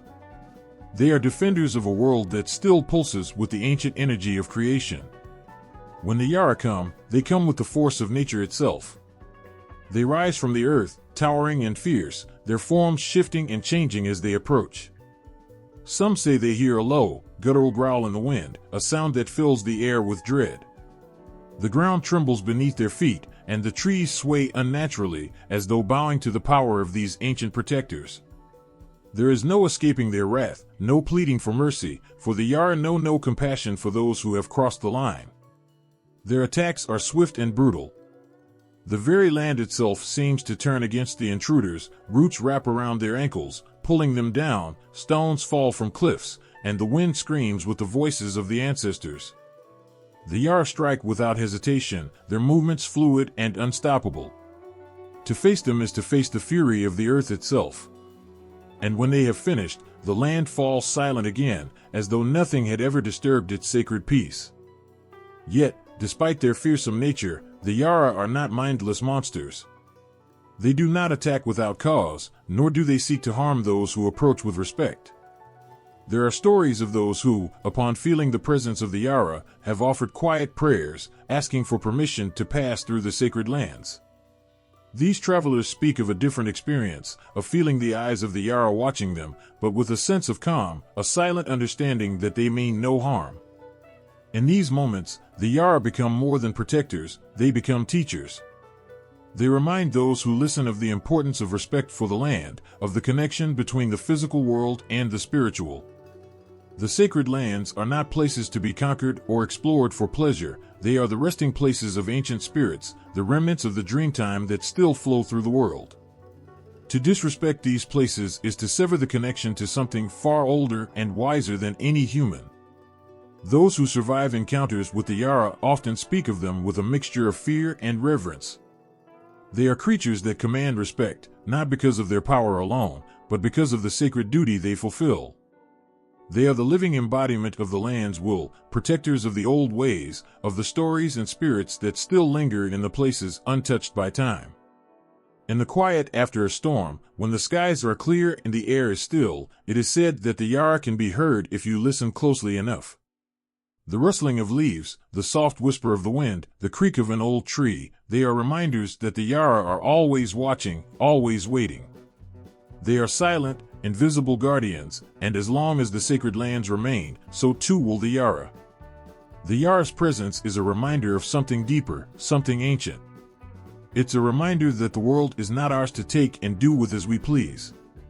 There are places where the past still lives, where the spirits of old still roam, and where the land itself must be respected.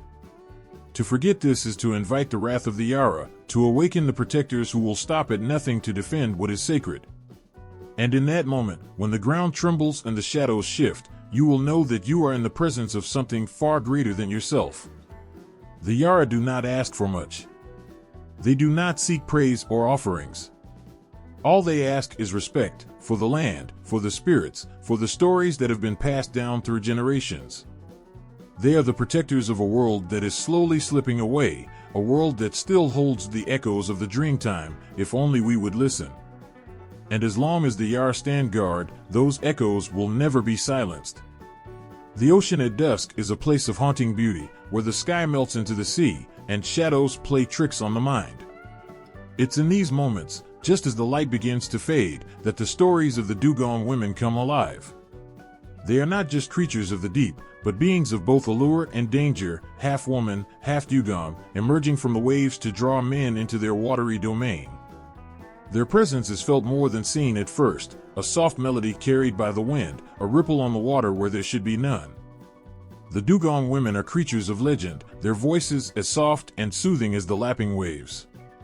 But those who have heard their songs know that their beauty hides something far more sinister. They are said to possess the power to mesmerize, to pull men into the sea, where their fate is sealed beneath the waves.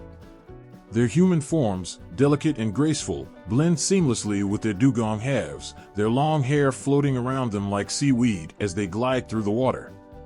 And yet, despite their beauty, there is something in their gaze, something cold, something ancient. It begins innocently enough. A fisherman out at sea might hear a song, so faint at first that he questions whether he heard it at all. But the song grows louder, filling the air with a melody so sweet that it tugs at the soul. He turns toward the sound, scanning the horizon, and there, just at the edge of sight, he sees them, figures moving through the water, their forms half hidden by the waves. The fisherman knows he should look away, he knows the stories, but the song wraps itself around him, pulling him closer, making him forget the danger that lurks beneath. As he rows toward them, the dugong women watch in silence, their eyes glistening in the fading light. They do not need to speak, for their song does all the work. It promises warmth, safety, love, everything a lonely soul longs for. The ocean seems to calm in their presence, the waves gentle and inviting. But beneath the surface, the waters stir, dark and cold, waiting to claim another victim. The moment the fisherman reaches them, it is too late. Their hands, cool and smooth like the ocean itself, pull him from his boat and into the water. For a moment, he feels nothing but peace. The world above seems so distant now, so far away, and the warmth of the dugong women surrounds him, lulling him into a false sense of security. But then, as the water closes over his head, the peace turns to terror. He realizes too late that the sea is not his home, that he cannot breathe here, and the hands that once felt so gentle now grip him with unyielding strength. The dugong women drag him deeper, their faces unreadable as the light from above fades into darkness. There is no struggle, no fight, they are too strong, too determined. They have done this before, countless times. They know exactly how to lure their prey, how to make them trust just long enough to seal their fate. And as the fisherman's last breath escapes him, the water filling his lungs, the dugong women release him, their song fading into silence as they vanish back into the depths. The sea returns to its calm, the only sign of what happened a single ripple that fades into the vast expanse of the ocean. And so, another soul is claimed by the dugong women, their power over the sea and those who dare venture into it as strong as ever. They are not malicious, not driven by hate or cruelty. They simply are.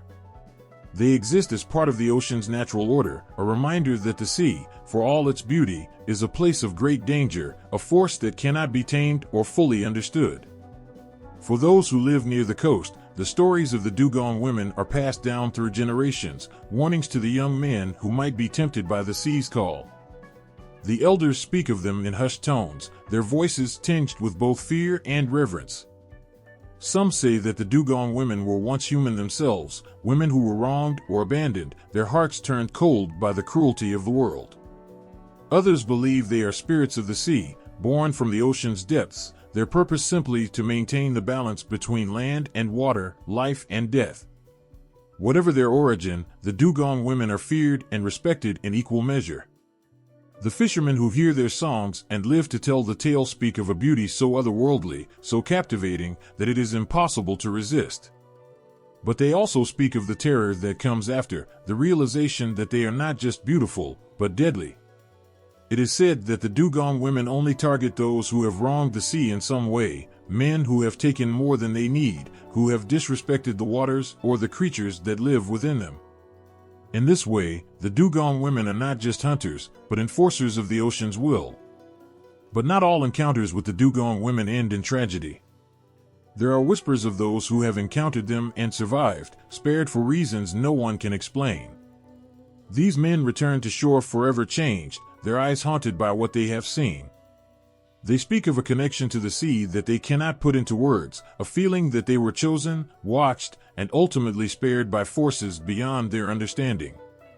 These men often become protectors of the ocean, dedicating their lives to ensuring that the sea and its creatures are treated with respect. The dugong women remain a mystery, their intentions known only to themselves. But one thing is certain, when the sun begins to set and the ocean turns dark and still, they are there, just below the surface, waiting. Their song drifts on the wind, soft and sweet, calling out to those who will listen. And for those who answer the call, there is no turning back. The sea will claim them, just as it has claimed so many before. The dugong women are not just creatures of legend. They are a reminder of the ocean's power, of the dangers that lie beneath its surface, and of the delicate balance between life and death. To hear their song is to stand on the edge of that balance, teetering between the world above and the world below, between life and the cold, dark embrace of the sea. And once you hear it, there is no escape. In the soft glow of twilight, when the land hums with the last echoes of the day, there are whispers of figures who roam the rugged landscape, beings neither fully man nor fully beast. These are the kangaroo men of the Dreamtime, creatures that move with the grace of the great red kangaroo but possess the spirit and will of a human.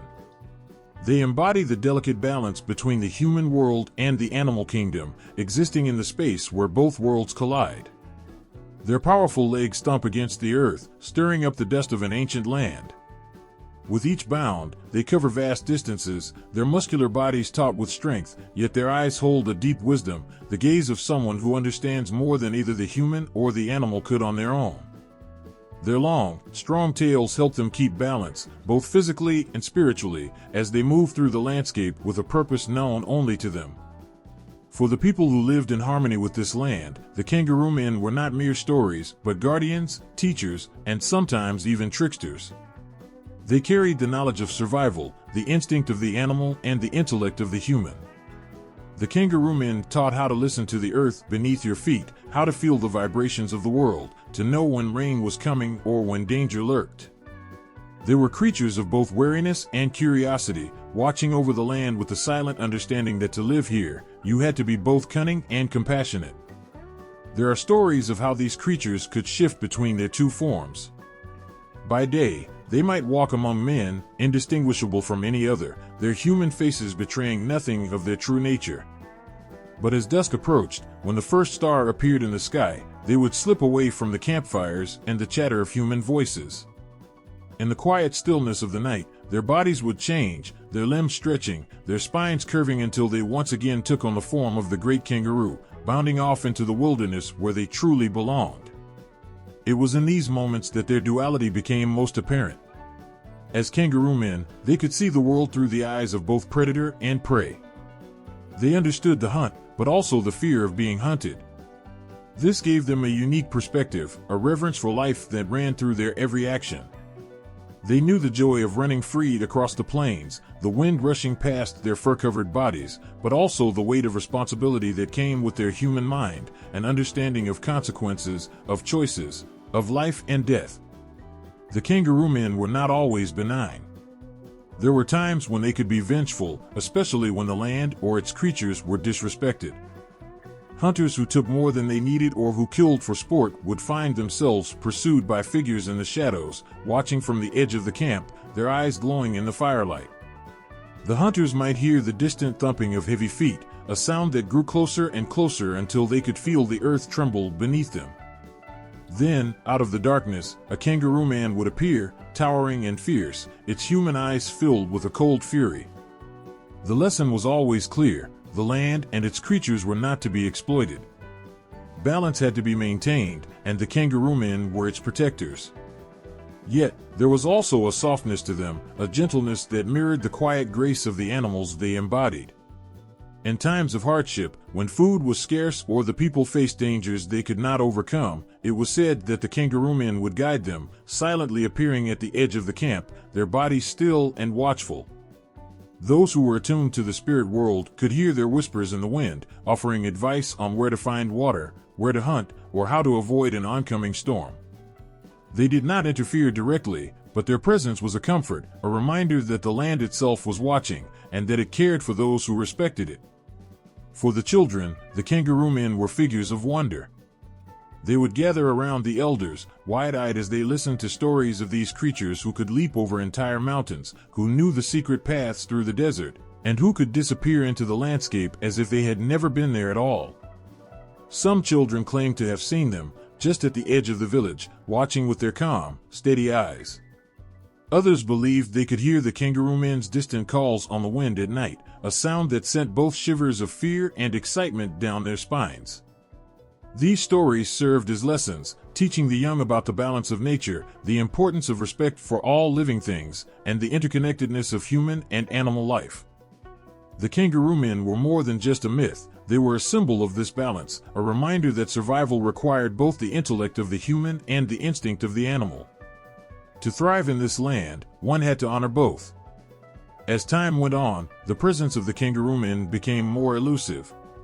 Some said that as the world changed, they retreated further into the wilderness, away from the encroachment of modern life.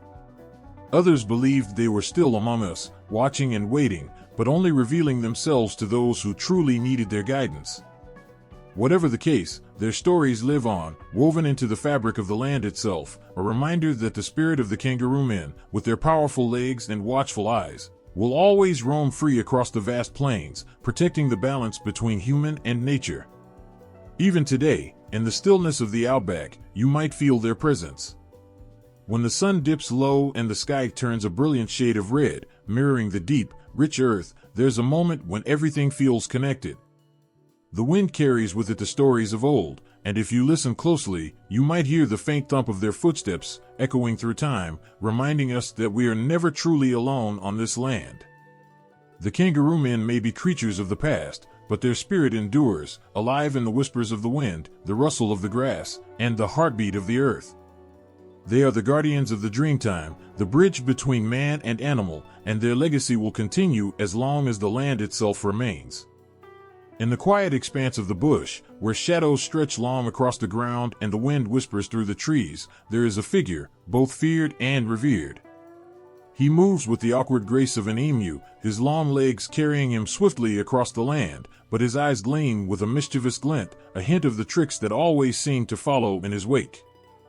This is the Emu Man, a being caught between worlds, part monster, part god. His laughter is said to echo through the wild places, leading those who hear it into danger they can never quite predict. The Emu Man is a trickster, and he knows the bush better than anyone. He knows the places where the ground gives way without warning, where the rivers swell suddenly after a rain, and where the animals hide when danger comes.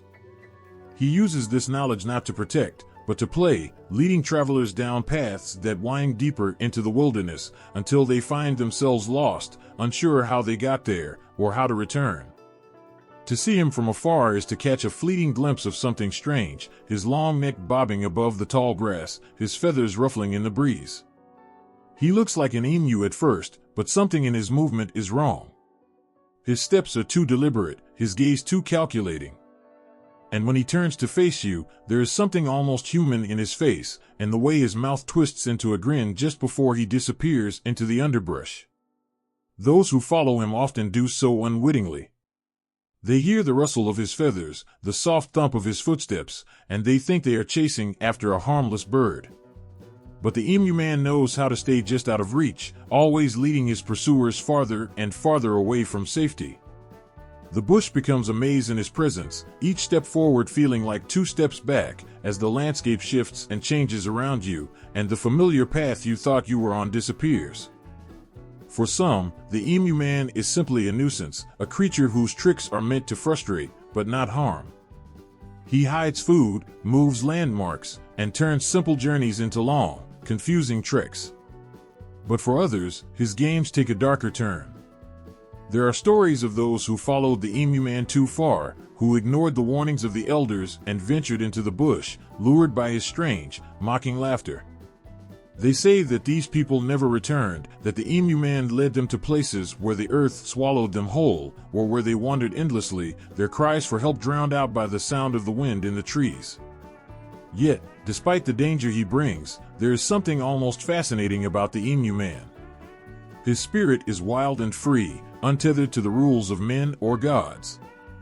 He moves through the world with a lightness, as if the troubles and cares that weigh others down simply slide off his back. In him, there is the essence of the bush itself, untamable, unpredictable, and always one step ahead. The Emu Man's tricks often serve as lessons. For those who are too proud, too sure of themselves, he is a reminder that no one is immune to the whims of the land. He humbles those who think they can outsmart nature, leading them in circles until they are forced to admit their helplessness. For others, he reveals the dangers of greed or impatience. He offers the promise of a shortcut, of an easier way, but those who take it find themselves in even greater peril than before. There is an old story about a hunter who boasted that he knew every inch of the bush, that no creature, man or beast, could outwit him. The Emu Man heard this boast and took it as a challenge. One morning, the hunter set out, confident in his abilities, but the Emu Man was waiting. He appeared just beyond the trees, his strange, bird-like form flickering in and out of sight. The hunter, thinking it would be an easy catch, followed. The chase went on for hours, the Emu Man always just a little ahead, his long legs carrying him effortlessly over the rough terrain. The hunter, growing more and more frustrated, pushed himself harder, determined to catch the creature. But the farther he went, the less familiar the land became. The trees seemed to close in around him, the sky growing darker, until he realized he was utterly lost. In his exhaustion, the hunter stumbled into a clearing, and there, standing in the middle, was the Emu Man, waiting. He looked at the hunter with a gaze that was neither kind nor cruel, just knowing. The hunter, finally understanding the trap he had walked into, lowered his spear. The Emu Man did not speak, but in that moment, the hunter knew he had been bested, not by a man or a bird, but by the spirit of the land itself, embodied in this strange, trickster figure. For days, the hunter wandered, unable to find his way home. It was only when he let go of his pride, when he stopped trying to control the land and instead listened to it, that the path appeared to him once more. When he returned to his village, he spoke of the emu man not with anger, but with a kind of respect, for he had learned a valuable lesson, that the bush was not something to be conquered, but something to be understood. The emu man continues to roam the wilds, his laughter echoing through the trees, his tricks as unpredictable as ever. He leads some to danger, others to wisdom, but always on his terms, always with the same gleam of mischief in his eyes.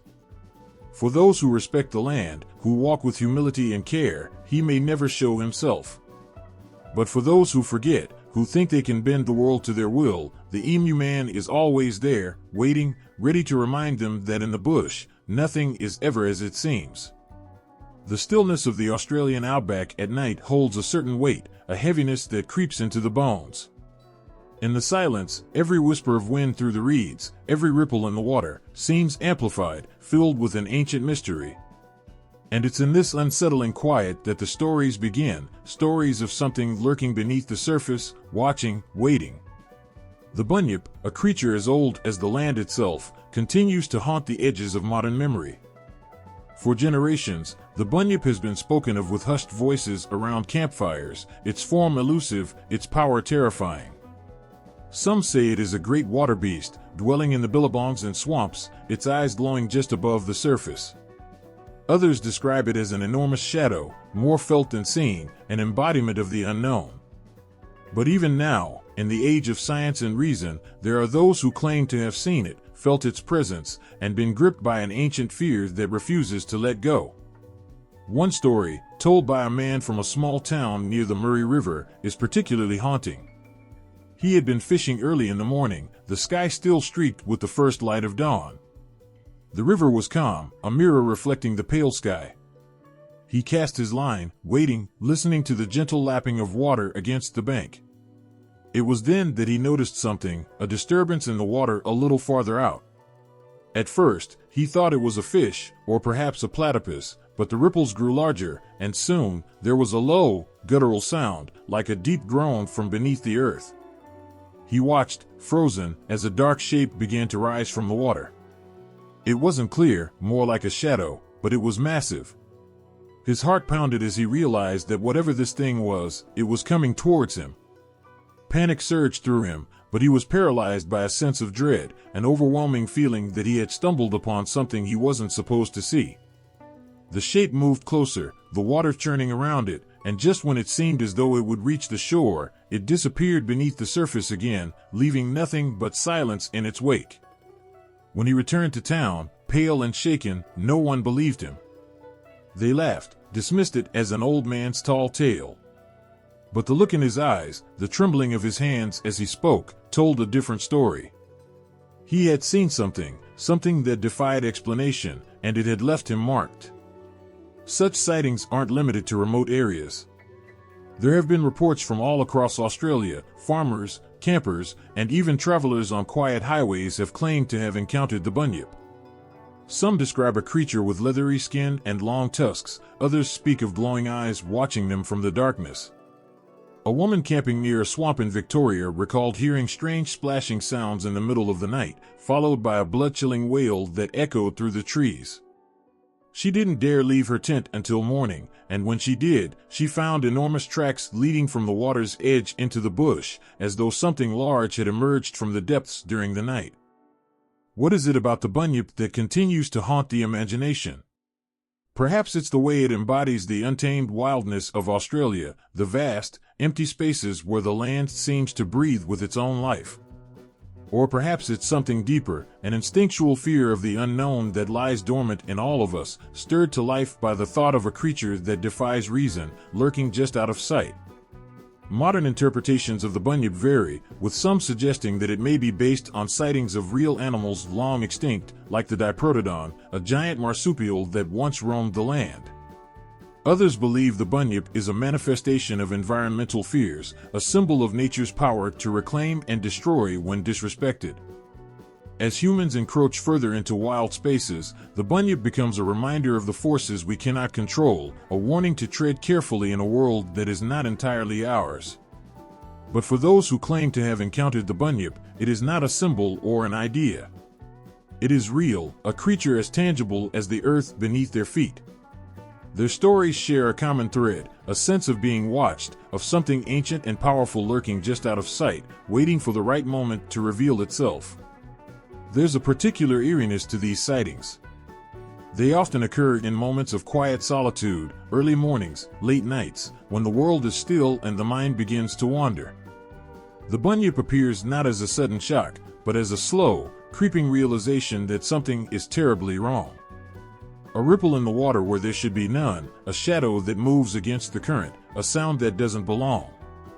It's in these subtle moments that the Bunyip makes itself known, and it's in these moments that the fear becomes overwhelming, because it is not the fear of something you can see and fight, but the fear of the unknown. In an age where almost everything can be explained, where the natural world has been mapped and dissected, the Bunyip remains a mystery. It slips through the cracks of understanding, a relic of a time when the world was filled with monsters and spirits, and humans were not the dominant force.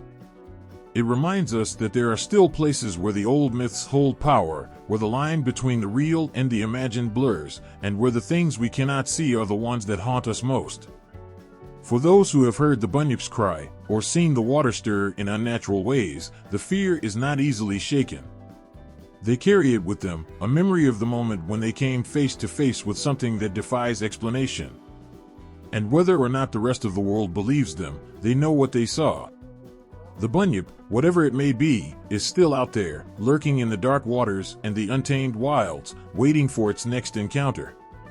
The Australian bush at night is a different world. The silence is heavy, thick with the pulse of the land itself. Eucalyptus trees stand tall like ancient sentinels, their branches creaking softly in the cool breeze. Every crack of a twig, every rustle in the underbrush sends a chill down the spine. And somewhere, out there in the dark, something watches. Something that doesn't belong to the world we know. This is the domain of the Yowie, Australia's answer to Bigfoot, a creature as elusive as it is feared. There are those who dedicate their lives to finding it, men and women who've heard the stories, seen the signs, and who can't shake the feeling that they're onto something bigger than themselves. Yowie hunters, they call themselves, and their quest is not just a hobby, it's an obsession. For them, the Yowie is real, more than just a campfire tale. And with each footstep into the dense forests and remote mountains, they believe they are getting closer to proving it. It's always the same feeling. It starts with an uneasiness, a sudden awareness that you're not alone. Then comes the sound, a deep, guttural grunt, or perhaps the snap of a branch high above, where no human hand could reach. Eyes dart through the shadows, scanning for movement. Sometimes, there's nothing to see. But sometimes, just sometimes, there's a flash of something. A figure, tall and impossibly fast, disappearing between the trees. And just like that, the chase begins. For Yowie hunters, the Australian outback holds more secrets than most are willing to believe. They've heard stories passed down for generations, whispered tales of massive creatures that walk on two legs, covered in hair, with a presence that commands fear. Aboriginal legends speak of these beings, long before European settlers arrived, describing them as guardians of the land, but also as dangerous creatures who could disappear just as quickly as they appeared. A seasoned hunter named Dave recalls one night he will never forget. He had been camping alone in the Blue Mountains, an area notorious for Yowie sightings. The air was crisp, and his fire had died down to glowing embers. As he settled into his tent, he felt a sudden stillness in the air. No more insects buzzing, no rustling leaves, just a heavy, oppressive silence. His breath caught in his throat. That's when he heard it. A deep, rumbling growl from the darkness, followed by heavy footsteps, slow and deliberate, crushing the ground under their weight. Heart pounding, Dave unzipped his tent just enough to peer out. His flashlight beam cut through the darkness, and there, not 30 feet away, stood a massive figure. It was tall, taller than any human, with broad shoulders and a thick, muscular frame. Its eyes glowed faintly in the beam of light, reflecting something more than just animal intelligence. Then, as quickly as it had appeared, the creature turned and vanished into the trees, leaving behind only the echo of its heavy steps. The Yowie had been close, too close.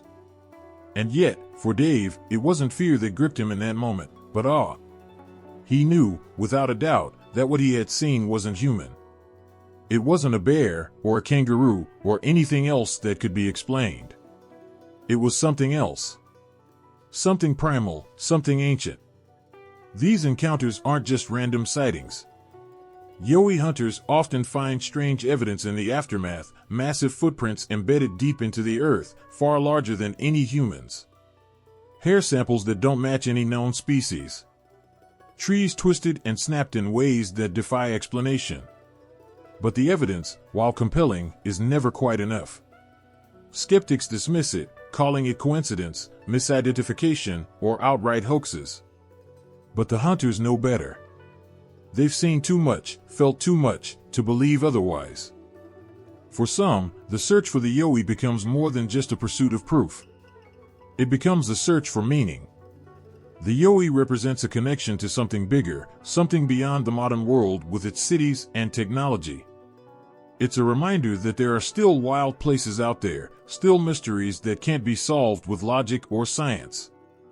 For the hunters, every footprint they cast, every howl they record, brings them closer to that truth. And even if they never find definitive proof, the journey itself is enough. The hunt for the Yowie is not without danger. The creature is said to be unpredictable, and there are tales of hunters who have gotten too close, who have felt the full force of its anger. Some speak of boulders being hurled from the darkness, of hunters fleeing through the bush with the sound of heavy footsteps closing in behind them. There's always the unspoken fear that one day, the Yowie might not just vanish into the shadows. One day, it might decide to stand its ground. But for most Yowie hunters, the risk is worth it. They live for the thrill of the unknown, the chance to come face to face with something that defies understanding. Some hunt alone, venturing into the most remote parts of the wilderness with nothing but a camera and a sense of determination. Others work in teams, using the latest technology to track the creature's movements, analyzing every sound and shadow for signs of life. Yet, no matter the method, the goal is always the same: to capture the Yowie, to prove once and for all that the legends are true. In the end, the Yowie remains as elusive as ever. But for those who've felt its presence, who've stood in the places where the creature has walked, there is no doubt. The Yowie is out there, watching, waiting, a reminder that the world is still full of wonder and fear. And perhaps, just perhaps, some things are better left a mystery, roaming wild in the depths of the Australian bush. The sky darkens without warning, clouds swirling and thickening as if the heavens themselves are enraged. The air grows heavy, suffocating, and then, without mercy, the storm arrives. Lightning tears across the sky, thunder crashing with a force that shakes the ground beneath your feet. In moments like these, it feels as if nature is alive, angry, powerful, and unstoppable. This is more than just a storm. It's as though something ancient has awakened, something monstrous, with the power to destroy everything in its path. Throughout time, people have looked to nature and seen not just the physical forces at work, but something deeper, something that feels almost human in its unpredictability and rage. Floods that sweep away entire villages, fires that consume forests in moments, earthquakes that tear open the earth, these aren't just natural events. They are acts of fury, acts that feel personal, deliberate. And so, we give them faces, names, monstrous forms to help us make sense of what is beyond our control. In ancient stories, these natural disasters are not just accidents of weather or geology. They are the work of creatures, of beings whose power reflects the untamed force of the world itself. Fires aren't just blazes, they're the breath of a fire monster, its roar the crackling sound of trees igniting. Storms don't just happen, they're the wrath of a thunder god, lashing out in anger. By imagining these disasters as the work of monsters, people have tried to understand nature's fury, to give it a shape they can fear, and maybe, just maybe, respect. Think of the floods that have destroyed so many lives over centuries. The rivers swell and rage, drowning everything in their path. In these moments, the water seems alive, vengeful, even. In myth, this isn't just coincidence. Floods are often seen as the work of water spirits or monstrous creatures from the depths. These beings are not mindless. They punish those who have angered the natural world, those who have disrespected the rivers and the seas. The flood becomes not just a disaster, but a warning. Respect the earth, or face the wrath of its creatures. Then there's fire, perhaps the most terrifying force of all. A fire can start with the smallest spark and, within minutes, grow into a beast that devours everything in its path. The flames leap and dance, moving as if they have a mind of their own. In the stories told around campfires, fires are often seen as living beings, monsters of flame.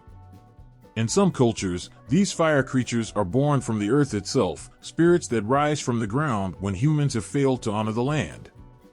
The fire isn't just a destructive force, it's a monster unleashed, a punishment for greed, carelessness, or arrogance. And then there are the storms. Who hasn't felt a chill when lightning splits the sky, followed by a boom of thunder so loud it feels like the world is tearing apart? The wind howls like a beast, and the rain falls so hard it's as if the sky is weeping.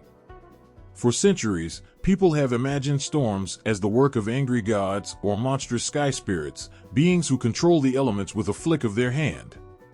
The storm is a reflection of their fury, their power, their need to remind humans that they are small, insignificant in the face of nature's might.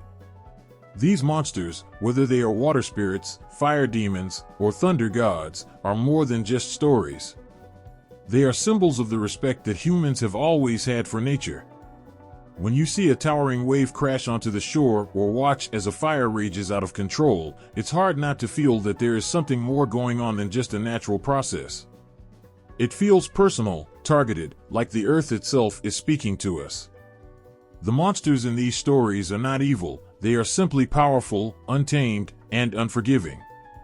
They are nature personified, and they remind us that we are at its mercy. But perhaps the most unsettling thing about these monstrous forces is their unpredictability. You never know when the fire will spark, when the river will rise, or when the storm will strike.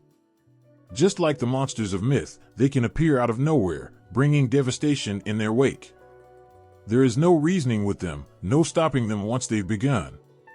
You can only hope to survive their fury. And yet, even in their destruction, there is something awe-inspiring about these forces. To see a storm roll in, to watch the fire burn with a heat that seems to reach the sky, to witness the unstoppable force of a flood, there is beauty in the chaos, a reminder of the raw power of the world we live in. The monsters of nature may terrify us, but they also remind us of our place in the world. We are small. We are fragile. And we are at the mercy of forces far greater than ourselves. In the end, these stories of monstrous forces serve as a warning and a lesson. They tell us to respect the earth, to be mindful of the power that lies beneath the surface of the natural world. Because whether it's a fire that starts from a single ember, a storm that builds on the horizon, or a river that seems peaceful until it's too late, the monsters of nature are always there, waiting. And when they awaken, there is nothing we can do but watch and hope that we are not standing in their path. In the stillness of the night, when the wind whispers through the trees and shadows flicker just beyond the campfire's light, there's a sense of something watching. You feel it, an unseen presence, waiting in the darkness. Then there's the Bunyip, lurking in the murky waters, waiting for the unwary. The stories of the Bunyip are filled with chilling details, capturing the imagination and igniting a sense of danger. But beneath the surface, these tales carry a powerful message about the importance of respecting water sources, recognizing their sacredness. In a land where water is life, the Bunyip serves as a reminder that pollution or disrespecting these vital resources can summon dire consequences. The fear of the Bunyip transforms into a call to protect the land, urging the community to safeguard what is essential for survival. The ancient stories of monsters also speak to the significance of community. In each narrative, characters often face peril not just for themselves, but for their families and the tribe. The fear of these creatures fosters a sense of unity. When a story of a vengeful spirit is told, it's not just an individual's fear, it's a communal one. The people gather around the fire, sharing their anxiety, their hopes, and their determination to uphold the values passed down through generations. They know that they are responsible for one another, that their actions affect the entire community. This understanding builds bonds, forging a network of care that thrives on respect and responsibility. Fear, when woven into storytelling, has a profound impact on how cultural values are passed down. Elders use these tales to teach the younger generation about their responsibilities, to their family, to the land, and to the spirits that inhabit it. The tales of monsters evoke an emotional response, striking a chord that resonates in the hearts of listeners. They come to understand that the fears of the past are linked to the realities of the present. The fear of breaking cultural laws, of ignoring the warnings of the elders, shapes their actions and decisions. As night deepens, the elder continues, revealing how these stories serve as a guide for moral behavior. The monsters symbolize the consequences of wrongdoing. In a culture where harmony with nature and community is paramount, these stories instill the idea that selfishness and disregard for the land bring forth dangers that threaten their way of life. When a person strays from the path of respect, it is said that the Yara-ma-yha-who might come for them. This terrifying creature with an insatiable hunger reminds everyone of the risks associated with ignoring the collective wisdom of their ancestors. This powerful use of fear encourages adherence to cultural rules, instilling respect for traditions that have been upheld for generations.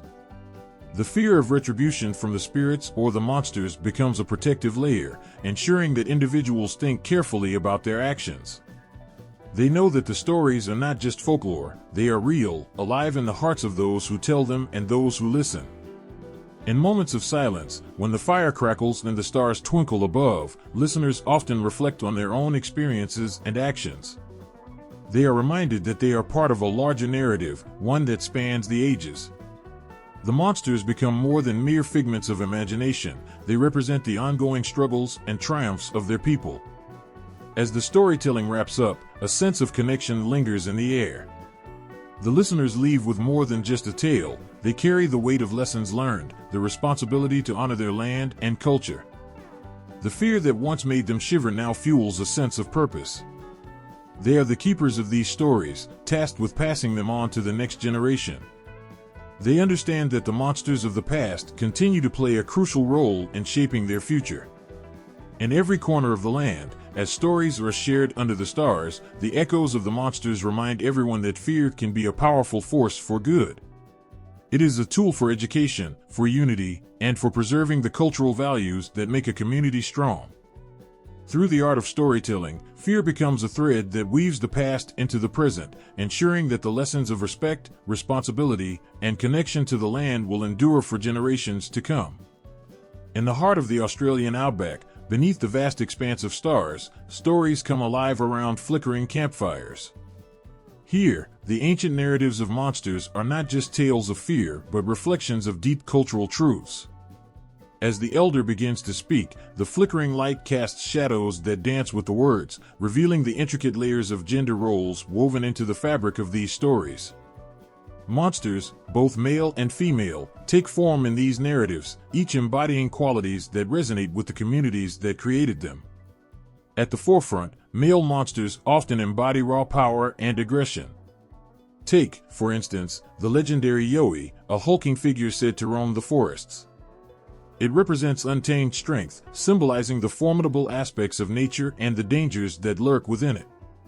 This creature is often depicted as fierce and unyielding, reflecting traditional views of masculinity where strength and dominance are celebrated. The Yowie warns against recklessness, reminding young boys of the importance of bravery, but also the necessity of caution. This duality serves as a powerful lesson in the responsibilities that come with strength, how a man's actions can have far-reaching consequences. As the stories of the Yowie are shared, listeners can feel the weight of expectation placed upon them. They learn that while power can be a source of protection, it can also lead to destruction if misused. This notion becomes deeply embedded in the community's understanding of what it means to be a man. Through these stories, young boys are encouraged to grow into guardians of their land, using their strength wisely to protect, rather than harm. The lessons imparted resonate through generations, shaping the identities of those who hear them. But the female monsters weave a different narrative. Figures like the Bunyip or the dugong women embody mystery and allure, often intertwined with themes of caution and reverence. The dugong women, half-women and half-sea creatures, captivate men with their beauty but also symbolize the dangers of temptation. Their songs lure men into the depths, serving as a warning about the consequences of desire and the importance of respecting boundaries. In these tales, female monsters highlight the strength of femininity, presenting women as powerful beings with the ability to entice and ensnare, yet also protect and nurture. The Bunyip, another significant figure, is often depicted as a creature of the water, embodying the unpredictability of nature. Traditionally, women are associated with the land and its resources, and the Bunyip reinforces this connection. As women gather food and care for their families, the Bunyip serves as a reminder to respect the waters that provide sustenance. In this way, female monsters emphasize the balance between nurturing and the fierce spirit required to protect one's own. They carry the weight of responsibility, teaching both men and women about the need for mutual respect in their relationships with one another and with the land. It's not just the quiet that unnerves you, but the stories you've heard, the tales passed down from generations. Stories of creatures that lurk in the shadows, not just to haunt or terrify, but to remind you of something deeper, the consequences of stepping out of line, of breaking the rules, of disrespecting the old ways. These are not just stories, they are warnings, carved into the soul of a people who know the power of balance and respect. Among the most powerful of these tales are those of monsters, creatures that exist not merely to scare, but to enforce. They serve as both judge and executioner, doling out punishment to those who dare to break the cultural laws or taboos that have kept communities safe for centuries. It's in the way the stories are told, with that edge of fear, but also of reverence. These monsters are not evil for the sake of evil, they are guardians of the moral code, beings who ensure that the delicate balance of life is maintained, even if it means harsh consequences for those who stray. Take the tale of the Bunyip, for example. Its presence is enough to send chills down anyone's spine. Dwelling in swamps, rivers, and billabongs, this creature is said to devour those who wander too close to the water's edge. But the Bunyip doesn't just feast on anyone, it preys on those who are reckless, who do not heed the warnings of their elders. It's not just about the danger of drowning, it's about the risk of disrespecting the land, of ignoring the natural boundaries set long before. The Bunyip serves as a brutal reminder that nature demands respect, and those who fail to give it will pay with their lives. Then there are the Yowies, towering, hulking figures of terror. These creatures are more than just Australian versions of Bigfoot, they are symbols of nature's justice. To the communities who tell their stories, Yowies are seen as protectors of the forests, guardians of the land. They punish those who hunt recklessly, who take more than they need, or who disregard the sacredness of the earth. The Yowie does not attack without reason, it appears when the balance between human and nature has been violated, serving as a grim enforcer of the laws that have sustained life for so long. The stories aren't just limited to creatures of the wild either. The tales of the Mimi spirits, fragile, thin beings that live in the cracks of rocks, speak to the importance of humility and gratitude. The Mimi are gentle and kind, but they also expect the same in return. If someone shows arrogance or greed, if they take without asking, the Mimi can quickly turn vengeful, leading the offender into a maze of caves where they are lost forever. It's a lesson about humility, about respecting even the smallest of beings, for everyone and everything has its place in the world. But perhaps the most frightening of these moral monsters are those who come from the underworld, emerging from the darkness to punish those who break the cultural taboos that hold societies together. These creatures are often linked to death rituals, and their appearance is a sign that someone has dishonored the spirits of the ancestors. They are not only terrifying in form but in their purpose. For those who dare to mock or ignore the sacred traditions surrounding death, the Yara-ma-yha-who, small, red-skinned beings with an insatiable hunger, waits to claim them. These creatures will consume their victims, only to spit them out again, slowly turning them into one of their own, a fate worse than death itself. These monsters don't just serve as random figures of fear.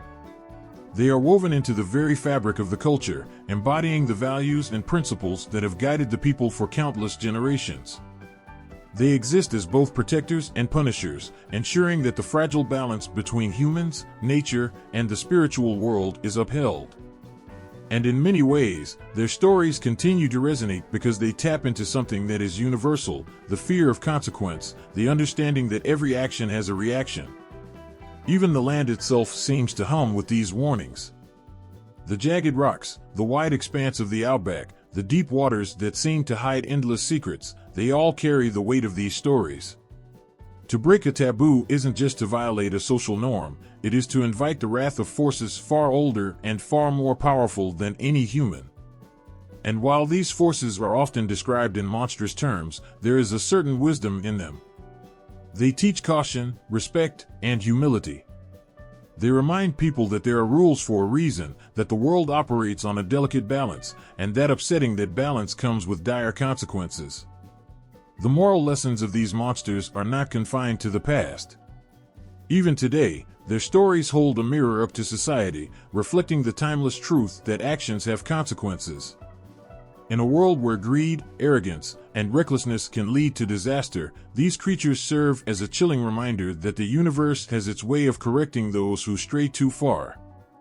And so, as you sit by the fire, listening to the wind and watching the shadows dance, the stories linger in your mind.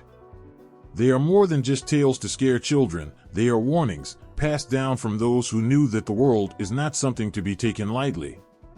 Whether it's the hungry eyes of the Bunyip watching from the water's edge or the distant roar of the yowie in the forest, these creatures remind us that there is always a price to pay for disrespecting the natural order.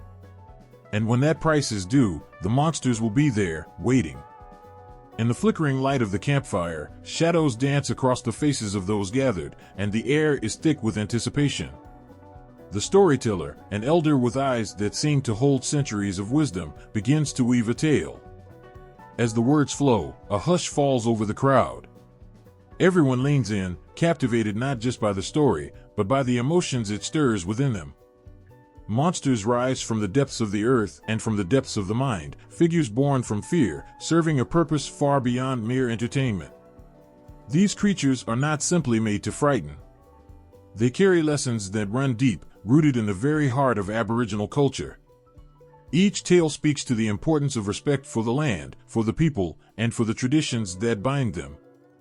As the elder describes the lurking yowie in the dark forests or the howling bunyip by the water's edge, the listeners can feel a shiver run down their spines. It is a fear that binds them together, that links their hearts and minds to the world around them. This fear becomes a teacher, one that guides them to understand the world's complexities and their place within it. The yowie, for instance, is not just a creature of the night, it represents the dangers that come with disrespecting nature. Stories of the yowie warn against reckless behavior, teaching children to honor the earth and the spirit within it. When children hear these tales, they are not only listening to the legend of a monster but absorbing the values that will shape their lives. The fear instilled by these stories encourages them to think before they act, to tread lightly on the land, and to understand that every decision has a consequence. These contrasting archetypes reflect the broader cultural values surrounding gender roles in indigenous communities. The male monsters remind men of their duty to safeguard their families and their lands, while the female monsters illustrate the strength and depth of womanhood. Together, these narratives offer a holistic view of the community's expectations, urging individuals to find harmony between power and gentleness, strength and vulnerability. As the stories continue, listeners find themselves captivated not only by the creatures but by the profound truths they reveal about their lives. The fear invoked by these monsters is not simply to frighten, it serves as a powerful tool to instill respect for both gender roles and the natural world. Young boys learn about responsibility and protection, while young girls understand their own power and the importance of maintaining balance. These stories also spark conversations among the community, fostering a sense of shared understanding. Around the fire, men and women reflect on their own experiences, discussing how these tales mirror their lives. They recognize that the monsters serve as metaphors for the challenges they face, both in nature and within their societal roles. The fear of the Yoi becomes a symbol of the dangers of unchecked strength, while the allure of the dugong women represents the complexity of human relationships. In the shadows of the flickering flames, laughter and gasps mingle as the tales unfold. Each story is a thread woven into the tapestry of their cultural identity, connecting them to their ancestors and to one another.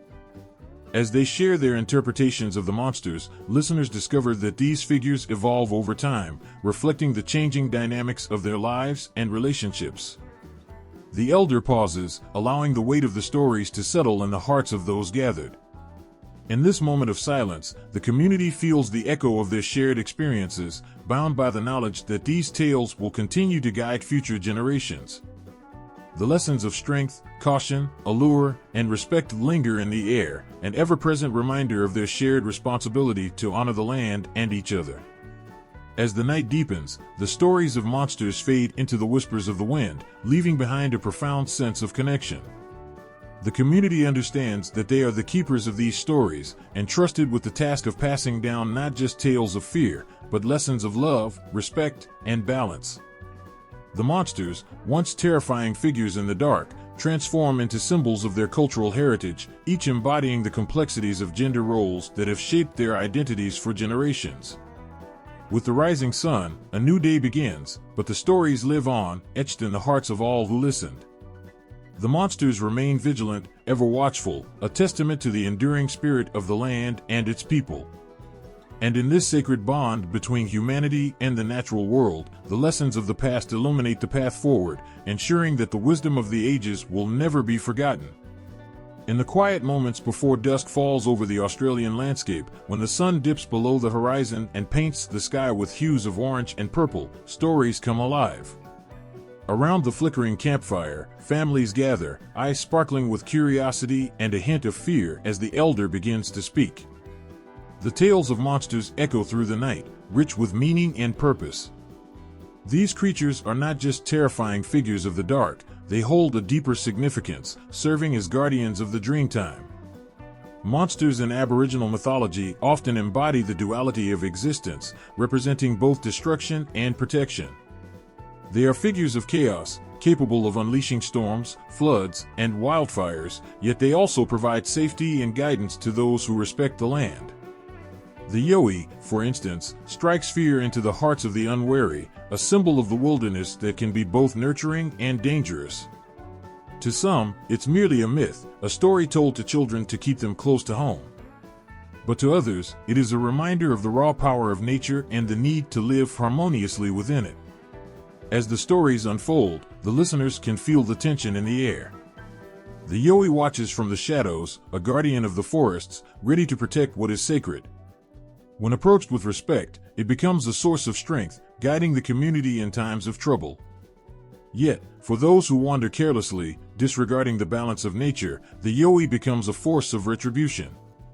This duality teaches the people that life is a delicate dance between chaos and order, and it's essential to find harmony with the world around them.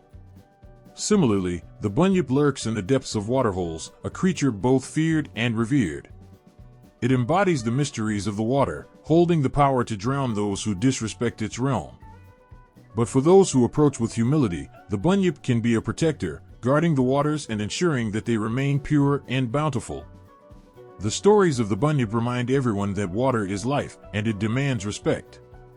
The lesson is clear: tread carefully, for the guardian of the water is always watching, ready to defend its territory from those who would harm it.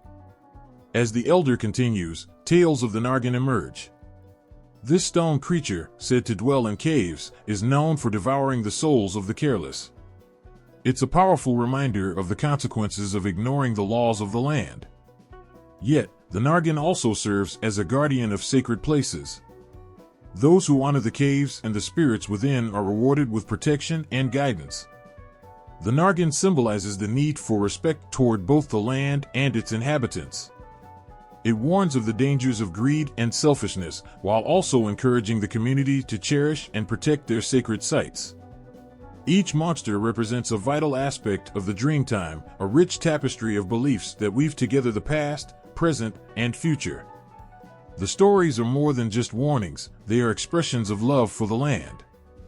They teach children about the importance of tradition, community, and the interconnectedness of all living things. Every tale serves a purpose, instilling values that resonate deeply within the hearts of the listeners. As the fire crackles, the air thick with the scent of smoke and earth, the stories draw everyone in. The children listen with wide eyes, their imaginations ignited. They begin to understand that these monsters are not just figments of fantasy, but reflections of their own lives and the world around them. They learn to see the monsters as guardians, urging them to respect their surroundings and the spirit of the land. The elders speak of the importance of balance. The monsters, with their fierce power, remind everyone that nature must be respected. They symbolize the strength that comes from unity and the love shared within the community.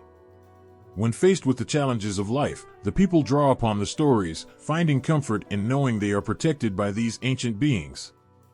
The monsters serve as a connection to their ancestors, a lineage of wisdom passed down through generations. When storms rage and wildfires threaten, the people look to the sky and remember the tales of the Yara-ma-yha-who, the guardians of thunder and lightning. These storm beings wield great power, capable of destruction, but they also bring rain, nurturing the earth and allowing life to flourish. The Yara-ma-yha-who teach that while nature can be fierce, it is also a source of renewal. The storms cleanse the land, washing away the old to make way for the new.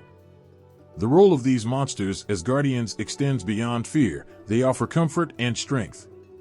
In times of hardship, the community gathers around the fire, sharing stories and drawing strength from the monsters' wisdom. They realize that these figures are a part of their identity, shaping who they are and how they relate to the world. The love for the land runs deep, and the monsters remind them of the responsibility they carry to protect it. As the elder finishes the tale, a profound silence settles over the gathering. The stories linger in the air, weaving together the past and the present. Each listener feels a sense of belonging, a connection to the land and to each other. The monsters, once feared, transform into symbols of hope, guiding the community through both dark times and moments of light. With the night sky stretching endlessly above, the stories become a sacred bond, a promise to honor the teachings of the Dreamtime. The monsters, in their duality, serve as a reminder of the delicate balance of life. They embody the spirit of the land, a reflection of the community's values and beliefs. As the fire burns low, the last embers flicker, and the whispers of the ancestors echo in the hearts of those gathered. The monsters remain vigilant, guardians of the Dreamtime, ensuring that the stories, the lessons, and the love for the land endure through the ages. Under the vast, starry sky of Australia, tales of monsters have always danced on the lips of storytellers. These creatures, once whispered about around the fire, have leaped into modern culture, reinterpreted and reshaped through literature, film, and art. They have transformed from ancient myths into vivid representations of both fear and fascination, connecting generations in ways that resonate deeply with the heart. Take the Bunyip, for example. Once thought to lurk in murky waters, this creature has found new life in books and films, captivating audiences with its mystery. Contemporary stories portray the Bunyip not just as a monster but as a misunderstood being, reflecting the struggles of those who feel out of place. In one popular children's book, the Bunyip embarks on a journey to find acceptance and belonging. Readers can't help but feel a connection to its longing for understanding, reminding them of their own fears and desires. The Bunyip has evolved into a symbol of the search for identity, showing that even monsters have stories worth telling. In film, the Yowie has become a thrilling character, often depicted as a wild yet gentle giant. With its towering figure and wild hair, it has sparked the imaginations of many. Movies explore its dual nature, fierce protector of the wilderness and a guardian misunderstood by those who encounter it. The tension between fear and compassion is palpable. Viewers feel their hearts race during the chase scenes, yet they also share in the Yowie's loneliness, yearning for connection. It reflects a society that often fears what it does not understand, urging audiences to look beyond appearances and seek the truth hidden within. Television shows have also embraced these mythical beings, weaving them into gripping narratives. The tales of the Nargan and other monsters serve as cautionary tales, often reflecting the consequences of human actions on the environment. In a popular series, the Nargan is portrayed as a fierce protector of sacred lands, punishing those who disrupt the natural balance. Each episode sends chills down the spine, blending horror with a poignant reminder of the importance of respecting nature. Audiences find themselves not only entertained but also awakened to their responsibilities toward the earth. The art world has also taken a keen interest in these creatures. Artists use their brushes to bring to life the vibrant stories of Australian monsters, transforming them into powerful symbols of culture and identity. Murals adorn city walls, depicting the Yowie and Bunyip in striking colors and dynamic poses. Each stroke tells a story, capturing the essence of the creatures while intertwining them with contemporary themes. Viewers stand mesmerized, feeling the raw energy emanating from these artworks. They remind everyone that the past is alive in the present, urging a dialogue between old and new. Social media has given rise to an online community of monster enthusiasts who share their interpretations and experiences. YouTube channels dedicated to exploring the legends of the Yowie, Bunyip, and other creatures have gained immense popularity. Creators blend storytelling with visual effects, bringing the myths to life in ways that spark both laughter and fear. The excitement in their voices captures the essence of these legends, making them accessible to a new generation. Comments flood in, revealing how these stories resonate with people from different backgrounds, forging connections that span continents and cultures. The enduring power of these monsters lies in their ability to adapt and grow with society. They serve as mirrors reflecting the hopes, fears, and values of each generation. In a world where change is constant, these creatures remain rooted in tradition, yet they evolve to speak to contemporary issues. They remind everyone that folklore is not stagnant, it breathes and shifts, just like the people who tell the stories. Children who read about the Yowie or hear tales of the Bunyip gather courage from these characters. They find solace in knowing that even the fiercest creatures have vulnerabilities. Monsters teach them that fear can coexist with understanding, and bravery is often found in empathy. The stories become not just tales of horror but lessons of kindness, urging young hearts to look beyond the surface. The influence of Australian monsters extends beyond mere entertainment. They play a significant role in cultural preservation, helping to pass down stories that hold the essence of indigenous traditions. Authors and filmmakers strive to honor the origins of these legends while giving them new life in a modern context. They work hard to ensure that the rich history and teachings embedded within these stories are not lost but celebrated. As the sun sets over the Australian bush, the whispers of ancient monsters continue to echo in the hearts of those who hear their tales. They remind everyone of the power of storytelling, how it can shape perceptions, build connections, and foster understanding. These creatures have taken their rightful place in contemporary culture, ensuring that the spirit of the Dreamtime lives on. People of all ages gather around fires and in living rooms, sharing stories of the Bunyip and Yowie, laughing and gasping as the tales unfold. The monsters have become a bridge, connecting the past with the present, fear with fascination. They serve as gentle reminders of the complexities of life, urging everyone to look within and confront their fears. With every retelling, these Australian monsters continue to evolve, embodying the spirit of resilience and adaptation. They inspire courage in the face of the unknown and remind everyone that, like the stories themselves, people can transform. As long as there are storytellers willing to share their magic, the legacy of these monsters will endure, lighting the path for future generations to follow. Every story begins with a whisper, a flicker of imagination that grows into something more. In Australia, the legends of monsters have flourished, carving out a space in the hearts and minds of its people. These creatures, whether feared or revered, hold a profound significance that reaches far beyond mere entertainment. They carry the weight of culture, the echoes of ancient traditions, and the essence of the land itself. The legacy of these monsters is a tapestry woven from the threads of history, spirituality, and ecology. In the stories told by the fireside, the monsters come alive. The Bunyip lurks in the waters, reminding everyone of the mysteries hidden beneath the surface. It embodies the fears of the unknown, urging people to respect the waterways that nurture life. The Yowie, a wild guardian of the forests, teaches the importance of preserving nature. Every rustle in the trees, every ripple in the water, is a call to remember the fragile balance that sustains life. These creatures are not just figments of imagination, they represent the very fabric of Australia's ecological identity. As the land has faced the pressures of modernization and climate change, the stories of these monsters resonate more than ever. They serve as reminders of the harmony that once existed between humans and nature. The legends of the past challenge everyone to reconsider their impact on the environment and to acknowledge the spirits that protect the land. The monsters urge people to reflect on their role as stewards of the earth, teaching respect for the natural world that provides sustenance and beauty. In Aboriginal culture, these monsters are deeply spiritual. They are seen as guardians, protectors of sacred sites and custodians of the Dreamtime. The Nargan watches over the caves, ensuring that the stories of the ancestors remain safe. The Mamaragan controls the storms, a powerful reminder of nature's fury and its ability to both create and destroy.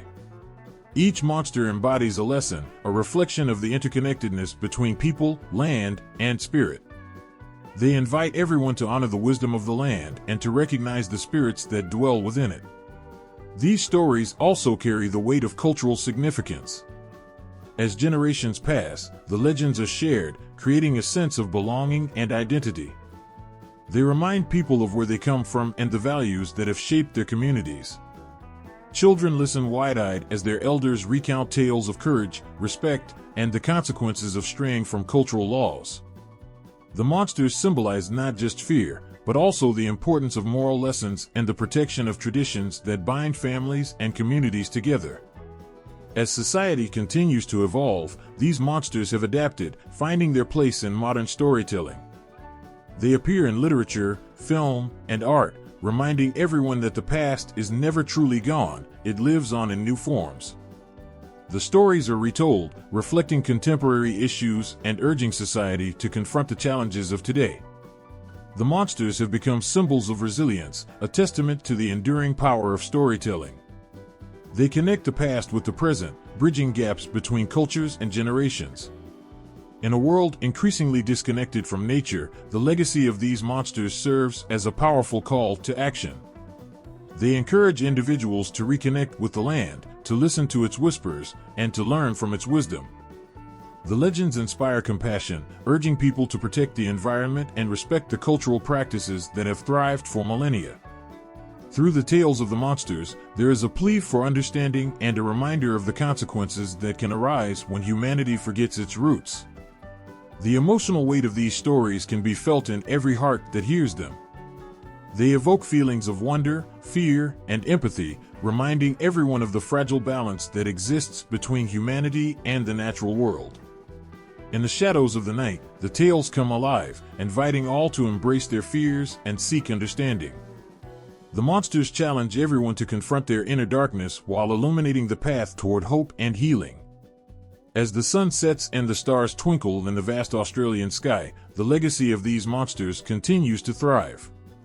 They linger in the minds of those who listen, echoing through time, urging respect for the earth and its spirits. The tales are not just stories, they are lifelines connecting past, present, and future. They serve as beacons of wisdom, guiding generations to come. These monsters remind everyone that within every story lies a truth waiting to be uncovered. They call on people to listen, to learn, and to carry the wisdom forward. In the end, the legacy of Australian monsters is not just about fear, it is about love, connection, and the unbreakable bond between people and the land they call home. The echoes of their stories will forever resonate in the hearts of those willing to listen, ensuring that the spirit of the Dreamtime continues to thrive in every whispered tale.